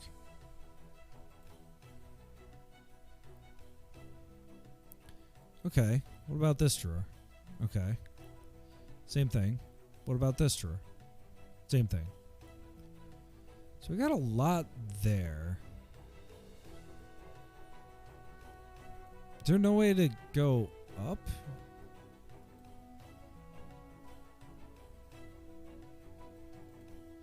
Alright. What number do you want to dial? Well, let's dial the number on the card.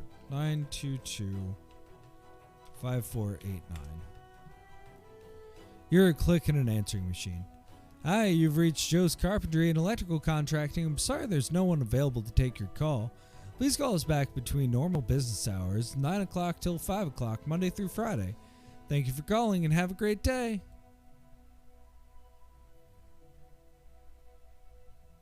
Interesting. What about underneath? I want to examine the plant. Aha. Once on the small piece of paper is scribbled redneck.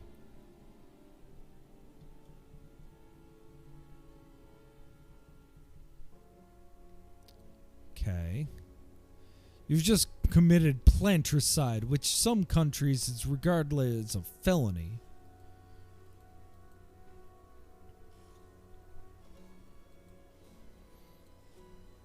Alright, we're done with the plant. It's an envelope addressed to straight men from LL. Let's look at that envelope.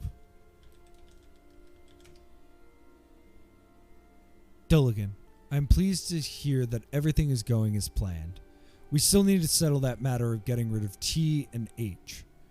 Better do it ASAP. Yours in public service, LL.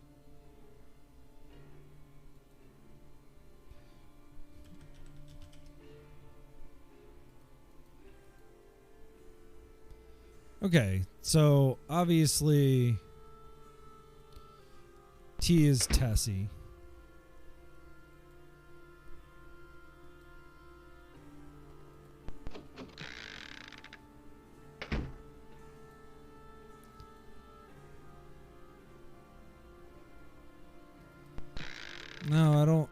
think...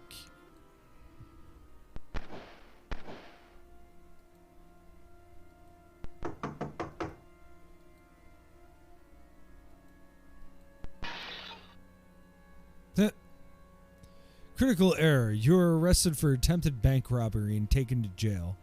By the time you make bail, it is too late to find Tessie and save the community from straight men. Better luck next time. So I wonder if we need to trigger all these things. Oop. Not the phone dialer.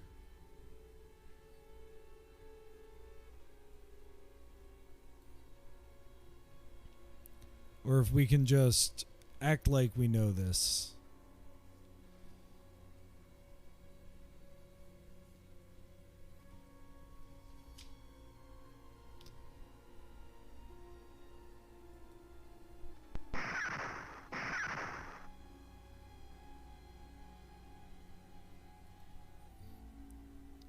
All right, let's play the game.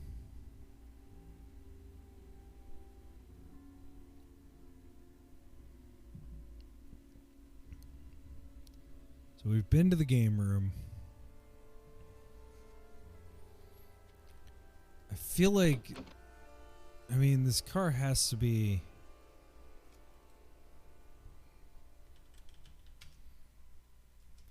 Nothing more there. Close the glove compartment.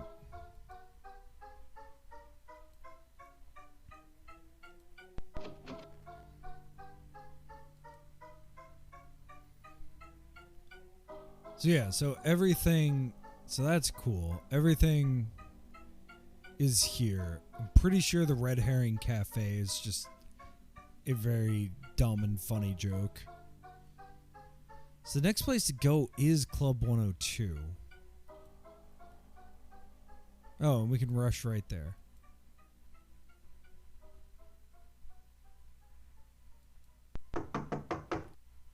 Don't you know by now the door is locked? Well, I want to shoot the lock off. I have...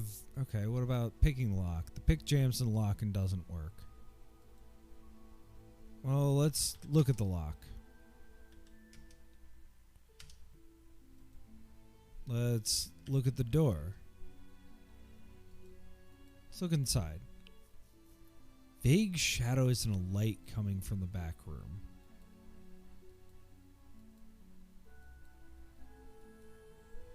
So, can we get around the corner?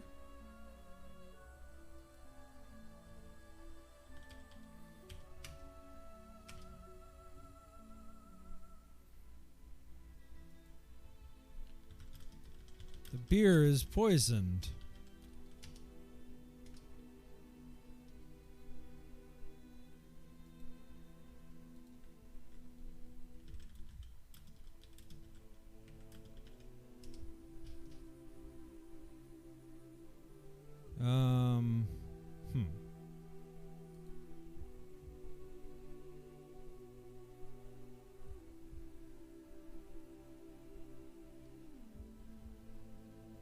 Huh.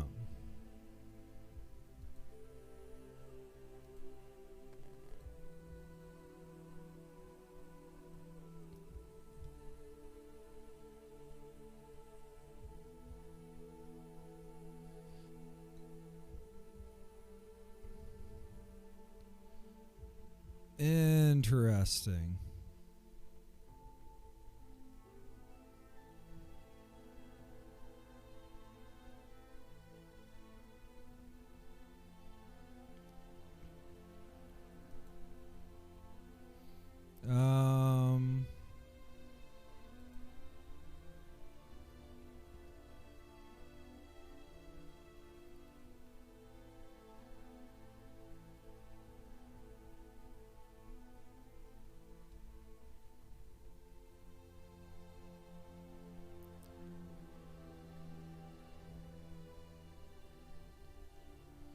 Yeah, so I'm looking up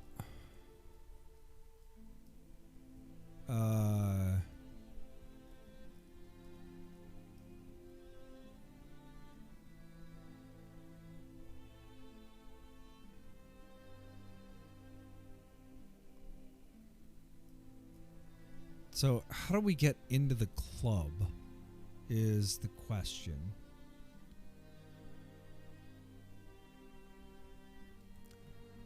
And there we go. Okay.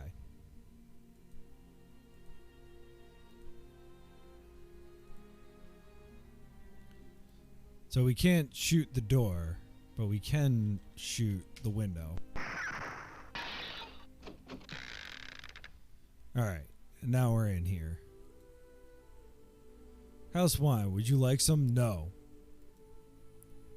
Isopropyl rubbing alcohol. Mickey Finn for that special occasion. Wang Hung Lo, whiskey from the Orient. Boo. Old Granddad's Whiskers, a popular whiskey. It's a bottle of Grand Mall liquor. Bottle of Southern Discomfort. Beer flavored schnapps, yummy. Well, it's the door to the back room. Can we examine the wine? Nope, nothing there. Alright, let's go to the back room. Someone in the restroom. There's a jukebox.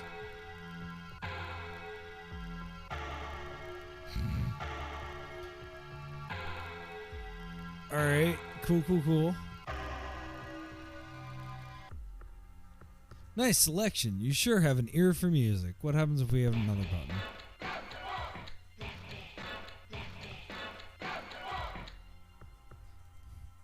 What about one more? Alright.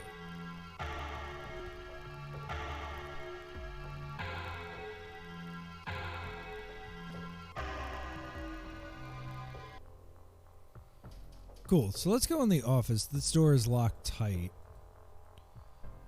You really have to go that bad? Do not go unnoticed. Constipation? I think he's preoccupied. Busy wiping?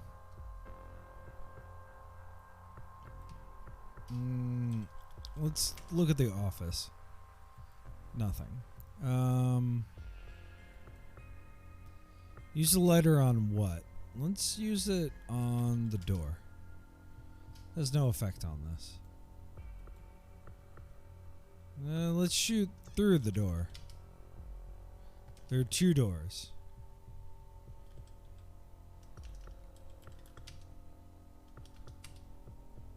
That's a waste of a bullet. Big deal.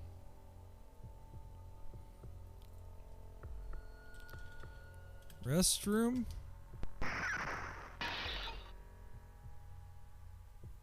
Well, you've just killed the only person who could have helped you to lead you to Tessie.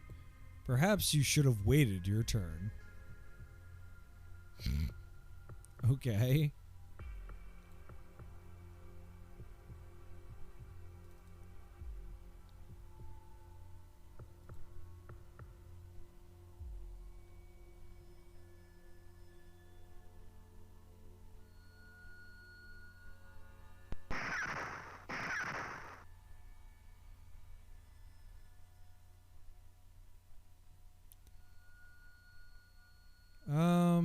All right.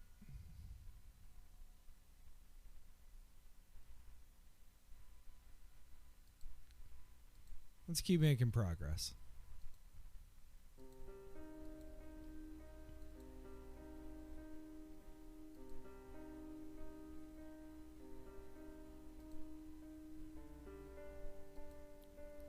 Let's play the game.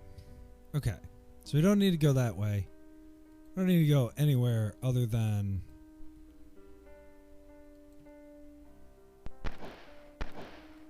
Yep, gunfire.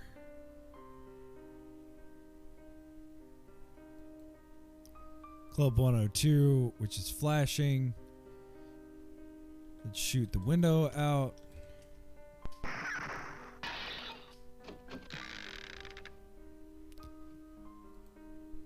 So I've got a pretty good, not walkthrough, but hey, this is stuff that I've found post from Tumblr, of all places. Let's shoot the bottles.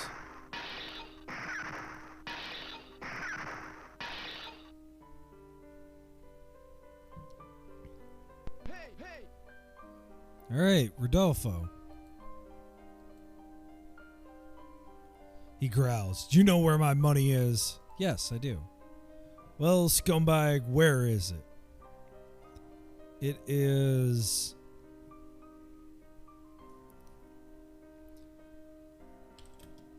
in the office. Eat lead and die, you liar. Alright. Let's try again.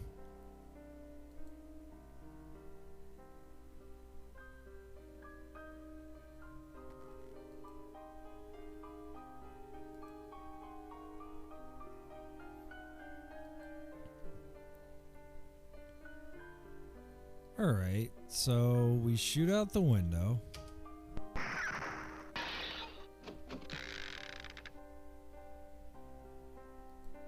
We go here. Door is locked tight. Your knock goes unnoticed. I think he's preoccupied. Do you want to get the man's attention? Yeah, yell at him. Hey, can't you wait your turn? I gotta go.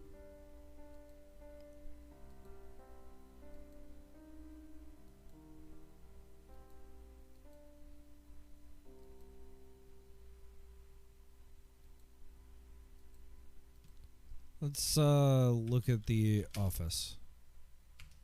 Further examination reveals nothing. Let's shoot the office.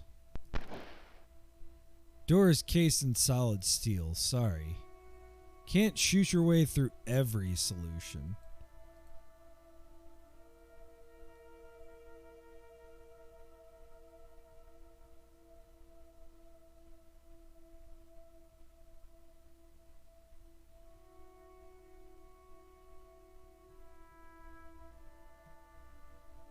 Alright, so we can't get there.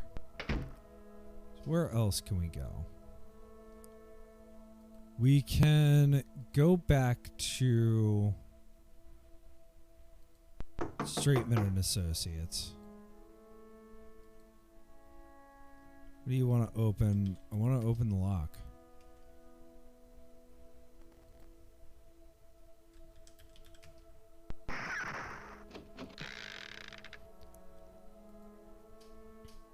So, and thank you to Boss Butch on Tumblr.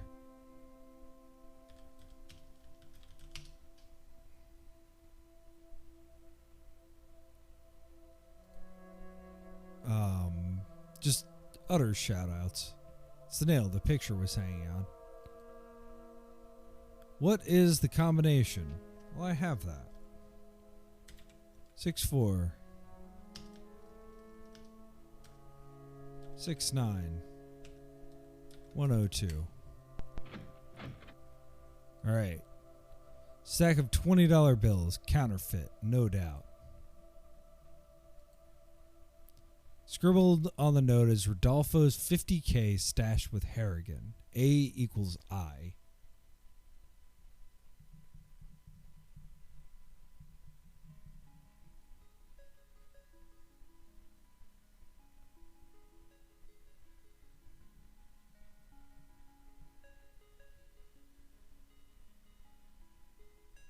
Okay.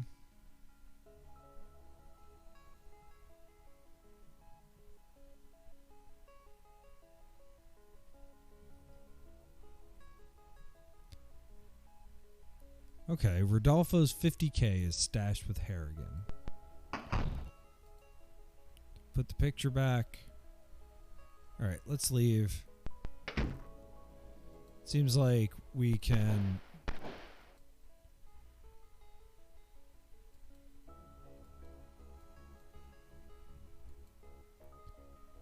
go back. Super quick window replacement.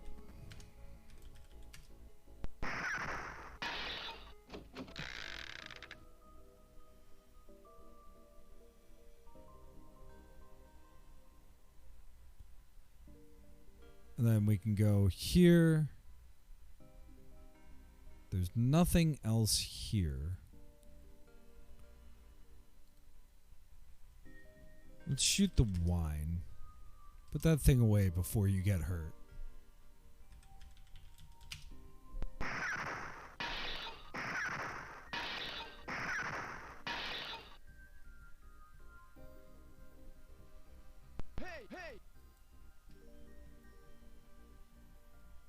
Okay. So we talked to him. I do know where your money is. It's with Harrigan. Eat lead and die, you liar.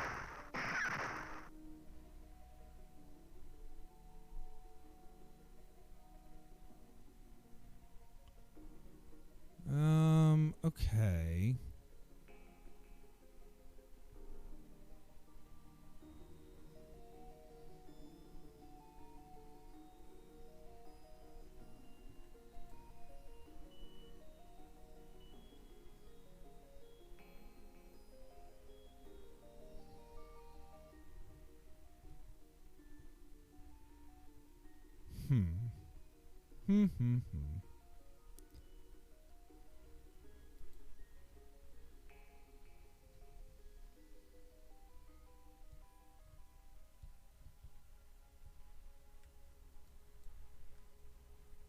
Here we go.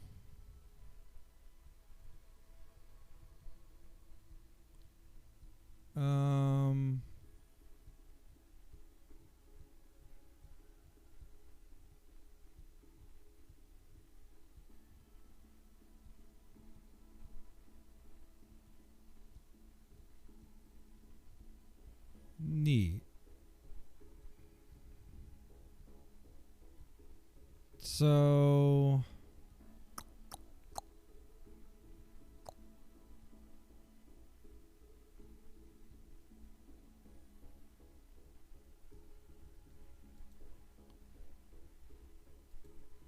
interesting.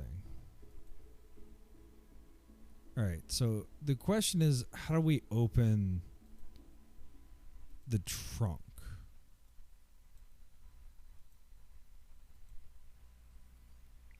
Because the trunk gives us one little bit of information that we don't get.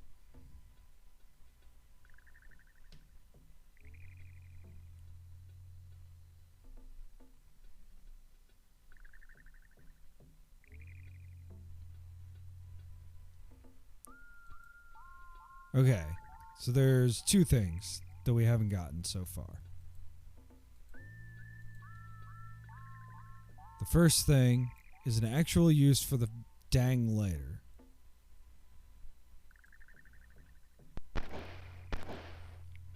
So we have the gunfire. We have the lighter. We have the crumpled note. But then we can burn the trash. Set the garbage on fire. As one does.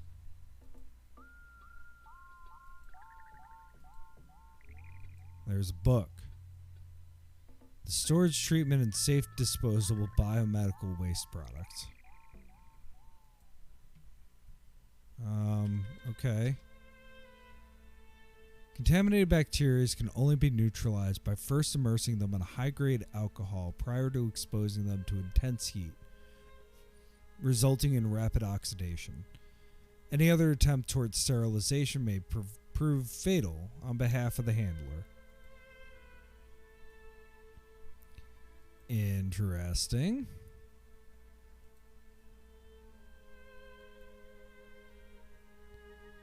Yeah, and if we just shoot that open, it gives us just one more thing. Are we sure there's nothing? Well,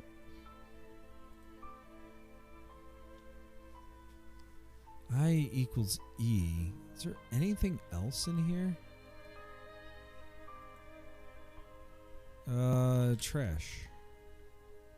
Yeah. Never mind. Cute. Let's use the lighter on it again. Let's use the lighter on the book? No. So yeah, I'm definitely impressed that this game is actually like a game. I know that's not much, but so how do we open this car?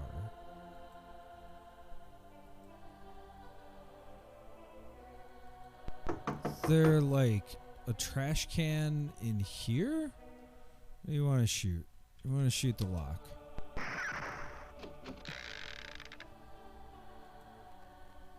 Drawer is empty. Bumper sticker. Let's examine that sticker, maybe? Nothing. Drawer is locked. Lockpick on what? Drawer. Doesn't seem to work. Shoot at the drawer. There's no need for violence here.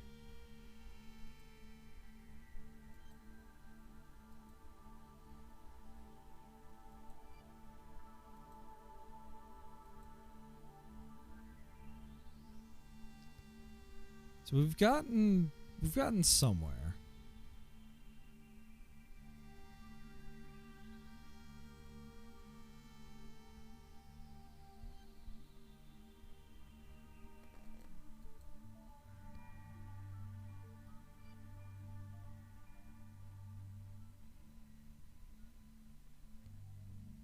I mean, okay.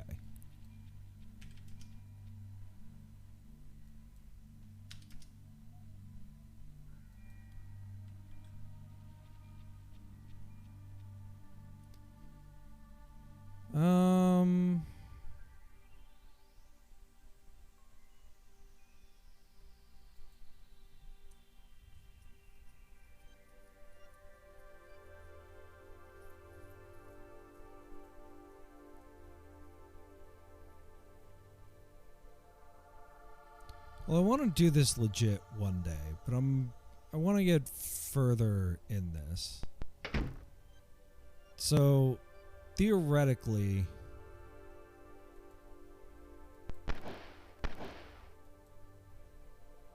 you can find out what's in the trunk. And that'll tell you something.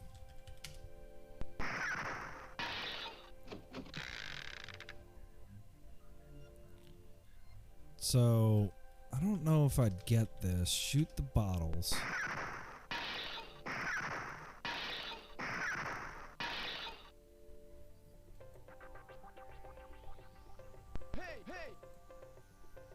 What do you want, slime ball?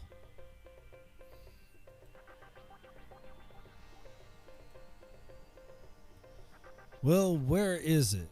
It's, in the trunk. Hey, thanks, amigo. Feel free to look around. I'm out of here.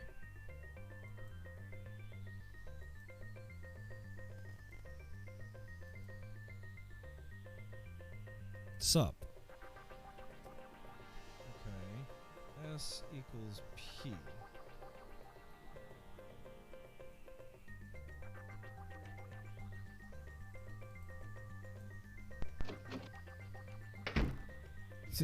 Meh. Oh, M equals H.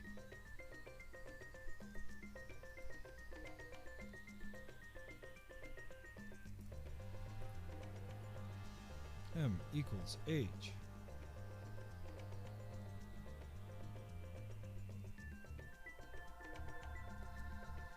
The sink is brown with rust stains and cigarette burn marks. It's enough to gag a maggot.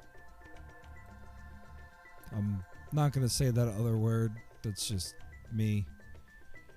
The half-used roll of toilet paper looks as if it's been recycled. Won't budge. The handle appears to be rusted into position. The toilet is as filthy as the rest of the room. There's a crack in the bowl which explains water on the floor and the smell of mildew that hangs in the air.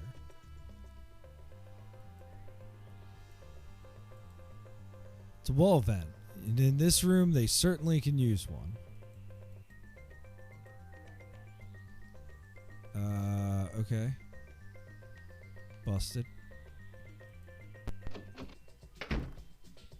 What about the office? Rodolfo lied. Well, quit fooling around.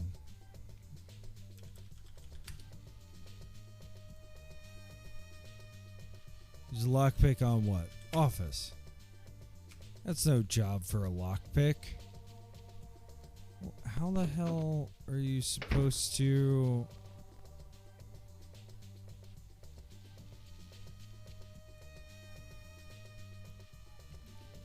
So, you know, I always talk about how, like, having...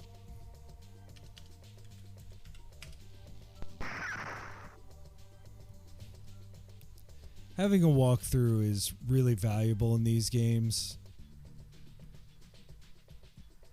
Uh-oh. Oh, this isn't good. Very watertight.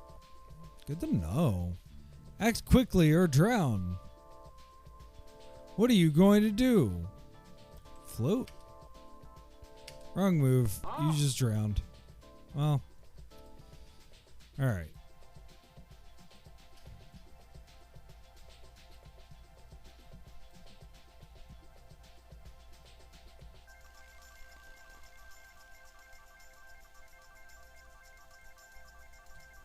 We've been to all these places.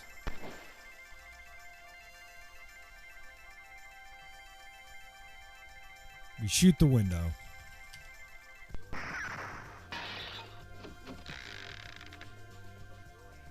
We shoot the bottles.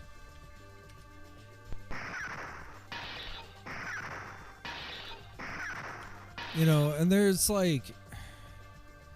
I struggle with like moon logic in games in general. Like, how are you supposed to know? And as much like good design is here, you know, what? Oh, come on. I might come back to this game. Because I want to come back to this game with JRAM. And the reason why is I do think that it's a meaningful work.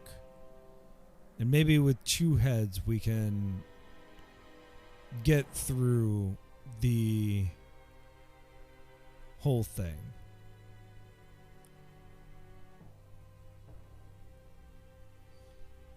Because this is meaningful, and this is something that I think highlights all of the best parts of HyperCard.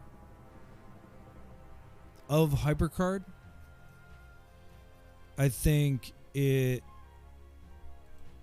is very strong as a game in comparison to like most of the things that we've played tonight.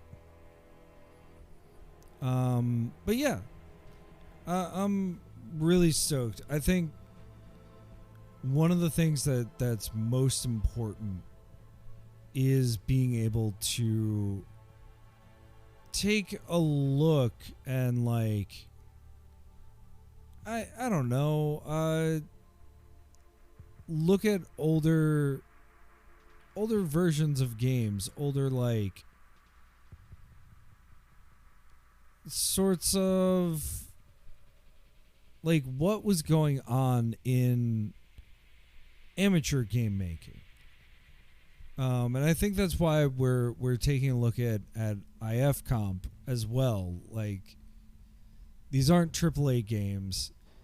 These are things explicitly meant to be created by people who are not designers, who are not developers, who are not like game people, and providing them the opportunity to develop something on their own that spoke to them.